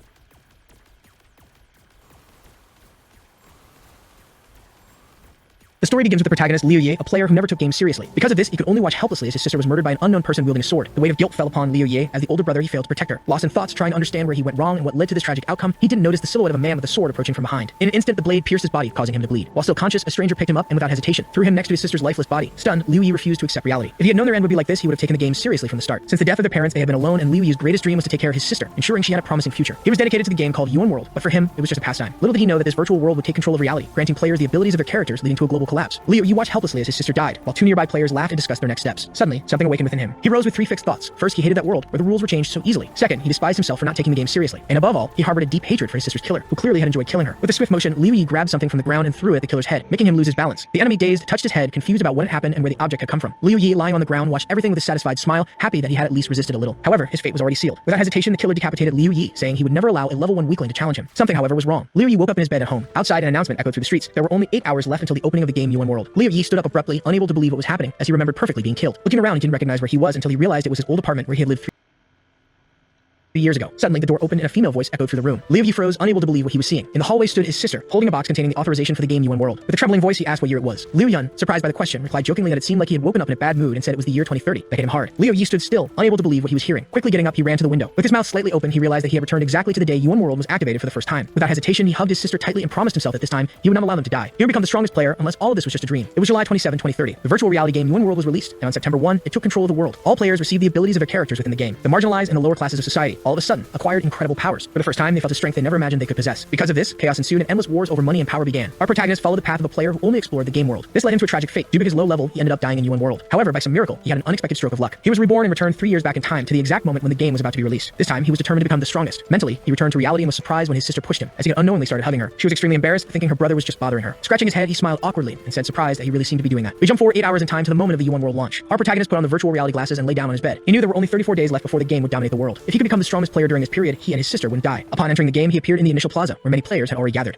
In the center, an administrator was about to demonstrate the power of a skill called strength. The first strike he delivered was simple, cutting a large rock in half. However, by concentrating his energy, he delivered another attack with a single movement, splitting the rock into two as if it were butter. The demonstration deeply shocked Liu Ye, who was watching with his mouth open. After the training session ended, the system transported our protagonist directly into the game. At the spawn point, several players were looking around in awe of this new world. However, Liu Ye had only one focus: to evolve as quickly as possible. He decided to choose the strength skill, as it was considered the most mysterious and determined the difference between an ordinary player and a true warrior. Without wasting time, he headed for the training pavilion. In the world of Yuan World, there were no fixed combat classes, just divisions based on the weapons used. Knowing this, Liu Ye wanted to master a weapon as quickly as possible, as the foundation of power lay in the mastery of its use. Once he reached 100% proficiency with a weapon, he would have complete control over the strength skill. With this urgency, he hurried to the weapon pavilion, worried that all the training areas would be crowded. However, to his surprise, when he entered, he realized the place was completely empty. Liu Ye didn't mind. He was determined to achieve his goal. He went straight to the weapon rack and began his selection. The katana was his favorite weapon, so he decided to start with it. However, he knew he should test all the available options. After 5 intense hours of training, he was exhausted. Still, he managed to master the katana completely, making it his main weapon. Despite the fatigue, he knew there was no time to waste. Without hesitation, he grabbed a longsword and began a new training cycle, pushing himself to the maximum and ignoring his own limits. In the weapon pavilion, a couple was walking through the corridors, admiring how realistic everything around them seemed. Suddenly, the girl noticed a training pavilion behind the guy. Curious about the sounds coming from there, she asked what could be inside. The guy looked up, saw the sign above the entrance, and commented that it was probably a training space. Without hesitation, the girl peeked around the corner of the door. That's when she saw our protagonist training tirelessly with a sword, refining his strikes against a wooden dummy. She noticed that Liu Ye was the only one training in that area, which struck her as quite strange. The couple approached the weapon rack but didn't pick any weapons. Instead, they wanted to understand how the training worked. They watched for a few minutes, then threw the weapons on the ground, saying that it was a boring activity reserved for losers. As they left, the guy explained that the training pavilion was only for increasing weapon proficiency, without offering other advantages. He further emphasized that to reach 100% proficiency, at least 10,000 strikes were necessary. The girl suggested that they leave and use that time to level up. The guy agreed immediately. Before leaving, the girl took one last look at Liu Ye. For some reason, he stuck in her memory. Liu Ye, however, didn't even notice that anyone had passed by. He kept striking endlessly, showing no intention of resting. On the first day, he mastered the katana and the halberd completely, but his much anticipated special skill didn't appear. On the second day, he reached mastery in using the spear, axe, shield, and hammer. Still, his power didn't awaken. On the third day, while other players had already reached levels 10 to 20, Liu Ye was still at level 1 and his strength remained hidden. For a moment, he considered leveling up before continuing his training, but he quickly dismissed the thought. If he wanted to become the strongest player, he needed to obtain his skill at all costs. Nothing would stop him. Once again, the scene shifts to the street near the training pavilion. The same couple was walking by discussing the fact that a player had died. The punishment in Yuan World was harsh. Upon dying, the player lost all experience levels. In the middle of their conversation, the girl once again saw Liu Ye and was incredibly surprised. He was still training. The guy beside her was also shocked. He said there were far more exciting ways to play, much better than spending days training non-stop. The girl, intrigued, couldn't understand why Liu Yi kept at it. Her friend suggested that maybe he knew some hidden secret. Excited, he thought of trying to master a weapon as well. However, the girl interrupted his idea. She stated that it was pointless, as Liu Yi had been training for 3 whole days and nothing had changed. While other players reached level 20, he was still only improving his weapon skills. He wouldn't have a chance to win this way. Liu Yi, however, completely ignored the couple. He had a goal and he wouldn't waste time on distractions. The girl grew irritated by his obsession. She said Liu Yi seemed like a game addict, and even if he did become the strongest fighter, she would never try weapon training. For her, time would be better spent leveling up. Losing patience to stay there any longer, she grabbed her friend's arm and insisted they leave. They needed to gain more experience as quickly as possible. Days later, our protagonist received an unexpected notification. He had mastered 18 types of weapons and, as a result, earned the title of Master Armorer. Now he was able to use the skills and characteristics of the other 17 weapons with any primary weapon of his choice. With a whip in his hands, he was exhausted and remained motionless, processing the message in front of his eyes. He couldn't understand what was happening. He had perfected all possible bladed weapons, but his long-awaited special skill never manifested. Because of this, he decided to discard the bladed weapons. Maybe his true talent lay in firearms. Without wasting any time, he headed to the firearms pavilion. As he walked, he reflected on something curious. In his previous life, he had never encountered a player who used power with firearms. Upon entering the pavilion, a magnificent hall was revealed before him. There was an immense variety of weapons displayed on metal racks. Without hesitation, Liu Yi chose a pistol. The days were passing quickly. More than 5 days had passed, and he was sure that the other players had already reached level 30. Meanwhile, he was still at level 1. Looking at the vast selection of weapons, Liu Yi felt a tightness in his chest. There were so many options, and because of this, Yuan World could take over the world before he mastered them all. For a moment, he wondered if it was worth continuing. But then the memory of his sister's death came flooding back. That level 20 player who killed her. Blood boiled in his veins. He had no choice. He couldn't turn back. Without power, he would never become the strongest player. Taking a deep breath, he raised the pistol and began his training. Even if his fate was to die again, he would never give up. Meanwhile, in the training pavilion, the girl who had once mocked Liu Yi's dedication decided to return to check on his progress. However, when she looked inside, she found no one. Surprised, she thought he had given up and left, never to return. Suddenly, a loud bang echoed through the area. The deepening sound froze her in place. What was that? Instinctively, she followed the noise and climbed the stairs toward the firearms pavilion. Peering around the corner of the door, she was stunned. Liu Yi had stopped shooting. The reason? He had completely destroyed the training target. Around him, a strange greenish aura flickered, as if his very existence was shifting. The girl covered her mouth with her hands, stifling a scream. Her eyes reflected pure horror. What the hell was happening to him? Liu Yi, for his part, remained frozen. He wasn't looking at anything as if lost in the void, but in truth, he was reading the notification he had waited for so long. The message said, "Congratulations, you have reached 100% mastery with a pistol. As a reward, you've acquired a new skill." A shiver ran down Liu Yi's body. He'd finally received his power. Now, for the first time, he felt prepared for the impending disaster. A subtle laugh escaped his lips. The next step was clear: level up and catch up with the other players. His statistics were basic as all 5. The only exception was his special endurance, which had only 1 point. Additionally, a new icon for passive skills appeared, but it was empty. Heading for the exit, Liu Yi was ready to start leveling up. However, as he reached the door, he noticed a girl standing in the hallway. She tried to act casually, looking away and whistling a melody, pretending not to have seen anything. Liu Yi, however, didn't waste time wondering if she had seen something or not. He simply walked past her as if she wasn't there. The girl, in turn, felt strangely embarrassed. A feeling of irritation took over her, not understanding why she felt so uncomfortable. She wanted to ask what had happened inside the pavilion, wanted to understand what that strange aura around Liu Yi was, but she hesitated. In the end, she remained along the way. Liu Yi overheard rumors about Yuan World. The most relevant information was that the game had reached 10 million online players. This only confirmed his concern. Time was passing far too quickly. Arriving at the store, Liu Yi chose his equipment. He purchased a low-level pistol called the White Dragon, costing 500 coins. He also bought a box with 300 regular bullets for 300 coins and a low-level dagger that cost him 200 coins. In total, he spent 1,000 coins on his new acquisitions. Upon leaving the store, he felt a slight sense of discouragement. The prices were way too high, and the fact that the in-game currency had the same value as real money made everything even more expensive. To him, the company behind Yuan World had overdone it with the item prices. Still, he was satisfied with his new weapons. As he examined the dagger, an idea struck him. Without hesitation, he activated his special skill, Master Armorer. This skill allowed him to surpass the limitations of weapons and apply the powers of one weapon to another. The first real test of his new power was about to begin. Determined to test his abilities, Liu Yi headed to the Mirror Kingdom Game Company. This place allowed players to create a mirrored copy of themselves to fight against it. The rules were simple. If a player managed to defeat their copy, they would receive extra money and experience. However, there were 2 conditions to participate. The player needed to be at least 5 levels below their copy and also pay 10% of their gold to enter the fight. For Liu Yi, these conditions were not a problem. In fact, it was the perfect scenario for him. He was still at level 1, but now he had real power. While walking through the Mirror Kingdom Hall, a shout of frustration echoed throughout the area. 2 players had just respawned, complaining about the extreme difficulty of the mirrored copies. It seemed they had lost everything they had worked for. Nearby, 2 other players were watching the scene with irony. They mocked the defeated players, and when they noticed Liu Yi, they turned their attention to him. One of them, noticing the pistol hanging from the boy's waist, laughed in disdain. To him, it was the worst possible weapon choice in the game. The other player also showed contempt, convinced that Liu Yi was nothing more than an inexperienced rookie, deluded into thinking he could win with such inferior equipment. Liu Yi remained silent, simply observing the players. They had no idea what he was capable of now.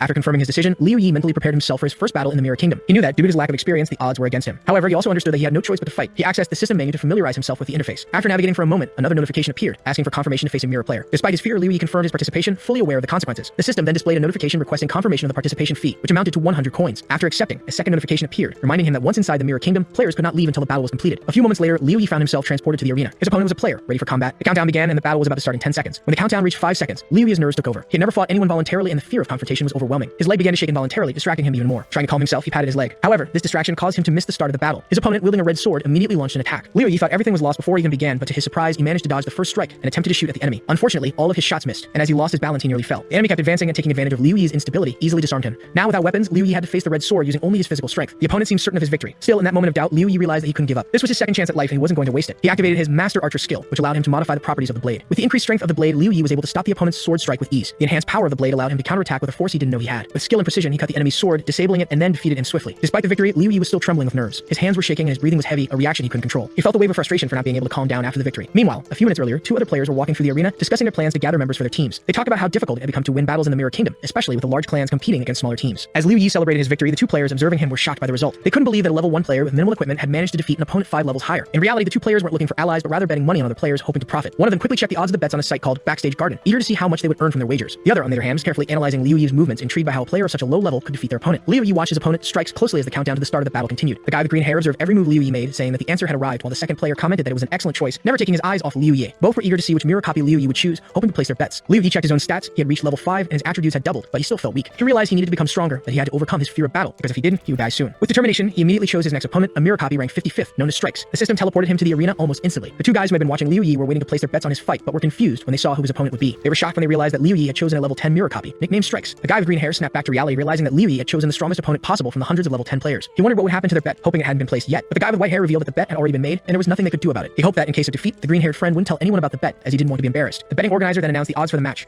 showing the bets placed on Liu Ye and Strikes. Seeing the odds, the two guys felt discouraged. The total amount bet on Strikes' victory exceeded 200,000, and they had already lost all hope. At that moment, Strikes appeared before Liu Ye. Strikes, with a katana in hand, was equipped with the persistent fighter set, while Liu Ye, a level 5 player, only had a pistol, a dagger, and basic gear. The countdown to the start of the battle began, and as soon as Liu Ye saw his opponent, his legs began to shake again. This angered him. To stop the shaking, he drove the dagger into one of his legs. With only 2 seconds left before the battle began, he took a combat stance, determined not to repeat the mistakes of his first fight. When the battle started, Liu Ye wasted no time and immediately advanced towards Strikes, skillfully dodging his attacks. Although Liu Ye's pistol was powerful, his accuracy wasn't the best, and Strikes managed to dodge or block most of the shots. After a while, Strikes grew tired of this and quickly disarmed Liu Ye. Without hesitation, Strikes went in for a fatal strike. It seemed impossible to dodge the blow, but Liu Ye wasn't ready to give up. He activated his special ability and his eyes glowed blue. Liu Ye made an incredible leap forward, narrowly dodging Strikes' deadly strike. After sliding back a bit, he realized that Strikes wasn't pursuing him. With a moment to recover, Liu Ye analyzed the situation. His health was at 20 out of 100 and his cognitive power was at 28 out of 30. The battle had just begun, but Liu Ye was focused on his survival. Liu Ye was one step away from defeat. His regular attacks couldn't even scratch his opponent, and he realized he had chosen an adversary he couldn't defeat. He should have opted for a weaker fighter and used that time to level up rather than rushing so quickly. But still, after a moment of doubt, Liu Ye returned to his combat stance, almost finding it funny how hard things were becoming. He believed that in order to overcome his fear, he needed to keep fighting and not give up. Considering that standing still wasn't a good option, he decided to charge directly at his enemy. At one point, the hero turned to the side to avoid being struck by a fatal blow that would have wiped out his entire health. However, Liu Ye underestimated his opponent's speed. In mere seconds, Strikes was behind him, catching him by surprise. Liu Ye realized he had no more chances to win, so he decided to risk it all. Before the fatal blow could land, he turned to face Strikes, drawing his pistol and shooting. In a final clash, they exchanged fatal blows. Strikes' katana cut Liu Ye in half, while Liu Ye's pistol shot destroyed Strikes' head. The system determined that Liu Ye inflicted fatal damage faster than Strikes, and therefore he was declared the winner. His reward was a large amount of experience, money, and a level up. Now Liu Ye was much stronger at level 13, with all of his attributes increased to 17, except for resistance, which only increased by 1 point. He let out a sigh of relief, realizing that he had been on the verge of death, and yet he had won that incredible battle. Many more notifications arrived, the most important being that he had reached level 10, and now his resurrection ability had evolved to the point where he could choose his development path. Meanwhile, the two guys who had bet on Liu Ye's victory were surrounded by a crowd and pressed against the wall. Those who had lost the bet were required to hand over all the money to the other participants. One of the guys nearly started crying, asking if there was an option to give half of the money instead of all of it. The one-eyed gang pointed at them and said there was no such option, and they couldn't escape this easy loss. The guy with white hair couldn't take it anymore and shouted, saying he couldn't believe they really thought they had already won when the outcome wasn't even decided yet. Gang, pointing at the board, firmly stated that Strikes would win as he couldn't lose to a newbie. If that happened, he would be ready to cause a huge ruckus with the bets. Before Gang said this, Strikes was considered one of the leaders among the level 10 mirror copies. However, moments later, the board was updated and everyone was shocked to see that Strikes had been defeated. The crowd around them could hardly believe it, and their mouths dropped open in astonishment. Their world instantly crumbled. The guy with green hair was overjoyed, happy with the victory, and the two friends were thrilled that they had won. Meanwhile, Liu Ye, the protagonist, returned victorious from the arena. The list suddenly appeared before him. He looked at it for the first time and didn't fully understand what it meant, but decided to finish the game. When he was about to leave the game, his sister came into the room and called him to eat. Upon entering the kitchen, Liu Ye wasted no time and started eating immediately. Yun, his sister, said she had prepared his favorite mushrooms, but Liu Ye didn't even pay attention to her words, so immersed was he in his thoughts about Yuan World, where he had discovered 2 new abilities he didn't even know he had. The first ability was the Flame of Invasion, which had an incredible effect. The damage per second dropped from 50 to 25, but the total damage was around 250 health points. Along with his abilities, Liu Ye also thought about the dangers posed by his opponents and considered the idea of forming his own team.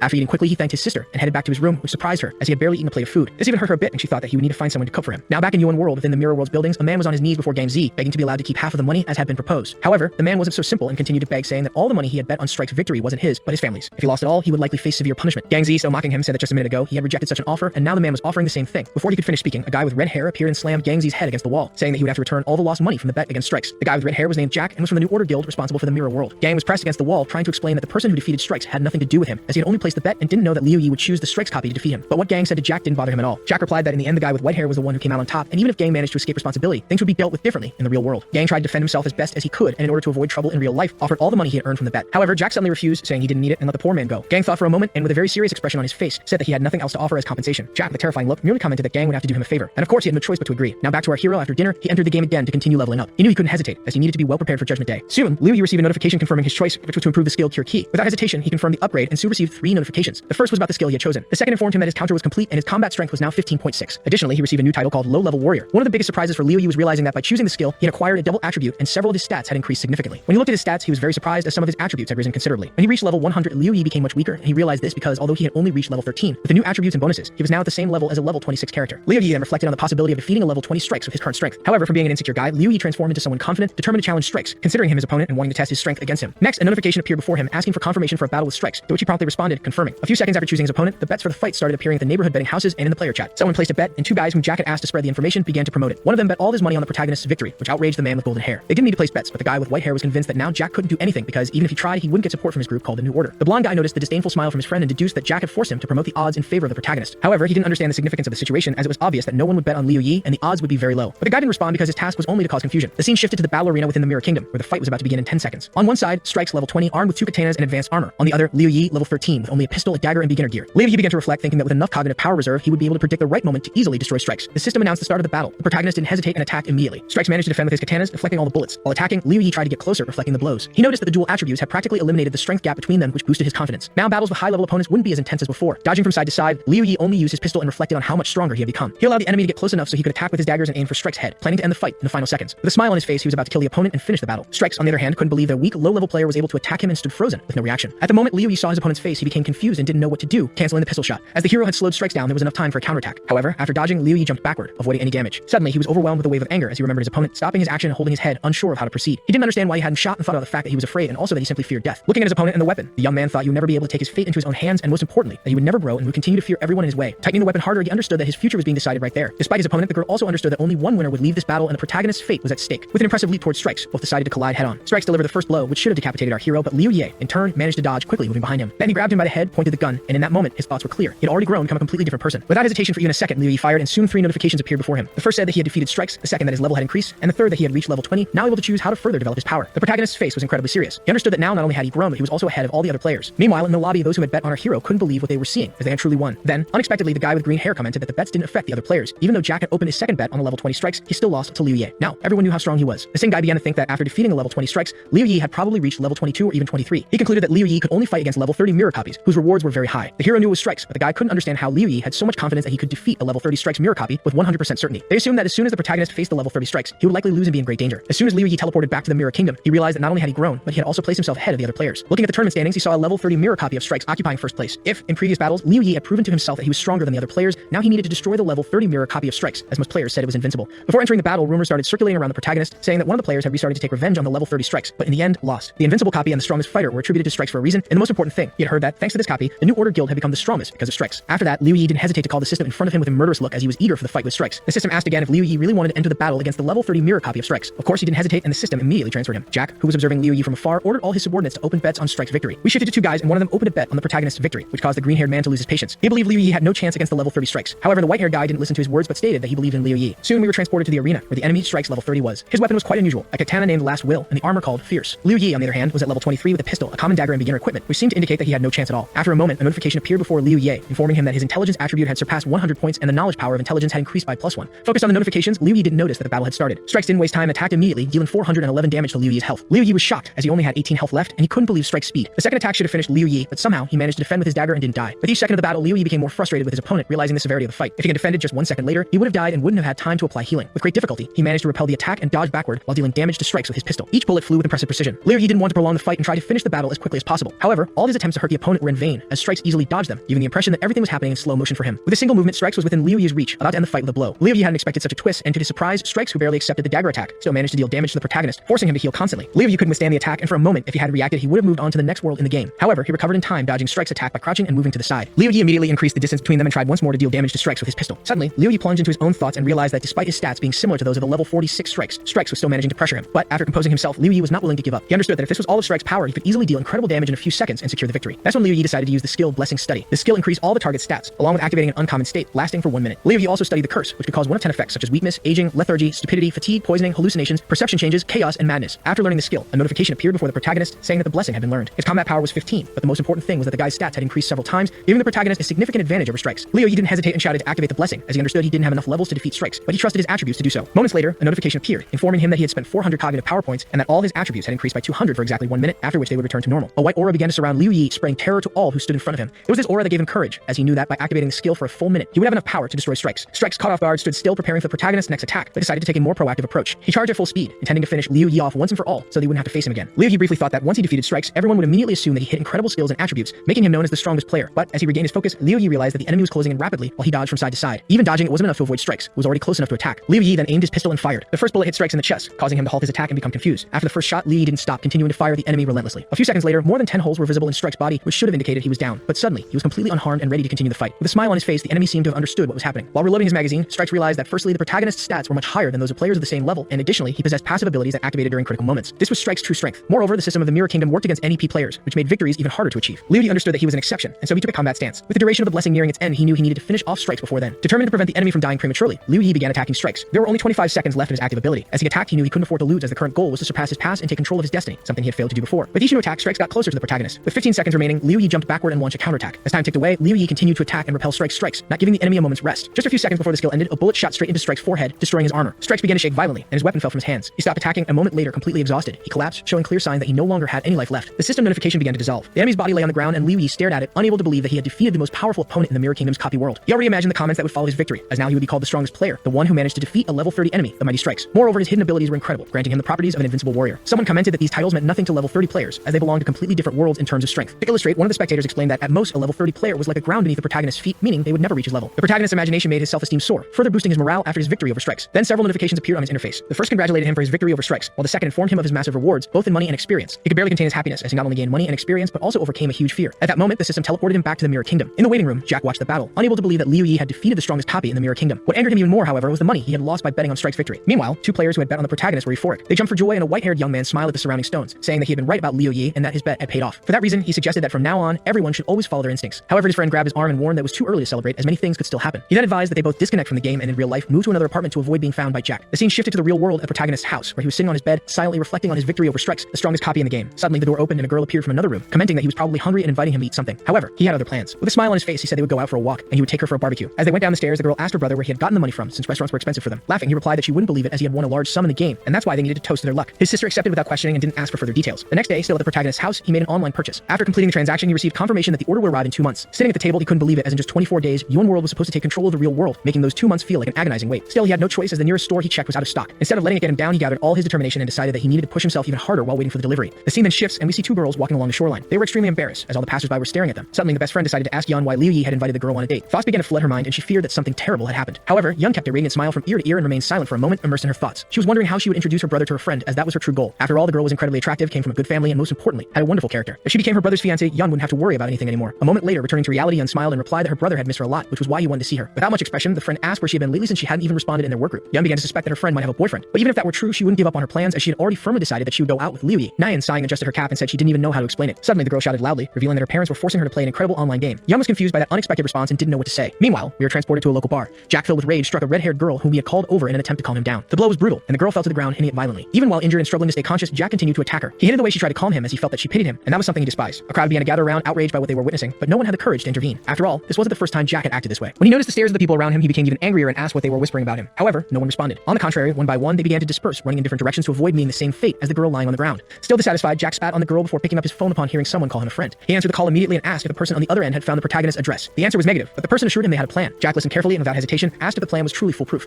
When he heard that success was guaranteed 100%, his expression changed. His furious eyes made it clear that he longed for revenge against Liu Yi and wouldn't stop until he got it. With a voice filled with malice, Jack said that as soon as they found the guy, he would send the rest of the money immediately. The conversation ended and the scene shifts to Liu Yi, who at that moment had just entered the game. He stood in front of the Mirror Kingdom building, reflecting on the maximum level of the mirror copies, which was level 30. He understood that at his current level, he could no longer evolve there, as the enemies were far too weak for him. With that in mind, he decided it was time to leave. Turning around, he started walking toward the destroyed kingdom, a place where he could become even stronger. However, as he stopped and looked at his own appearance, he realized he couldn't continue wearing his starting armor. It was time to think about buying a new one. Liu Yi walked to a weapon store. As he approached the storefront, a system window popped up in front of him, displaying the available items for purchase. However, upon seeing the prices, he froze for a few seconds. His expression made it clear that he simply couldn't spend so much on armor. Disappointed, he left the store and continued walking through the Mirror Kingdom. Soon, he realized there was no reason to stay there anymore, as it was impossible to find the necessary resources to craft equipment. Therefore, he decided to go to the destroyed kingdom, where he could easily obtain the materials and craft level 20 equipment. Although he had enough money to directly buy level 20 equipment, he preferred not to rush. After all, he would soon reach level 30, and moreover, he needed to manage his money in the real world as well. Without wasting any time, he set off for the destroyed kingdom. There, he intended to join a team, as he knew that would accelerate his evolution and help him obtain equipment more quickly. Upon arrival, he saw that many teams were recruiting players to explore dungeons of different levels. Some accepted level 20 players, while others were looking for level 30 players for harder raids. He stood aside for a moment and overheard a conversation between two players talking about a new guild order. They mentioned a recent attack on the level 40 Chaos dungeon, in which 10 players participated, but all were defeated and had their stats reset. Liu Yi knew that there were only 4 requirements to complete a dungeon, regardless of the team size. In fact, the more people participated, the greater the reward at the end. However, there was a crucial detail. Once inside the dungeon, there was no exit until it was fully completed. Furthermore, in Yuan World, dying in the destroyed kingdom meant a complete reset and the loss of all equipment. For this reason, teams were extremely selective when recruiting new members. With the skills he had, Liu Yi believed he would be accepted without any problem. Convinced of this, he approached the first recruiter, but was immediately rejected as the team only accepted level 30 players. He tried again in another group, but was turned away due to his low quality equipment. On the third attempt, he didn't even get a chance to speak, as the team was already full and didn't need any new players. Frustrated and completely disappointed, he dropped to his knees. He couldn't believe that no one wanted to accept him, even after he had defeated Strikes, a level 30 enemy. He thought his strength should be taken into account regardless of his level or equipment, as he had already proven that he wasn't a weak player. Disheartened, he began to consider exploring the easier dungeons to obtain basic equipment, but he knew that would be a long and tedious process. Even so, he gathered the strength to stand up and was preparing to take this only option when suddenly he heard footsteps behind him. Soon after, a voice announced that a team was looking for one more member. Curious, Liu Yi turned around to see what it was about, not understanding exactly who the offer was directed to. In front of him was Jack, smiling. With a calculating look, Jack suggested that he join the expedition in a dangerous level 35 dungeon designed for 10-player teams. Exchanging glances with Jack, Liu Yi realized there was something strange about that proposal. Still, Jack kept talking, assuring him that the team was strong enough to handle the challenges alone. They just needed one more person to complete the group. For the raid portal to be activated, one more player was required. Surprised, the protagonist couldn't believe what he was seeing. Moreover, he felt that he had seen Jack somewhere before, but couldn't quite remember exactly where. Jack, without giving Liu Yi time to think, said that that if he wasn't interested, he would look for someone else. Not wanting to miss this opportunity, Liu Yi immediately interrupted him and accepted the offer. Jack merely waved his hand and told him to follow him. Together, they went to the entrance of the level 30 portal, meant for a group of 10 players. When they reached the meeting point near the destroyed royal portal, they found a crowd. The players around them were wearing impressive armor, which led many to comment on the leader's unexpected choice. No one had expected him to recruit a rookie armed only with a simple pistol. Liu Yi observed the other players and quickly realized that they were very well equipped. The purple outfits indicated that more than half of the team had timeless rarity equipment. He held his head, thoughtful, wondering if he could at least steal some of that equipment. Suddenly, one of the players shouted that now that everyone was gathered, they should leave immediately, as he wanted to reach level 40 as fast as possible. A bald man approached with a smile and said that once they reached level 40, they would need to change their equipment, and if that was the case, he could give his old gear to the group. However, the player simply smiled and declined the offer unless someone carried his weapon with 3 rare items from the inventory, which no one accepted. The group then began moving toward the portal, with Liu Yi following slowly behind them. Observing the players, he noticed that they all seemed to know each other well and couldn't understand why they had called him for this level 35 mission. However, upon noticing the malicious smiles from the team, he realized that this friendship hid ulterior motives. The portal finally opened, revealing an immense desert landscape. At the center of the scene, there was only a mysterious crystal. Jack and another player were the first to cross the portal and began analyzing the environment. Soon, one of the team members noticed that the mission objective was to protect the crystal. Jack immediately took charge and ordered everyone to surround the crystal and ensure its safety. Everyone followed the instruction except Liu Yi, who hesitated for a moment. It was then that Jack warned that anyone who allowed the monsters to reach the crystal would have to pay for the damage with their own money. Liu Yi was surprised by the team's organization, although he didn't show it. Still not in a hurry to position himself, he watched the crystal carefully. Suddenly, a notification appeared before his eyes. The mission was loading. A few seconds later, another message informed him that the task was to protect the crystal from 3 waves of enemies. At the bottom of the screen, he saw the crystal's health bar and the penalty for failure, death for all players. It was then that a shout interrupted his thoughts. Someone announced that the monsters were attacking. Liu Yi looked toward the desert but saw nothing but dense fog. However, he soon realized that this fog was not ordinary and had been generated by the monsters themselves. From within the smoke screen, an enemy emerged at high speed. The creature looked like a spider but had absurdly large fangs. The bald man shouted for Liu Yi to approach the crystal, warning that if he didn't follow orders, he could be killed. Without arguing, the protagonist obeyed. Meanwhile, a swarm of monstrous insects flew toward the bald man, who was holding an enormous axe. It seemed that his game was about to end right there, but the guy had completely different plans for this raid. With a single swing of his axe, he destroyed several beetles at once. He watched as the others also eliminated large beetles as if they were ants and realized that their teamwork was at the highest level. The protagonist understood that this group knew exactly what they were doing. He felt redundant in that battle and realized he didn't need to exert himself too much, as he might end up being a hindrance. Jack was destroying monsters one by one until suddenly he stopped and looked seriously at his ally with the sword. With just one look from Jack, the ally understood that he needed to let one of the monsters pass to the protagonist. Without hesitation, he allowed the first enemy that attacked him to pass by, pretending that he didn't have time to kill it. The spider-like creature advanced toward the protagonist with the intent to destroy the crystal. However, the young man didn't hesitate. With a smile on his face, he heard the others asking him to protect the crystal as they had let a monster slip by. It took only a few seconds for him to defeat the enemy. At that moment, he thought that although they worked well together, his strength was equivalent to that of an average player, and that they were nowhere near the level of the Strikes copy he had defeated. Soon after, a notification appeared in front of him informing that they had protected the crystal from the first of 3 waves, and that the next wave would arrive in 10 minutes. After exterminating all the monsters, they sat down to rest. One of them commented that the protagonist was truly skilled, as at first glance, no one would say he was a master. With beginner gear, few would manage to defeat a monster 10 levels higher than them. The man with the sword, who had let the monster pass, blamed himself for his mistake. If the 10th member of the group hadn't suddenly disappeared, there would have been no flaws in the defense. The bald man reassured him, telling him not to worry, as the problem had already been resolved. He then turned to the protagonist and warned him that in the next wave, he would have to fight alongside them in defense, ensuring no monster passed. The man sitting next to Liu Yi suggested that they could invite the protagonist to join their team so that he could be noticed. Then, he asked the protagonist what he thought about the idea of joining the group, as it would save him from having to look for people to form his own. Furthermore, by playing together, they could tackle high-level challenges. The protagonist really liked the proposal and even considered accepting it immediately. Soon after his agreement, the man in black armor asked Jack what he thought about Liu Yi joining them. Jack smiled and replied that he didn't oppose his entry into the group, but there were a few conditions. New members needed to provide their phone number and real address, as it would protect them from situations like the one they had faced earlier. Hearing this, the protagonist was confused. He didn't respond, just kept listening. Jack began talking about how difficult it had been to acquire those equipments, and in the end, Sam had taken everything for himself. Because of this, they now had problems with monsters. If Liu Yi wanted to join them, he would have to accept these conditions. The protagonist thought about it and understood the situation perfectly, even though no one had explained it to him clearly. After these words, Jack and his allies displayed malicious smiles that were hard to ignore. This made Liu Yi even more suspicious. They said their goal was to invite him to the raid, and for a few seconds, everyone was paralyzed, not knowing what to do. Quickly, Liu Yi stood up and observed the large number of mid-level players in the hall, realizing that this clearly wasn't a coincidence. They had intentionally chosen him, and as soon as they entered the raid, they showed friendliness toward him. Then they deliberately let the monster pass to see what the protagonist's real power was. In the end, they invited him to join the team permanently. With a smile on his face, Liu Yi concluded that based on everything that had happened, they were trying to gather information about his real address. Looking at Jack, from whom intense anger radiated, the protagonist kept talking, suggesting that he was probably the one responsible for the mirror realm of the New Order Guild. Before joining them, he had overheard the conversation of the same 2 guys talking about the New Order Guild, which had the real address of a 20-year-old guy who could defeat Strikes. Since then, no one had seen that guy again. The young man smiling said that he was flattered that his efforts had been recognized, especially for defeating a level 30 Strikes. With that, the protagonist realized that Jack had gathered everyone there to find out his real address and then deal with him. Jack, trying to hide his true personality, claimed that the protagonist had probably mistaken him for someone else. With his weapon in hand, the protagonist stated that in reality, he didn't want to join their team. He was just thinking about making some money and gaining experience with such a strong team in a raid. However, seeing their intentions, he realized he shouldn't pretend anymore. After all, they were enemies and enemies should be eliminated. Jack stood up, glaring at the protagonist with a terrifying look, while Jack's entire team surrounded him. Then he started talking, mocking the idea that Liu Yi thought he could defeat 9 players, all 10 levels above him. One of the group members attacked the protagonist from behind, shouting that he was a disgrace. At that moment, a notification appeared before Liu Yi, informing that he had spent 30 power points to increase his next attack by 1500 damage, leaving him with 414 power points and 450 cognition remaining. The very next instant, the sword-wielding attacker fell dead, being thrown several meters away. Everyone was stunned by what they saw. With a single blow, he had killed an opponent 10 levels stronger than him. Those surrounding him were shocked, as no one expected a man to defeat in an instant someone so much stronger than him. Something began happening to the body of the dead character. It started glowing in an intense blue hue, as if it were absorbing something and transforming into another substance. After the transformation, an unknown orb appeared before the protagonist called the Blue Military Pearl. Note, military pearls drop when a player is defeated. There is a possibility of receiving a random item from the equipment or inventory of the defeated player. The protagonist picked up the orb and with a serious expression asked, "What's impossible about defeating 9 players?" Jack, furious, was ready to tear him apart, believing that the young man was overly confident. Soon, Jack gave the order for everyone to attack the protagonist at once, and they all charged, trying to defeat him as quickly as possible. Unfortunately for them, the young man no longer knew mercy. A few seconds later, the first girl was F, just like the man with the hole in his head. The protagonist killed them one by one. He knew that by killing those enemies, he was taking away their chances of survival, but unfortunately, he had no other choice. He couldn't die there. His sister wouldn't be able to obtain the identities of the players, so regardless of what anyone said, he needed to become stronger. With his current strength, he wouldn't be able to protect his sister when the Yuan world took over their world. The protagonist decided he needed to climb to the top, but first he had to eliminate those who could stop him in the future. So to achieve his goal, Liu Yi decided to cross the mountain of corpses piling up around him. Jack and his entire squad stood paralyzed, wondering why they couldn't kill him even though their levels were much higher than the protagonist and their equipment was better. The young man was extremely irritated. irritated, although he had already assumed the protagonist was this strong because he had defeated a level 30 strikes clone. All of Jack's allies tried to persuade the protagonist to stop, believing that if he killed a few more of them, they wouldn't be able to clear the dungeons and would lose all their resources. The protagonist replied that it didn't matter to him since he could simply go to the secret mirror zone and do the same. What he lost he could recover in a single day, but with them, it was different. Their equipment would be lost, and they wouldn't have the strength or skills to defeat the mirror realm characters. Jack became even more irritated and said he could gather people to prevent the protagonist from entering the secret mirror zone, but Liu Yi just laughed in response. Then he began killing Jack's allies, something Jack himself couldn't believe. Jack wanted to order them to prevent more deaths, but before he could speak, two players behind him were already dead. As his allies were being defeated, Jack remembered a moment when he had greeted an important person who told him they should remain the top players in UN World. If they could keep that position, it didn't matter what they did to achieve it, as he would support them. However, looking at them, he added that if they failed, he wouldn't just stop supporting them, but would also reveal all their crimes, ensuring they were punished immediately. When Jack snapped back to reality, he realized everyone around him was dead, leaving only himself. Liu Yi prepared to finish Jack off, but Jack kneeled and began begging for mercy, pleading with the protagonist not to kill him. The young man didn't respond, only stared at him seriously, which only made Jack even angrier. He felt so pathetic that it disgusted him. Jack said that if he were spared, he would reveal the secret about UN World. Liu Yi smiled and told him to speak immediately, without beating around the bush. Jack asked the protagonist to promise to kill him right after, but instead, he was thrown several meters back. Liu Yi said that since he didn't want to talk, maybe it was better for him to go to the next world, as he didn't really want to know the secret yet. Jack landed a few meters away from Liu Yi, but didn't disappear or turn into pearls after the impact. He managed to survive the blow and tried to get up, trembling, which surprised the protagonist. Liu Yi was impressed by Jack's resilience, wondering how he had survived a direct attack. Suddenly, he heard a noise coming from deep in the desert and immediately deduced that a second wave was about to begin. To start, Jack said Liu Yi must know some of UN World's secrets, as without them he couldn't have become so strong. What surprised Jack the most was that even he couldn't handle Liu Yi. Because of that, he planned to report everything to his superiors, and after that, Liu Yi would have to deal with not just him, but likely would soon die and return to level 1. Getting back on his feet, Jack continued saying that the protagonist really thought he could resist people stronger than him, like Jack. That was impossible, as very few people could level up this way, and when the secret Liu Yi seemed to know became useless, Jack was sure he would no longer have any advantage. The man began begging again for the protagonist to let him go. In exchange, he would reveal his secret, and together they could use Liu Yi's incredible strength to clear the remaining dungeon. Liu Yi smiled and asked why he thought the guy would die and not be able to clear the dungeon alone. Jack couldn't believe the protagonist's words, since he was only level 28 and no matter how strong he was, everyone had their limits, or so Jack believed. But suddenly, the protagonist asked, what if I had level 56 equipment? Wouldn't it be easy for me to clear a level 35 dungeon? Jack couldn't believe Liu Yi's words. The protagonist held two pearls in his hands and asked if this was by any chance the equipment he wasn't supposed to have. Looking closer, Jack saw the blue orb in the man's hands. He couldn't believe what he was seeing, the surprise on his face unmistakable. With a confident and determined smile, the protagonist shouted for the blue orb to open and release his equipment. In an instant, the protagonist appeared dressed in yellow and black armor. He wore a chilled tank top that gave an incredible buff, and it was also a purple rank. The fast combat suit of purple rank protected his entire body, offering resistance, strength, agility, and armor requiring level 30. The combat gloves provided the same attributes, with more focus on sensation, but strength was removed. High-speed violet rank combat boots granted the protagonist impressive agility. Most importantly, there was the beam-like katana, a purple rank, which gave Liu Yi a bonus of 160 attack power and also increased his defense by 30. Now the hero had incredible stats, and after calculating his combat power, he had level 46 abilities. With a smile on his face, he commented that he should thank the men who had just died by his hands as he had gained free equipment. Now with this gear, his combat abilities had increased more than threefold, showing that his opponents had truly failed to seize good opportunities to defeat him. Jack's face was completely shocked. He couldn't believe that Liu Yi had nearly tripled his attributes. Moments later, he realized everything was starting to irritate him. The surprise turned into anger and hatred. He began shouting that no matter how much stronger the hero had become, he wouldn't be able to clear the dungeon alone. That was simply impossible. Around them, sounds of monsters approached at incredible speed. Then one of the monsters leaped onto the crystal. The heroes killed anyone who got close without even blinking. After killing one ant, several others appeared. Hundreds of ants attacked from behind, trying to kill him and cancel his level. Liu Yi wasn't going to give up so easily. One by one, he killed the ants, not giving them a chance to win. Liu Yi knew that if he didn't win, he wouldn't be able to protect his sister. Thanks to the pearl's effect, he didn't need to use his intellect to eliminate the insects attacking him from all sides. He was ready to bravely defend the crystal, even though enemies came from every direction. His life was at risk, and he needed to ensure victory. He defeated ant after ant. The number of corpses only grew, but it seemed endless. When Liu Yi's health dropped almost to zero, he used a healing spell, allowing him to continue the battle without losing strength. Meanwhile, Jack managed to kill some ants. He noticed the protagonist's health was low, but to his surprise, Liu Yi quickly healed himself. Jack couldn't believe his eyes. He thought Liu Yi was using rare potions and shouted that it didn't matter. Jack believed that if he just dodged, he could outlast Liu Yi. Liu Yi didn't pay any attention to Jack, focusing on killing the creatures surrounding him. Jack kept shouting that Liu Yi would pay for his arrogance, but Liu Yi smiling replied that Jack should worry about his own survival. He could easily destroy the monsters and somehow handle the situation, so Liu Yi commented that even if Jack begged for mercy, it wouldn't save him. These words infuriated Jack even more. He couldn't believe that even in such a desperate situation, Liu Yi was so confident and bold in making such statements. Jack, staying alert, noticed an ant trying to attack him from the side, so he instantly killed it. Meanwhile, Liu Yi continued eliminating an impressive number of monsters. His health was reduced to a minimum again, but he used his healing ability once more, continuing his relentless fight. Hours passed as he slaughtered ants with no shame in his eyes, only a field of corpses around him, but the creatures didn't stop attacking the crystal. Jack, off to the side, watched the massive number of dead monsters and couldn't believe what he was seeing. He thought it was impossible for Liu Yi to have so many healing potions since the amount he had used far exceeded what any player could carry for such a challenge. While Jack was staring at the pile of bodies, he didn't notice when a monster suddenly appeared, grabbing his hand and causing massive damage. His health dropped to the minimum again. He wanted to quickly use a healing potion, but when he opened his inventory, he saw it was empty. This confused him and he realized that this was the end. His health was at its lowest and enemies surrounded him from all sides. He no longer had the strength to keep fighting. The monster began tearing him apart, attacking him relentlessly, injuring every possible part of his body. Even in such a desperate situation, Jack still refused to accept the fact that he would die first and wouldn't get to see Liu Yi die before him. But as he looked at the hero, he realized that Liu Yi was still handling all the enemies, killing them without much trouble. He decided that Liu Yi would pay for his insolence as soon as he died in the lobby. The young man continued watching everything with a smile on his face because he wasn't even slightly tired and still had plenty of strength. He actually enjoyed facing all the monsters attacking him. After all, that was how he gained experience and combat skills. At that moment, Jack was sent to the lobby with his level cancelled. A notification appeared on the protagonist's screen, indicating that only one person remained on his team, himself. By fulfilling all the conditions, the dungeon completion reward would be increased tenfold. After several hours of fighting the insects, the hero crouched on the ground, exhausted, trying to catch his breath. An impressive number of defeated ants surrounded him, all eliminated by him, and finally the wave of attacks ceased. The insects stopped attacking him, and looking at the mountain of bodies, he felt relieved, knowing that before the second wave, the ants would disappear. If that didn't happen, he wouldn't know where the crystal was and wouldn't be able to protect it. Not far from him, he saw the inscription Golden Orb. The Golden Orb allowed the player to receive 3 random items from the inventory of a dead player. As soon as he saw the orb, Liu Yi quickly stood up with a smile on his face. He couldn't believe he had actually found the Golden Orb, just as he had hoped from the mirror copy manager. Finally, he had done something right. Approaching the Golden Orb, the protagonist picked it up and thought for a moment, knowing he didn't have much cognitive strength left. He would have about 10 minutes to rest, which would restore half of his strength. Naturally, that wouldn't be enough for him since he was in the third and final wave. Now he realized that he shouldn't have attacked the Zukovs so early. He should have waited for the last wave. All he could do now was hope the Golden Orb would bring something valuable to help him face the final wave. Upon speaking the words to open the Golden Orb, a notification appeared before him, offering a choice between equipment and items. Liu Yi began to think logically, considering that his strength, agility, and armor would soon reach 100 points. He wondered if he could get equipment that would enhance these 3 attributes and increase his combat skills. So he selected the equipment option. Immediately, a notification notification appears stating that the system was opening the orb and the equipment would be extracted. He received a set of purple and gray ember equipment, which granted him 10 agility and 5 perception. The exact same second ring fell into the protagonist's right hand. The third item he obtained was a purple class pendulum pistol, which gave him 200 strength, 30 wisdom, and the skill to lock, in addition to tripling the damage of each attack or stunning the target. The pistol also had an automatic reload feature, but took 1 minute to fully recharge. Liu Yi was in shock, unable to believe what he was seeing. To him, it was simply incredible, and he believed it was his lucky day since he not only received buffs for all his equipment, but also enhanced his main weapon. Accessing his stats, the protagonist noticed that 4 of his attributes had surpassed 100 points, which made him very happy. That meant his combat skills were stronger than ever. After thinking for a bit, Liu Yi realized that if it weren't for those who had attacked him, he wouldn't have become this strong, so he decided to thank them. The protagonist thanked them with a smile on his face. He was ready to enter battle, knowing he was only behind in terms of level,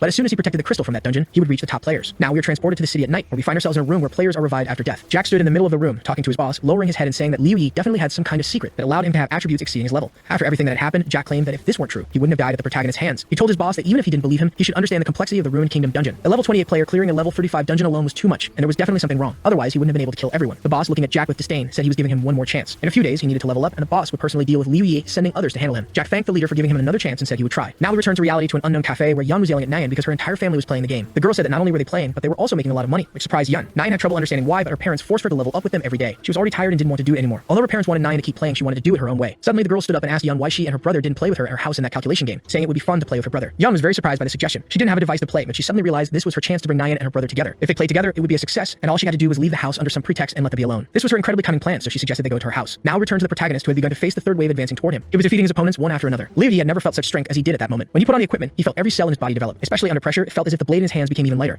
His steps became faster and more agile, and the height of his jumps allowed him to rise above all the creatures around him. In those moments, he felt incredibly majestic among the crowd. Liu Yi noticed something that caught his attention, a creature that even confused him a little, but he didn't take his eyes off it for a second. He decided to launch his strongest attack, leaping down and killing an entire horde of ants with a single strike. But that wasn't enough for him. He wanted more strength, more experience, more skills. And more importantly, by destroying the ants, he wanted to reach places he had only been able to gaze at before. Then the same creature he had noticed earlier appeared before him while he was above all the monsters. It was a level 35 spider boss. Without hesitation, the protagonist decided to finish it off once and for all. Suddenly, notifications began to appear in front of Liu Yi. The character received congratulations specifically for having cleared the dungeon, along with rewards. He gained an impressive amount of experience minus 360,000, which was multiplied by 10. Additionally, the character received the title of Dungeon Defender. For each ally lost in the dungeon, the player's stats increased by 10%. Now his stats had become incredibly high. Upon reaching level 36, he had amassed an immense amount of experience, and his attributes, damage, defense, stamina, strength, agility, endurance, intelligence, perception, points for distribution, health, and cognitive power were astonishing. At level 30, he had been able to choose a development path. One of the options was silence, a precise ability that, when used, reset all abilities by 5 seconds. The cost was 50 cognitive power points, and with each level up, the ability added 1 more second. The second development option was called captivity, which bound the enemy to their starting point for 10 seconds. After defeating the monster, the character sat down, satisfied, unable to believe he had taken down such a powerful creature alone. Most importantly, he was thrilled by how much stronger he had become in just a few hours, something he himself found hard to believe. Now we shift to the real world, to the protagonist's house, moving from virtual reality to actual reality. Liu Yi stepped onto the balcony to get some fresh air, reflecting on his actions and feeling proud of his current achievements. He was only waiting for the opportunity to enter the game again to make his sister as strong as he was, so she could protect herself in the future. Suddenly, Liu Yi heard someone knocking on the door behind him. When he entered the room, he saw that his sister had returned home. The girl standing in the hallway was holding a device to enter the game. She said it had been very difficult to get the device, but she was lucky to have a wonderful friend, Nyan, who had helped her obtain it. However, the device had caused her to lose connection. The girl entered the room and someone followed her. For a few seconds, Liu Yi was in shock. He couldn't believe his sister had managed to get a device to enter Yuan World. But then, his expression changed. He became incredibly happy because now she could play with him. Yan, with a huge smile on her face, said that since Nyan had gotten the device for her, she should be properly thanked, which meant Nyan would have to live with them. Nyan, without hesitation, created Liu Yi, and he, in turn, couldn't believe it was really a device to enter Yuan World, which to him was amazing. However, at that moment, the girl felt ignored and was quite annoyed. Liu Yi grabbed the box and started asking how they had managed to get the device. To him, it wasn't particularly important. After all, what mattered most was that they now had the device. His sister frowned, unable to believe her brother wasn't even paying attention to the beautiful girl beside him and was instead focused on his toy, even knowing that the girl would now be living with them. At that moment, Nyan was very surprised that some device could make Liu Yi so happy. Now we go back one day in time to an unknown level 40 dungeon, an immense forest under a bright moon surrounding the area. Several people were sitting around a campfire discussing the fact that if they entered the level 40 dungeon, they would surpass the second team, increasing their profits. They also talked about an incredibly strong girl who, thanks to her, they had found a village. This girl was part of the new order group, and her team ranked 3rd. Of all the teams, her name was YXC. Suddenly, a man named Chao Yang approached her, telling her that she could request to join the first team after clearing the dungeon, which would accelerate her development. Confused, she didn't quite understand what he was talking about and completely ignored his approach. Next, one of the team members told the captains that if YXI left, they wouldn't be able to develop as quickly. They dismissed the man's concerns and began discussing how, if YXI left, the team would have no future. Besides, they had invested so much in her and couldn't just let her go, especially when they needed her the most. The captain took a deep breath and said they couldn't hold someone back because of their feelings. He believed that even if she reached the highest rank in the new order, she wouldn't forget them. The captain decided to confirm this and with a smile on his face asked her directly. In response, he only saw YXC smile. The participant, holding his head in his hands, realized that he couldn't simply wish her good luck as she moved on to new heights. Another teammate agreed with the captain's words, saying he was absolutely right and that there was no reason to hold back YX's progress. They were simply too weak. Everyone began to say that if the girl struggled in the first team, they wouldn't be so willing to take her back. It was just like before when she had first joined the team. They had helped her with everything she needed. Everyone was incredibly kind to the girl, and in response she smiled, thanked them, called them her brothers, and said they had been very kind to her. Since they had been so kind, she wanted to ask for one last favor. After saying all that, she felt very embarrassed and everyone around her was in shock, not understanding what she meant. A deadly silence followed. A few seconds later, a blinding light appeared. All the team members collapsed, lifeless. Those who were still alive used healing abilities but couldn't believe what they were seeing. YXC, who had been with them all this time, had betrayed them. She wanted to become incredibly strong, but her level wasn't high enough, so she decided to activate the dungeon's reward. This way, she would become the strongest player in Yuan World. The captain was furious with her. After everything they had done for her, was this how she repaid their kindness? YXI laughed again and waved her hand, saying there was no need to be so angry. It was just a game, and they could revive and level up again at any time. The captain didn't want to hear another word and told her to go to hell. She was an ungrateful creature, and he attacked her. YXI easily dodged the bullets and reminded him that she had warned them many times. No matter how much they shot at her in Yuan World, bullet speed was limited. Therefore, bullets couldn't catch up to a player with over 100 agility points. Then she swiftly moved behind the captain and pierced his neck. YXI coldly repeated that cold steel was an entirely different matter. It depended on the user's attributes. Speed and damage weren't limited, so she could kill the captain effortlessly. The next day, we are transported to a level 45 dungeon, where 20 people are fighting a humanoid monster. The captain reported that several people had run out of healing items and asked if they had stocked up enough. The captain noticed Strikes from the New Order was fighting with impressive strength, while everyone around him admired his skills. He was exceptionally skilled, but his strength had a drawback. He needed to wait a long time to accumulate enough power. However, once he reached full strength, even the biggest monsters posed no challenge. The captain was level 45, and next to him was Blazing Fire from the New Order, also known as Blazing, who was also level 45. During the fight, the captain noticed another player with similar power and immediately questioned whether this player was an enemy or someone they could convince to join them. The master quickly responded that this player had killed the captain in charge of the Mirror Realm. This surprised Strikes so much that he scratched his head in disbelief. The captain then asked about a girl named White and what she was up to. The scene then shifts to a forest outside the control zone. A girl stands at the edge of a cliff, looking at her system screen. She received a personal message from Blazing Fire, informing her that she needed to meet a new player, our protagonist, due to his power. White smiled with excitement as she read the message. It didn't mention anything about killing or recruiting the player, but she knew that powerful players were rare. If she could recruit the protagonist into the guild, it would mean she was doing everything for the guild's benefit. However, if she killed him, it would go against the guild's development. The master, seeing this, didn't care about the future of our protagonist and left the decision entirely up to her. The girl, valuing her worth, knew she had to prove her competence by either recruiting or eliminating the protagonist. After some reflection, she decided she would kill him. Hey everyone, did you enjoy the story? I really liked it. If you want to follow the next part, make sure to subscribe to the channel and leave a like. See you in the next story, guys. Meanwhile, at Liu's house, he sat at the table in his room and devised an action plan for the game.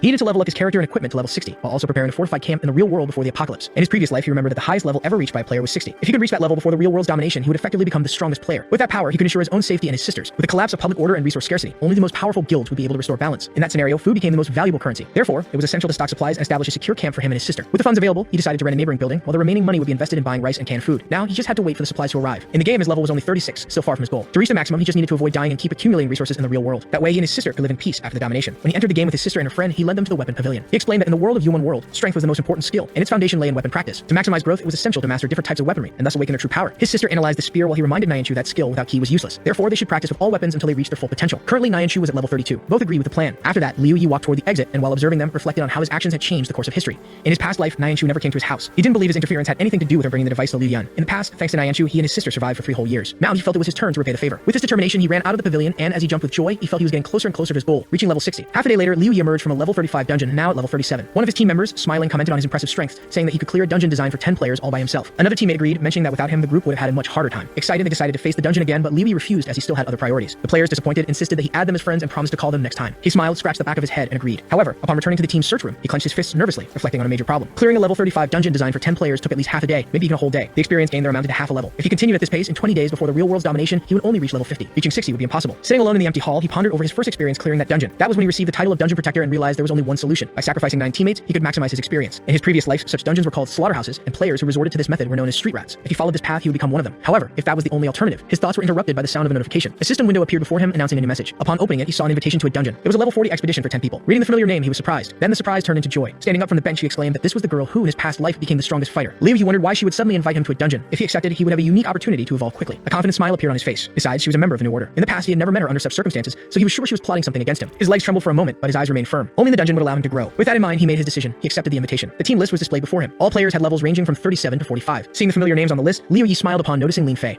He remembered that in his previous life, he had received the reward for a desperate situation after completing the task entirely. Before that, he had destroyed all of his comrades. He recalled how his former teammates had slandered him in the general chat. The girl with the nickname Cookie had a similar story, but in her case, she started harassing other players. In the end, she ended up killing everyone in self-defense. The other team members had similar pasts. The team for this dungeon had been carefully selected by Wei Xi herself. Liu Yi touched his chin thoughtful and pondered how Wei Xi could have known that those players were problematic. After joining the group, a chat became available, and he informed everyone that since they were all gathered, they should set off. Wei Xi sent a location on the map where they should meet. Lin Fei, upon seeing the new member, questioned Wei Xi's choice, doubting whether he was really the player she had mentioned and why he was still at level 37. Wei Xi replied that in the team, levels didn't matter because strength was the most important thing. Liu Yi opened the map and noticed that most of the members were in Muxu City, while the rest were either in the uncontrolled area or on their way there. His expression grew serious as he analyzed the situation. The uncontrolled zone was a dangerous place. The controlled territories of Muxu City were divided into 5 zones. Muxu City served as a resource replenishment point for all players. All dungeons within the city were under control and had been modified long ago. There were beginner level dungeons and larger challenges. Especially Dangerous Zone was designated for players seeking extreme challenges. The controlled Danger Zone was fully modified and all creatures were sealed within the city. He'd already gone into one of these dungeons with Chicken Crown. The Chaos Zone was a deadly territory. Muxu's influence over the dungeons there was minimal. Creatures above level 30 roamed freely outside the dungeons. The out of control zone was even worse. Players would almost immediately die upon entering. Their creatures above level 70 wandered, finally in the zone of destruction. Muxu City had no control over this area. The creatures from the dungeons there could not be sealed. Monsters at the maximum level were capable of annihilating everything. After some time, Liu was already in the uncontrolled area, approaching the meeting point. He was running quickly through the forest when suddenly he heard a scream. He turned, trying to identify who might have been screaming. Moments later, monsters made of branches and leaves emerged into a clearing in the forest. Seeing them, he crouched behind a nearby rock and watched as the creatures rushed toward the stream, releasing vines along the way. He realized that the monsters were not very strong individually, but their numbers were a problem. A single sound could attract them in successive waves. That scream could only have come from a careless player. After a few moments, silence returned. Liu peeked out and confirmed that the monsters had moved away. He hesitated, wondering if the player who screamed was still alive. Jumping out of his hiding spot, he was convinced that he should keep moving. He continued toward the meeting point, but out of the corner of his eye, he noticed something approaching. A spear tip was flying straight at him. He reacted just in time, grabbing the weapon in midair and leaning back to dodge the strike. The attacker advanced and Liu Yi tried to figure out who it was. The opponent gripped the spear firmly and attacked again, but Liu Yi managed to dodge. Now he was looking directly into the opponent's face, whose eyes burned with excitement. Liu Yi drew his katana and counterattacked. The enemy held their weapon with both hands, blocking the blade with the tip of the spear. Then they smiled. The impact caused a loud bang, sending dust and leaves flying around them. After a few seconds of silence, they remained face to face, analyzing each other. Lin Fei and the player who had attacked him showed satisfaction with the fight. It seemed he had understood why Liu Yi had been chosen by the captain. Liu Yi frowned, and after a moment of hesitation, Lin Fei, still smiling, acknowledged that his strength was not comparable to Liu Yi's, but he believed he had earned some respect from him. Before leaving, he emphasized that they needed to get to the meeting point quickly, or else they could be surrounded by monsters. With that, he left without further delay. Only then did Liu Yi lower his katana and watch as Lin Fei walked away. He recognized that this player possessed true power, and there was a great chance that YXI also had the strength. The team was incredibly strong. It was still unclear whether anyone there would be able to obtain the reward for the desperate situation, but the chance of dying in that dungeon remained very high. However, after some time, he arrived at the meeting point, where the others were already waiting for him. As he approached the portal, he hesitated upon noticing a girl sitting on a nearby rock smiling at him. She stood up, clapped her hands to get everyone's attention, and announced that before entering the dungeon, she wanted to say a few words. The protagonist observed the team members around him, recognizing that he was now part of that group, even if he wasn't entirely sure about it yet. The captain took the floor and explained that the dungeons in the uncontrolled zone were extremely unpredictable. For this reason, the first action upon entering should be to understand its rules, no matter how unusual they might seem. He reinforced that everyone needed to remain calm and discuss the plan rationally, as this would be the key to completing the mission. The players agreed with his words, and the girl approved of the group's attitude before leading them to the portal, stating that they would move forward. As the others advanced, the protagonist hesitated for a moment, recalling his previous uncertainties. He reflected on his feelings and realized that ever since he met YXD, considered the strongest player, he had begun to doubt his own abilities. He didn't know if his uneasiness was insecurity, nervousness, or simply the fear of never measuring up to them. He also feared failing and seeing his efforts go to waste. However, instead of letting these doubts consume him, he lifted his gaze to the moon shining above the forest, took a deep breath, and moved forward, determined to prove his worth. As soon as they crossed the portal, images began to appear before their eyes, narrating the dungeon story. A doll lamented that her companion no longer wanted to play with her. Sitting against the wall, unconscious, was the woman she used to have fun with. Without showing emotion, the doll stated that if her friend no longer wanted to play, she would find another toy. The hallways then filled with corpses. The one responsible for that scene, a small bloodstained mechanical doll, expressed boredom and said that her old companion had been the most fun. Now with no one left, she had to go home. However, she lowered her head and murmured to herself that it was no longer possible. The cutscene ended and the players found themselves at the top of a circular tower. In the center, atop a pedestal, was the same bloodstained doll. At the base of the structure, an inscription read, "Hope and despair coexist." The team was still trying to understand what they had just witnessed when one of the players questioned what kind of dungeon they had entered. Another team member agreed that this was unlike anything they had seen before. They stepped away from the portal, and one of the players commented that the unpredictability of dungeons, their maps, and challenges made the meta world both terrifying and fascinating. Another added that the most distressing part was knowing that some dungeons were impossible to cross without losing lives in the process. Observing the pedestal, they concluded that the only entity present was the doll, which indicated that she might be the key to understanding this place. However, before they could react, the figure vanished, and immediately, the system notified all players. The dungeon entrance had been sealed. To escape, they needed to complete the mission titled Puppet Tricks. The dungeon required the players to destroy the doll. A marionette would appear in the backpack of one team member, and the task of the others would be to eliminate the marionette's owner. The dungeon would only be completed if the player with the marionette survived for 6 hours. If time ran out, the mission would fail. According to the rules, the marionette's owner could transfer it to another player if they managed to kill one of their allies. Upon reading the mission description, the protagonist was surprised. He thought that this dungeon seemed to have been designed specifically for those who sought rewards in desperate situations. The mission stated that if the player passed the marionette to the last survivor, they would have a 100% chance of obtaining the highest reward. The system announced that the marionette had appeared and that the countdown had begun. Lou immediately decided to check his backpack to make sure he wasn't the one holding the toy. However, as he opened the system window, he paused and reflected. It wasn't the right time to do this. He knew that once the other players calmed down, he would need to check if he had the marionette. If he did, he would have to decide whether to hand it over, but doing so would make him a target for everyone else. Facing two powerful fighters was not an ideal situation, and his chances of survival would drop drastically. The other players began looking at each other suspiciously, and the atmosphere grew tense. Liu Yi noticed that everyone seemed to be watching the person beside them. Perhaps they were hiding, or maybe they were in the same situation as him. It was then that YXI clapped her hands, drawing the group's attention. Liu Yi turned his gaze toward her as YXI smiled and spoke. She suggested that since everyone knew the mission's objective, the player with the marionette should surrender, allowing their death to be certain. She proposed that each of them would contribute a portion of the reward, distributing it fairly. YXI then asked if all the players who did not have the marionette in their backpack agreed with the idea. Most players nodded in agreement with her proposal. Seizing the distraction, the protagonist saw an opportunity to quickly check his backpack while everyone was focused on her. He opened the system window and examined his inventory. However, his eyes widened in shock. He had just discovered that the marionette was in his backpack. He thought to himself that he had just joined the team, and they had already placed that marionette in his possession as a gift. He frowned as he looked at his inventory once more and then observed the other players. His main objective now was to eliminate one of the team members so that the puppet would transfer to someone else. He needed to get rid of the imminent threat, but he still didn't know who he should choose as his target. Even if he handed over the puppet, he would struggle to fight against two powerful players who would certainly show no mercy. Without waiting for a response, one of the players asked if anyone wanted to confess. Liu Yi remained silent, lowering his gaze, but was soon surprised by the team captain, who approached and stared directly at him. With a confident smile, he stated that it was time for him to admit that he had the puppet. Liu Yi was shocked by the sudden accusation, but he quickly regained his composure, assuming a serious expression. As he processed the captain's words, one of the female players mentioned his name and said she liked standing out. She then demanded that he talk about himself. Liu Yi, however, remained rigid and silent. He looked at the other team members again, noticing that they were all smiling in a peculiar way. The memory of the exchanged glances between them sparked growing suspicion within him. Gradually, he realized that even without directly analyzing each other's reactions, they had found a way to confirm that he had the puppet. They were all working together. Upon understanding the situation, Liu Yi let out a laugh. Everything seemed obvious now. A sudden invitation to such a strong team was nothing more than a disguised test. Still not fully understanding the reason for the woman's hostility toward him, he concluded that this dungeon had been specifically designed to eliminate him. The large number of players gathered there was proof of that. He cast an evaluating look at the female player, analyzing the situation, concluded that by inviting him to complete the dungeon, they had signed his death sentence. After all, the only reward in that desperate situation belonged to him. His smile widened as he began to understand the game they were trying to impose on him. The woman in turn commented that he was rude, but that it didn't bother her. Liu Yi had already demonstrated his strength, but he was still far from being a match for the rest of the team. They wasted no time with unnecessary discussions. The sooner they finished the battle, the quicker they could move on to a new level up. Faced with this, he simply agreed. That was when Lin Fei shouted, offering him a chance to defend himself. For him, this would make the fight more interesting. After all, they wanted to destroy his hopes little by little. YXC, on the other hand, covered her face with her hands and lamented how cruel they were being. However, she soon lowered her hands, revealing a sly smile. With a sharp look, she stated that Liu Yi shouldn't force them to act that way. Without hesitation, Liu Yi quickly switched his equipment for a pendulum and aimed the weapon at her. However, he hesitated before firing. Wei Axai observed his hesitation and concluded that he didn't want to act rashly. She also realized that he wasn't even aware of when he was being spared. The other team members, upon seeing the weapon he was holding, reacted with scorn, exchanging insults among themselves. In their view, they should have been more cautious. After all, a fool who fired without thinking wouldn't stand a chance against opponents like them. Lin Fei smiled, pondering that if they had been warned about Liu Ye, it was because he must have some kind of special ability. Perhaps his shots had the ability to trap his enemies. The other players laughed, commenting that he knew how to play within the metaverse. Magical traps were well-known tricks in that world. One of the allies suggested they take the situation seriously because in the Met, it was possible to create traps. This specific type of technique was what they called a cage. YXI laughed again, clearly enjoying the situation. Liu Yi then smiled and activated his capture ability. YXI's smile immediately disappeared and she jumped back, stopping a few meters away. She looked at herself, and upon realizing she was still unharmed, she tried to hide her nervousness. For an instant, she shuddered and called out to Lin Fei, warning him that they shouldn't play around with Liu Ye. She realized it would be safer to attack him together to end that confrontation as soon as possible. Meanwhile, Liu Yi continued smiling, satisfied that he had trapped Lin Fei inside the cage. The imprisoned players struggled to break free, but the chains remained firm. The other team members reacted with surprise, exclaiming in shock at what happened. Even YXI stared at her companion, incredulous at the scene before her eyes. It was at that moment that Liu Yi used his special pistol ability called Lock Up. The technique allowed him to choose between tripling the damage or stunning the target. He opted to increase the damage, and immediately, Yi, the system informed him that 100 knowledge points had been consumed. His next attack would deal 5,000 damage. With his eyes shining with determination, he raised his gun, aimed directly at Lin Fei, and without hesitation, pulled the trigger. The bullet cut through the air, heading straight for the immobilized player. The bullet pierced through Lin Fei's body, opening a massive hole in his stomach. He lost all his health points and collapsed to the ground. The system notified that Liu Yi had eliminated Lin Fei and successfully transferred the puppet to another player.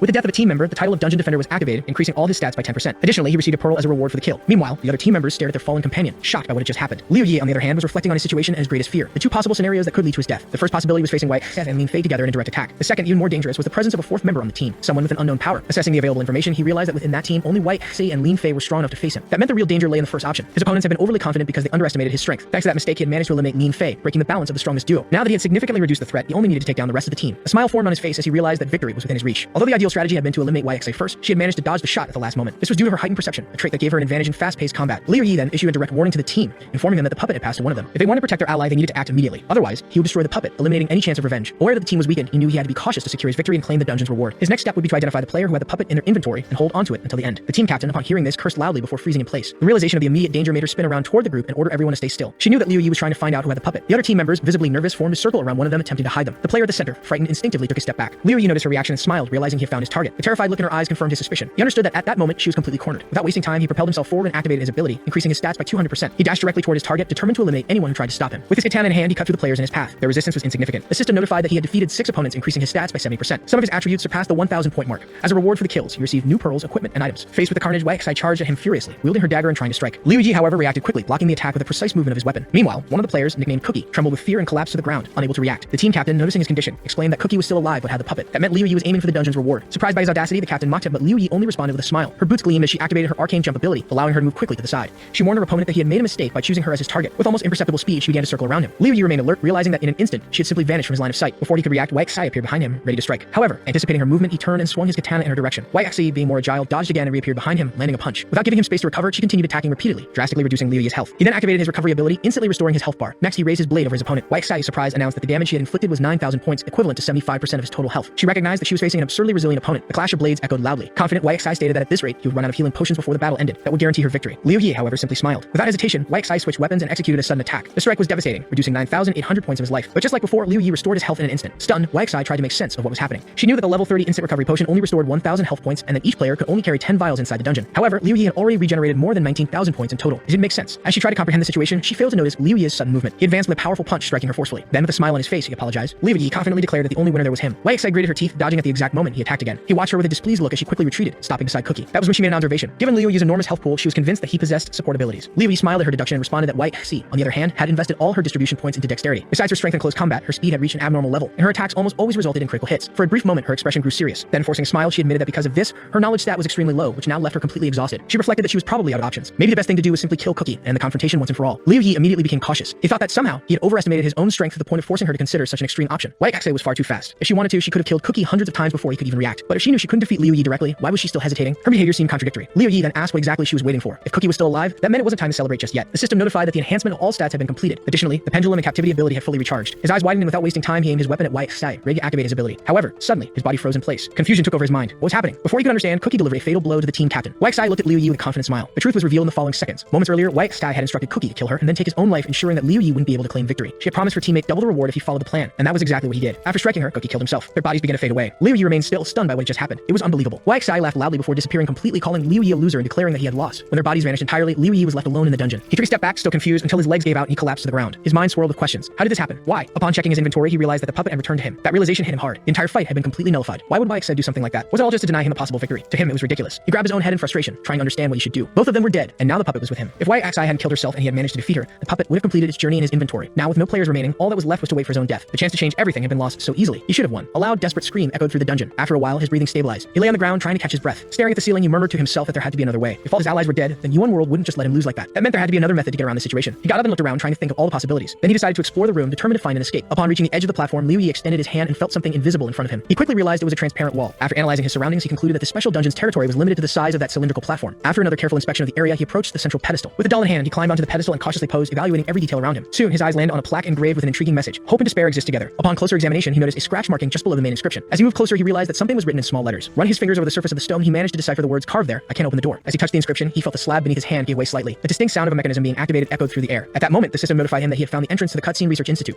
A new piece of information appeared before him. To open the membrane, 1,000 cognition points were required. Liu Yi furrowed his brow brows upon seeing the required amount. It was a significant sum, especially considering that his energy was already compromised due to the effects. Even though he had a strength stat exceeding 1,500, his last battle had left him with just over 1,000 cognition points. He wasn't sure how to obtain more within that environment. By spending 700 points to increase all his abilities by 350, he would reach the 1,000 cognition points needed to open the membrane. That way, he would still have a positive balance of over 300 points. Considering that he was about to enter unknown territory, he decided it was best to be fully prepared for combat. Confirming his choice, the system registered the action. All of his abilities were increased by 350 points. The 700 cognition points were consumed. The remaining 1,000 points were used to open the membrane. At that very moment, the pedestal before him transformed into a door. A strong gust of wind blew against his face. Suddenly, a male voice called his name. The tone of the voice carried urgency, urging him to make a decision quickly. The voice mentioned the need to choose between two options: display what followed him or dissolve and map everything. Liu Yi blinked, confused, unable to fully grasp the situation. The man insisted, warning that the choice had to be made immediately so that his computational power could be activated. Feeling lost, Liu Yi tried to find some logic in it. What exactly did these options mean? And what would be the consequences of making the wrong choice? He analyzed the context. If this was a fixed system test, then they were probably on the brink of a great disaster. The key point seemed to be the concept of computational power. He pondered whether displaying this power meant ensuring his own survival or if it was merely a tool that could be used to escape the impending catastrophe. Reflecting on his past life, he realized he had never come this far to face a dilemma like this. If the goal was to ensure his own survival and that of his sister, the most logical option was to display what followed him. However, if the only way to avoid disaster was through an external resource, then the safest path was to dissolve and map everything. Liu Yi knew that if disaster was inevitable, the only way to face it was to be prepared for the consequences. He also considered that the purpose of mapping computational power might be related to selecting individuals with certain qualities. But how could he be sure he was making the right choice? By the end of his reflection, he concluded that he needed to ensure that the Forgotten Ones had access to perfect computational power. After all, only a few were able to return to the characteristic of imagination. If the first world had never emerged, players would never have evolved to the level they were at now. Convinced that this was the best possible decision, Liu Yi chose to dissolve and map everything. The moment he confirmed his choice, sparks appeared before his eyes. He held his breath, waiting for the result. However, as soon as the light faded, he realized he was in the exact same place. His body remained still for a few seconds until he finally furrowed his brows and looked around. Nothing had changed. The conclusion was inevitable. He had chosen the wrong option. Liu Yi sat down and crossed his arms over his chest, contemplating whether the correct answer was to focus on revealing who was following him. He still had 350 cognition points remaining. Because it was a parasite in his body, the puppet kept him in constant battle, making cognition recovery extremely slow. Even so, with the 5 hours left, he would be able to accumulate 1,000 points and have the opportunity to take the test twice. That would be enough. All he had to do was wait. He closed his eyes and prepared to endure. After an hour and a half, the system notified him that he had accumulated 700 cognition points. He abruptly opened his eyes, accelerated his recovery, and spent 1,000 points to activate the membrane. Once again, he was presented with the same two options: focus on displaying who was following him or dissolve and map everything. Liu Yi was about to click on the first option but hesitated at the last moment. If the test was just about choosing between these options, then why couldn't he simply enter the research institute by making the correct choice? If the door blocked the puppet's passage, then he would never be able to enter that institute, which he considered his home. Something was wrong, but what exactly? Was it a matter of the power of knowledge? Or perhaps it was related to some specific characteristic? The available information indicated that the puppet had left the institute due to its stubbornness and now wished to return, but the door prevented it. Maybe it wasn't about making the right choice, but rather having the right attitude. Liu Yi furrowed his brow, reflecting on this possibility. At the end of his analysis, he decided to trust his judgment and once again chose the second option. Once more, he returned to the platform. Nothing had changed. He had only one more attempt left. If he made a mistake, he would have to wait again. Even so, he still believed in himself. He sat down once again and waited.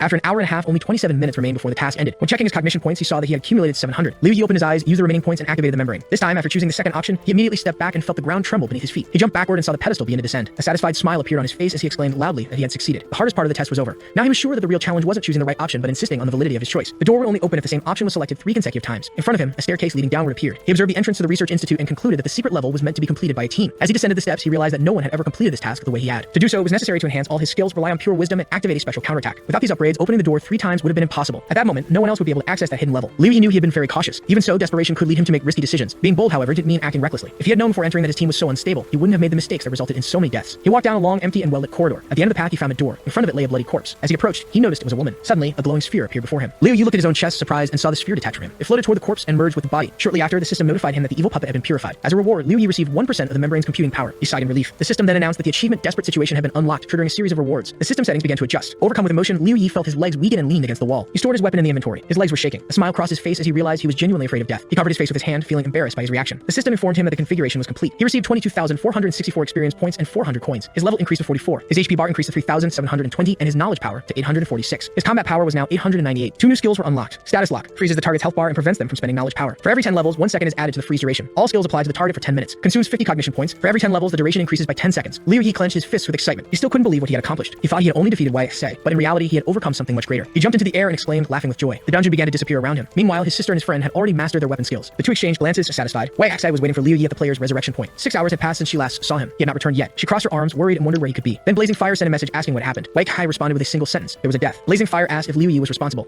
Wei Xie clarified that, in fact, she had died. For a moment, Blazing Fire was speechless. After a brief pause, she added that she had obtained valuable information. He wanted to know what he should do. Wei Xie instructed him to arrange a battle for her in the Mirror Realm. A single copy of Mer would be enough to restore her level. Blazing Fire agreed. Finally, she mentioned that Liu Yi was the person he was looking for, and that he possessed a special support power. Blazing Fire was sitting in his guild's meeting room, frowning as he looked at Wei Xie's message. The man sitting across from him said he knew how rare support power was and that he would help him in the uncontrolled area. His nickname was Wijie, level 45, and he used fists instead of weapons. Additionally, he also possessed support power. He stated that he had promised to help but would demand something in return, 10,000 coins. The guild president responded with a malicious smile, saying there was no problem. Wijie then left the headquarters of New Order where his friend was already waiting for him. Upon seeing him, his friend excitedly asked how it had gone. Everyone was jumping for joy because they had searched all over the network to find the owner of the support power. Wijie ignored the excitement and, frustrated, kicked a pole, making his friend flinch. After calming down a bit, he said he had arranged everything. His friend exclaimed that this was the first step of the plan and questioned the reason for his anger. Wijie crouched down and shouted loudly, irritated because he had discovered that he was not the only player with support power. Now they needed to rethink their plan to reach the top of New Order. Meanwhile, Liu Yi was sitting in his room looking at a piece of paper where he had written down his thoughts. He was reflecting on the hash power permission, which represented the authority to control the computational output of a specific large large machine. Then he wondered if the reward for upgrading a special dungeon was just the beginning of a grand mission or had a deeper meaning. Liu Yi questioned what would happen upon reaching 100% computational power and the relationship between the hash power permission and the test. Rubbing the tip of his nose, he felt exhaustion taking over, but he knew he needed to keep thinking as his future depended on it. He decided to get up and leave his room to relax and take a bath before returning to the game. As soon as he opened the door and stepped into the hallway, he noticed Nyanchu coming out of the bathroom, drying her hair with a towel. Seeing him, she stopped and waved. He returned the wave with a smile and headed toward the bathroom. But before entering, he glanced at her. He thought there was always a pleasant aroma in the air whenever she was home. His face flushed slightly, and he scratched his cheek in embarrassment. Suddenly, he slapped his own face, wondering what he was thinking. He needed to hurry and get into the game to set a goal for the next phase. After some time, he was already in the game and headed to the pavilion, where equipment was created and sold. Standing at the terminal, he reflected on his situation. He was at level 44 and needed to gain 16 more levels to reach level 60. To do this, he would have to complete a special dungeon 32 times, which would take about 20 days. There were only 22 days left until Yuan World became a reality. Time was very short, and he might not be able to reach his goal in time. Additionally, he still had issues with his equipment. There were two ways to obtain Me'eler equipment. The first involved using coins directly. The second consisted of upgrading lower level equipment. At the moment, he had 11,021 coins. Of those, 6,750 were rewards for traveling to a special dungeon, and the rest came from dismantling equipment he didn't use. The system asked if he wanted to create 40 purple grade equipment pieces for 650 coins each and upgrade his level 30 gear to level 40 for 400 coins. He realized he was still missing 3 pieces of equipment, a headpiece, a necklace, and an emblem. Combining 9 pieces with the remaining 40, he would spend 5,550 coins. The system reported that it would take 1,100 seconds to upgrade the purple grade equipment. Liu Yi calculated that he would need 16,129 coins to reach level 60. This meant he would have to play more than 40 times what he had previously. He crossed his arms thoughtfully, considering that if he wanted to reach his goal, he would have to take risks and seek extra rewards. But who should he target? Suddenly, a new message arrived, catching his attention. Before opening it, he hesitated for a moment, feeling a growing nervousness. News only tended to arrive in emergency situations. He told the system to open the message and saw that it was a private communication from the president of the New Order Guild. The message asked if he was available and if they could talk. Protagonist was surprised and remembered how, in his previous life, he had been kicked out by other players, being told that someone like him had no place in New Order. After New Order established itself in the Middle World, they occupied the entire southern region of China and became the strongest guild in the world. They aimed to manage the elite, and as long as a person was elite or had special talents, their life directly depended on New Order. They treated low-level players without special talents like trash and oppressed them in every possible way. As someone who died in a previous life, he could say it was impossible not to hate New Order. He frowned and looked at the message, thinking that he was extremely weak back then. He wondered what was wrong. Blazing Fire wrote that he wanted to form a specialized team for the uncontrolled zone, but so far they didn't have enough people. He had heard that Liu Yi had support power, so he was inviting him to join the team. If Liu Yi had the means, he could discuss it and try to reach an agreement. Liu Yi asked if they were only missing a player with support power. Blazing Fire confirmed his words, and Liu Yi became nervous. Then Blazing Fire wrote that, in other words, this was the strongest team in that world. He asked why they should go to an uncontrolled area. Blazing Fire said that he had his reasons. Liu Yi responded that he would think about it and write back to him later. After that, he wondered if he should agree. Although this team almost prevented him from gaining rewards for his madness, it allowed him to accumulate experience and coins much faster than a regular team. He wondered why he would go there. It was impossible to use the market's transfer gate to directly go to the secret territory. Additionally, there were several monsters above level 70 living there. He decided not to worry about it for now and thought that he should improve his equipment first. The system reported that it would take 650 coins to create purple grade equipment. Soon, the upgrade was completed and all the stats of his equipment improved. With that, his attack power increased to 9,900, defense to 716, and intelligence to 678, while the rest ranged from 134 to 2,011. His health increased to 6,030, and his cognitive power increased to 2,034. His current combat power was estimated at 102. Since his combat power had surpassed 100, he was upgraded to a Supreme Space Hunter. The attribute level increased from +1 to +2. Because of that, the attack power increased to 11,400, defense to 892, resistance to 159, health to 8,040, and knowledge power to 2,712. The main character looked at the updated equipment and was very pleased, thinking that combat strength brought such cool improvements. After surpassing 100 attributes, the mark increased and his strength was amplified by 30%. If he continued improving his combat effectiveness, he would be able to increase all other attributes as well. How much was necessary? 200, 100, or 1,000? He suddenly frowned while thinking about something else and diverted his gaze. He thought the Battle Force system could be activated as long as he had the power, but if he had such opportunities, then other players would too. The team formed by the president of New Order. Such command is equivalent to a group of 10. The clones made going to the uncontrolled zone a more viable possibility than it initially seemed. Liu Yi sent a message to Blazing Fire informing him that he would join the team. The response came immediately, stating that his decision was reasonable. It was noted that the team already had a player with support power, ensuring there would be no risk for him. Additionally, Blazing Fire mentioned that Liu Yi would receive a reward of 100 coins. Liu Yi was surprised. He didn't understand the reason for that generosity. It was evident that the leader was someone very rich, but he didn't seem to care about that detail. If there was any ulterior motive behind that act, at least he would have the benefit of securing enough money to eat. He passed on the information to the group, and the president of New Order soon replied, saying that there was no issue with it. Satisfied, Liu Yi noticed that he was now part of the team. The invitation to officially join the team was made and accepted without objections. After that, a message was sent in the general chat for the other members to greet the new member. Wuji showed interest, asking if this would be the second player with support power besides him. After a brief exchange of greetings, the president arranged a meeting at the North Gate. Before leaving, Liu Yi grabbed a knife and reflected on his preparation. He decided that it would be wise to remove the headpiece and bring a regular weapon with him. In case something unexpected happened, he would have a way to protect himself. Additionally, he thought it would be better to keep the knife hidden. The uncertainty of that new environment could jeopardize his safety. When he arrived at the North Gate, he examined the team member list. Almost everyone was at level 50, except for the 2 players with support power. Moving a little further, Liu Yi spotted a crowd gathered. Blazing Fire was among them, arms crossed with a disgusted expression. The other players seemed curious and were closely watching the arrival of the new member. Wuji noticed his presence first, turning to wave excitedly. Liu Yi walked up to him and gave a brief introduction. The greeting was returned with a smile. Blazing Fire broke the silence, commenting that he had never met anyone with support power before. Now he had 2 right in front of him. Before he left for the uncontrolled zone, he said there was something he'd like to show everyone. Liu Yi observed him more carefully. The possibility that this was the president of New Order became more evident. If it were true, then he was in front of one of the most powerful people in that world. The president announced that before they set off, the 2 new members should demonstrate their abilities. The support players exchanged glances before Wuji stepped forward, offering to go first. Meanwhile, Liu Yi scratched the back of his neck, confused. It did make sense to have to prove his abilities there. The invitation to join the team had already been made. Still, the request was reinforced with the argument that the team would feel more confident about them. In light of this, Liu Yi nodded, understanding the reasoning behind the demand. Wuji then approached Blazing Fire and shared what he had learned about his own ability. He explained that the activation range of the power depended on the range of the weapon he used. To demonstrate, he raised his hand and explained that his gloves had an attack range of 1 to 2 meters. Because of this, if he was beyond that limit, his abilities wouldn't have an effect. Blazing Fire quickly understood, commenting that the relationship between the weapon and ability made sense. Liu Ye, in turn, was surprised by that revelation. If Wuji's gloves had such a short range and he himself used a gun, what would be the actual limit of his ability? He had never stopped to think about that before. His powers always work without him meaning to calculate the distance. Suddenly, he felt uneasy. While pondering that, Wuji began demonstrating his abilities. First, he activated a recovery power. Next, he used the second technique, called Mantra.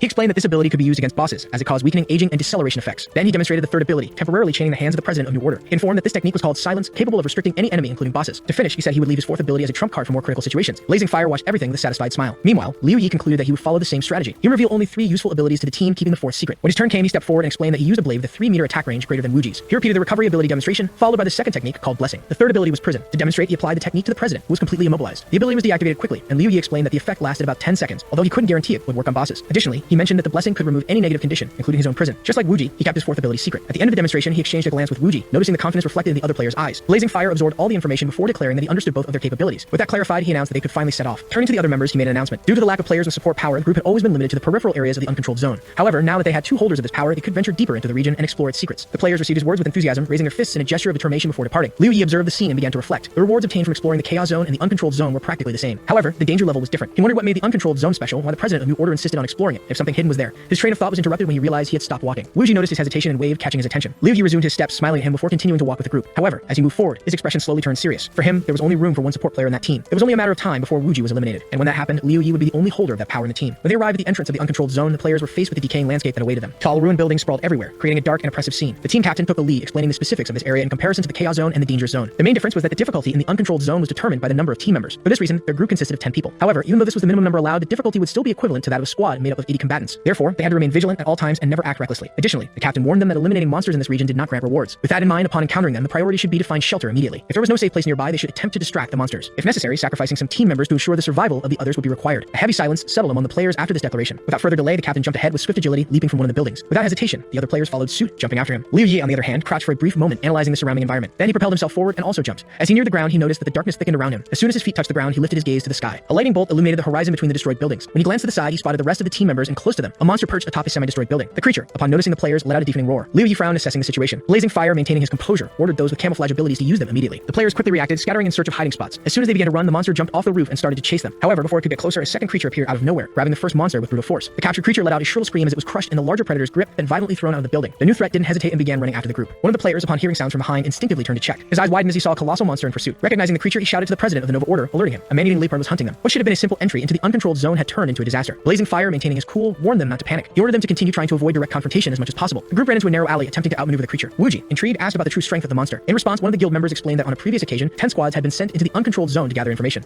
5 of those groups were annihilated by a single beast of the species. Despite such alarming information, Wuji remained skeptical. The creature, on the other hand, seemed to have understood the group's escape route. Instead of following them directly, it took a shortcut, tearing through a building's wall and appearing before the players at the end of the alley. Blazing Fire, without hesitation, called out to one of the team members, a blindfolded man, and ordered him to distract the monster. The player immediately stopped and complied with the order, activating his taunt ability. The effect would last for 1 minute, reducing the leopard's speed by 10%, but increasing its attack power. As soon as the ability took effect, the monster abruptly halted its charge, focusing its attention on the new target. The player then ran in the opposite direction of the group, drawing the creature with him. Wuji observed the scene closely, reflecting on what could be gained from the situation. Then he shifted his gaze to Liu Yi, his expression growing even more serious. Without hesitation, he raised his hand and activated his marking ability on him. From that moment on, Liu Yi would be within the perception range of all creatures within a radius of 1,000 meters. The effect would last exactly 10 minutes. As soon as the ability was activated, all the monsters in the area immediately turned their attention to Liu Yi. The manic leopard, which had been distracted by the blind player, suddenly stopped. The player cursed, confused, and explained why the creature had stopped following him. Meanwhile, Liu Yi continued running, unaware of anything unusual. However, a monster suddenly jumped at him. With no time to react, he tried to grab it, but the force of the charge caused him to lose control. The beast threw him brutally against a wall. The impact was violent. The other players, noticing the movement, stopped and looked back. At the sight, they exclaimed in shock. Monsters were coming from all directions, converging directly on Liu Yi. Confusion overtook the group. They didn't understand why suddenly all the creatures were focused on him. It was then that Liu Yi shone with fire, and his gaze met Wuji's. A smile on the player's face revealed his intentions. Liu Yi immediately understood what had happened. Without hesitation, Blazing Fire sprinted toward Liu Yi. He ordered the others to return to the original shelter and said he would try to rescue him. The team members called out to him, confused by his decision. As he ran, Wuji observed him and thought that he was completely insane. At this pace, he wouldn't return alive. He told the others that Blazing Fire seemed determined, but now Liu Yi had become a burden to the team. One of the players wanted to protest, but his attention was diverted by the sound of buildings collapsing. The man-eating leopard was back. It seemed to have shaken off the taunt effect. With no other choice, the rest of the group decided to return to the shelter. Meanwhile, Blazing Fire continued running toward Liu Yi. At the same time, he monitored his health bar. He ordered him not to think about dying there. Suddenly, a monster jumped from one side. Blazing Fire noticed the attack and quickly drew his sword. With a swift strike, he tried to cut the creature's chest. However, the attack didn't even scratch the beast's skin. He was surprised to realize how resistant the monster's defenses were. The creature retaliated with a violent swipe of its claws. Blazing Fire gritted his teeth and blocked the attack, but he was forced to retreat. He pulled back, observing the monsters crowding around Liu Yi. The number of enemies was overwhelming. For a moment, he thought he wouldn't be able to save him. But then something caught his attention. Among the stiffened bodies of the beasts, he noticed that Liu Yi was still resisting. The monsters were holding him by the arms and legs, but he wasn't giving in. Liu Yi activated his freezing ability on himself. The system immediately notified that the cognition power was not being consumed at that moment. His health points were 5,036 out of a total of 8,040. Only 10 seconds remained before the freedom status expired. Without hesitation, Liu Yi activated the blessing ability. He spent all of his knowledge power points and increased his attributes by 1,406. His stats exceeded 1,000 points, and in some cases, they reached over 6,000. The blessing spread through his body, dissipating the effect of the mark. He clenched his fist around the handle of his katana. The system notified that his energy had risen to 2,712 points and that his attack power increased by 50%. With a swift motion, Liu Yi swung his blade. All the monsters around him were cut down in a single strike. At the same time, the man-eating leopard advanced. The creature passed by Blazing Fire, knocking down walls in its path. Liu Yi noticed its approach in time. He grabbed the beast's claw at the last second, trying to contain it. The impact caused his feet to slide along the ground. He resisted. Quickly changing his strategy, Liu Yi switched his katana for a pendulum gun. He used the stunning effect and aimed the weapon at the monster's head. The moment the creature prepared to attack him, he pulled the trigger. The shot hit dead on. Taking advantage of the opening, he switched to a conventional model and began firing non-stop. The bullets repeatedly struck the leopard's body. Finally, the creature gave way. With a loud crash, a monster fell to the ground, unconscious. Liu Yi climbed onto the beast's corpse and looked around with confidence. Under his feet, the leopard's body began to disappear. Blazing Fire, motionless, watched everything everything in shock. His voice trembled as he muttered that Liu Yi was a liar. After all, how could a support player possess such strength? The system notified that only 50 seconds remained until the blessing effect ended. Liu Yi immediately ran toward the president, who was still confused. Without wasting time, he said they needed to leave. Then he continued running. Blazing Fire, noticing a group of monsters ahead, snapped out of his shock and chased after him. While following, he shouted for Liu Yi to wait for him. At the shelter, the rest of the team remained at the entrance of the dungeon, taking cover. One of the members commented that he had no idea what was going on with the president. He wasn't even sending messages, possibly afraid of not getting a response. Another player agreed with this observation. Wuji, intrigued, asked why they didn't just go back. After all, which player could survive under these conditions? One of the men responded that the president and Liu Yi were still alive. If their health bars hadn't decreased, it was because they were using abilities that temporarily blocked damage. However, Liu Yi seemed particularly unlucky. No one knew exactly what had happened, but for some reason, he had attracted a large number of monsters from which escape was impossible. This was a real problem. After saying this, the man crossed his arms and gritted his teeth in frustration. Suddenly, one of the comrades exclaimed. They had appeared on the map not far from the shelter. Wuji was surprised by the news. The others in turn became excited, eager. He warned the group that the two might bring monsters with them. He ordered everyone prepared to defend the shelter. The team members positioned themselves at the entrance, weapons in hand. One of them commented that he didn't hear any loud sounds approaching. Shortly after, the guild president entered the shelter alongside Liu Yi. The group, relieved, celebrated the return of the two. The only exception was Wuji. He watched them with a serious expression. In his mind, the president was a major problem. Meanwhile, the players began praising Blazing Fire. They said he was incredible, that he managed to handle an extremely difficult situation and still save Liu Yi. They stated that he truly deserved his title. Blazing Fire, however, remained silent. His gaze fixed on the back of Liu Yi revealed something different. After the two moved away from the group and walked to the back of the shelter, they sat on concrete blocks. It was then that the president finally broke the silence. He said that all of his pleasantries were unnecessary. They needed to rest for a bit and then head for the dungeon. The players agreed with him and became excited. Meanwhile, Wuji observed Liu Yi, who remained serious. Intrigued, he approached and sat next to him. With a smile, he asked how Liu Yi had managed to escape. He thought it had been quite an exciting adventure. Liu Yi looked away and for a moment remembered when the system dispelled the mark ability. Without hesitation, he replied that Wuji knew very well the reason, since it was his doing. Wuji shuddered at hearing those words. Nervously, he waved his hand and asked, trying to disguise it, what Liu Yi meant by that. Liu Yi kept his gaze steady and said he found it strange that Wuji didn't know. He explained that the blessing was an ability capable of removing any negative effect, including the mark that had been placed on him. Wuji's eyes widened in surprise. Liu Yi continued, stating that the mark was a level 40 ability. Only two people there were capable of using it. Silence hung between the two of them. Liu Yi drew a weapon. With a cold expression, he revealed that from the moment he entered, he had already considered ending Wuji. However, upon talking to him, he realized something. Wuji's indecision wasn't from fear, but from his determination. He slowly stood up and pointed the weapon directly at Wuji. With a firm voice, he said that there was only one way to resolve this. Wuji stood still in silence. Wuji exclaimed loudly, surprised by what was happening. To him, this was absurd. They were allies, not enemies. The rest of the team remained alert, watching the conflict unfold, not fully understanding the situation. Meanwhile, Wuji wore a cynical smile. He found it ironic that Liu Yi was about to be killed with a weapon, like something out of a movie. To him, this scene only reinforced the need to isolate Liu Yi from the team. Moreover, if the mark ability was level 40 and only two people could use it, then Liu Yi was sure that Wuji was the one responsible for activating it. One of the players, outraged, shouted at Liu Yi, questioning his actions. However, Blazing Fire remained seated, not intervening. Liu Yi simply observed, a slight smile on his face. Wuji, still trying to defend himself, pounded his chest and said that he had only asked how Liu Yi escaped the monsters, and suddenly had a weapon pointed at him. His expression showed indignation as he turned to the president, seeking support. He wanted to know if this was really acceptable within the team. Blazing Fire remained silent. Wuji insisted, pointing out that Liu Yi probably wanted to kill him just for being another support fighter. If that happened, he would be the only one with that power. Wuji feared that Liu Yi would start imposing his own conditions and that the president would eventually give in to them to cross the dungeon. To him, this was all wrong. He then looked at the others and demanded their attention. He wanted everyone to realize that Liu Yi was a dead weight and had no right to remain in the team. Liu Yi, for his part, continued to observe calmly. To him, the situation was clear. Wuji was the real culprit behind all of this. Turning back to the president, Wuji insisted that he needed to be replaced. One of the team members tried to intervene, suggesting that they leave the discussion for later when they were safe. However, Blazing Fire stood up to place his hand on the player's shoulder, stopping him. His gesture indicated that the conflict needed to be resolved right there. Wuji became even more anxious. To him, Blazing Fire was completely mistaken. It was then that the president moved forward and firmly grabbed Liu Yi's weapon, forcing him to release it. His gaze was full of disapproval as he stared at Wuji, demanding an explanation. For a moment, Wuji hesitated, unsure how to react. Still confused, he felt a sudden pressure on his neck. The president had grabbed him tightly. The question came harshly. Why was he constantly trying to create disharmony among the team members? The tight grip made it hard for him to breathe, and Wuji wondered where the president got so much strength. Trying to catch his breath, he gritted his teeth and asked what exactly was happening. Blazing Fire, without releasing his hold on his throat, confidently stated that he trusted Liu Yi far more than Wuji could imagine. Wuji, still in disbelief, argued that he didn't understand the situation. After all, it was Liu Yi who had pointed the weapon first. But his justification was ignored. The president then activated his ability. His voice was firm as he stated that Liu Yi would never have done that without reason. Shock overtook Wuji. He couldn't believe the president trusted Liu Yi so much that he disregarded his words. To him, this was unfair. He hadn't done anything wrong. But before he could say anything else, the Shadow Blood Shell ability was activated.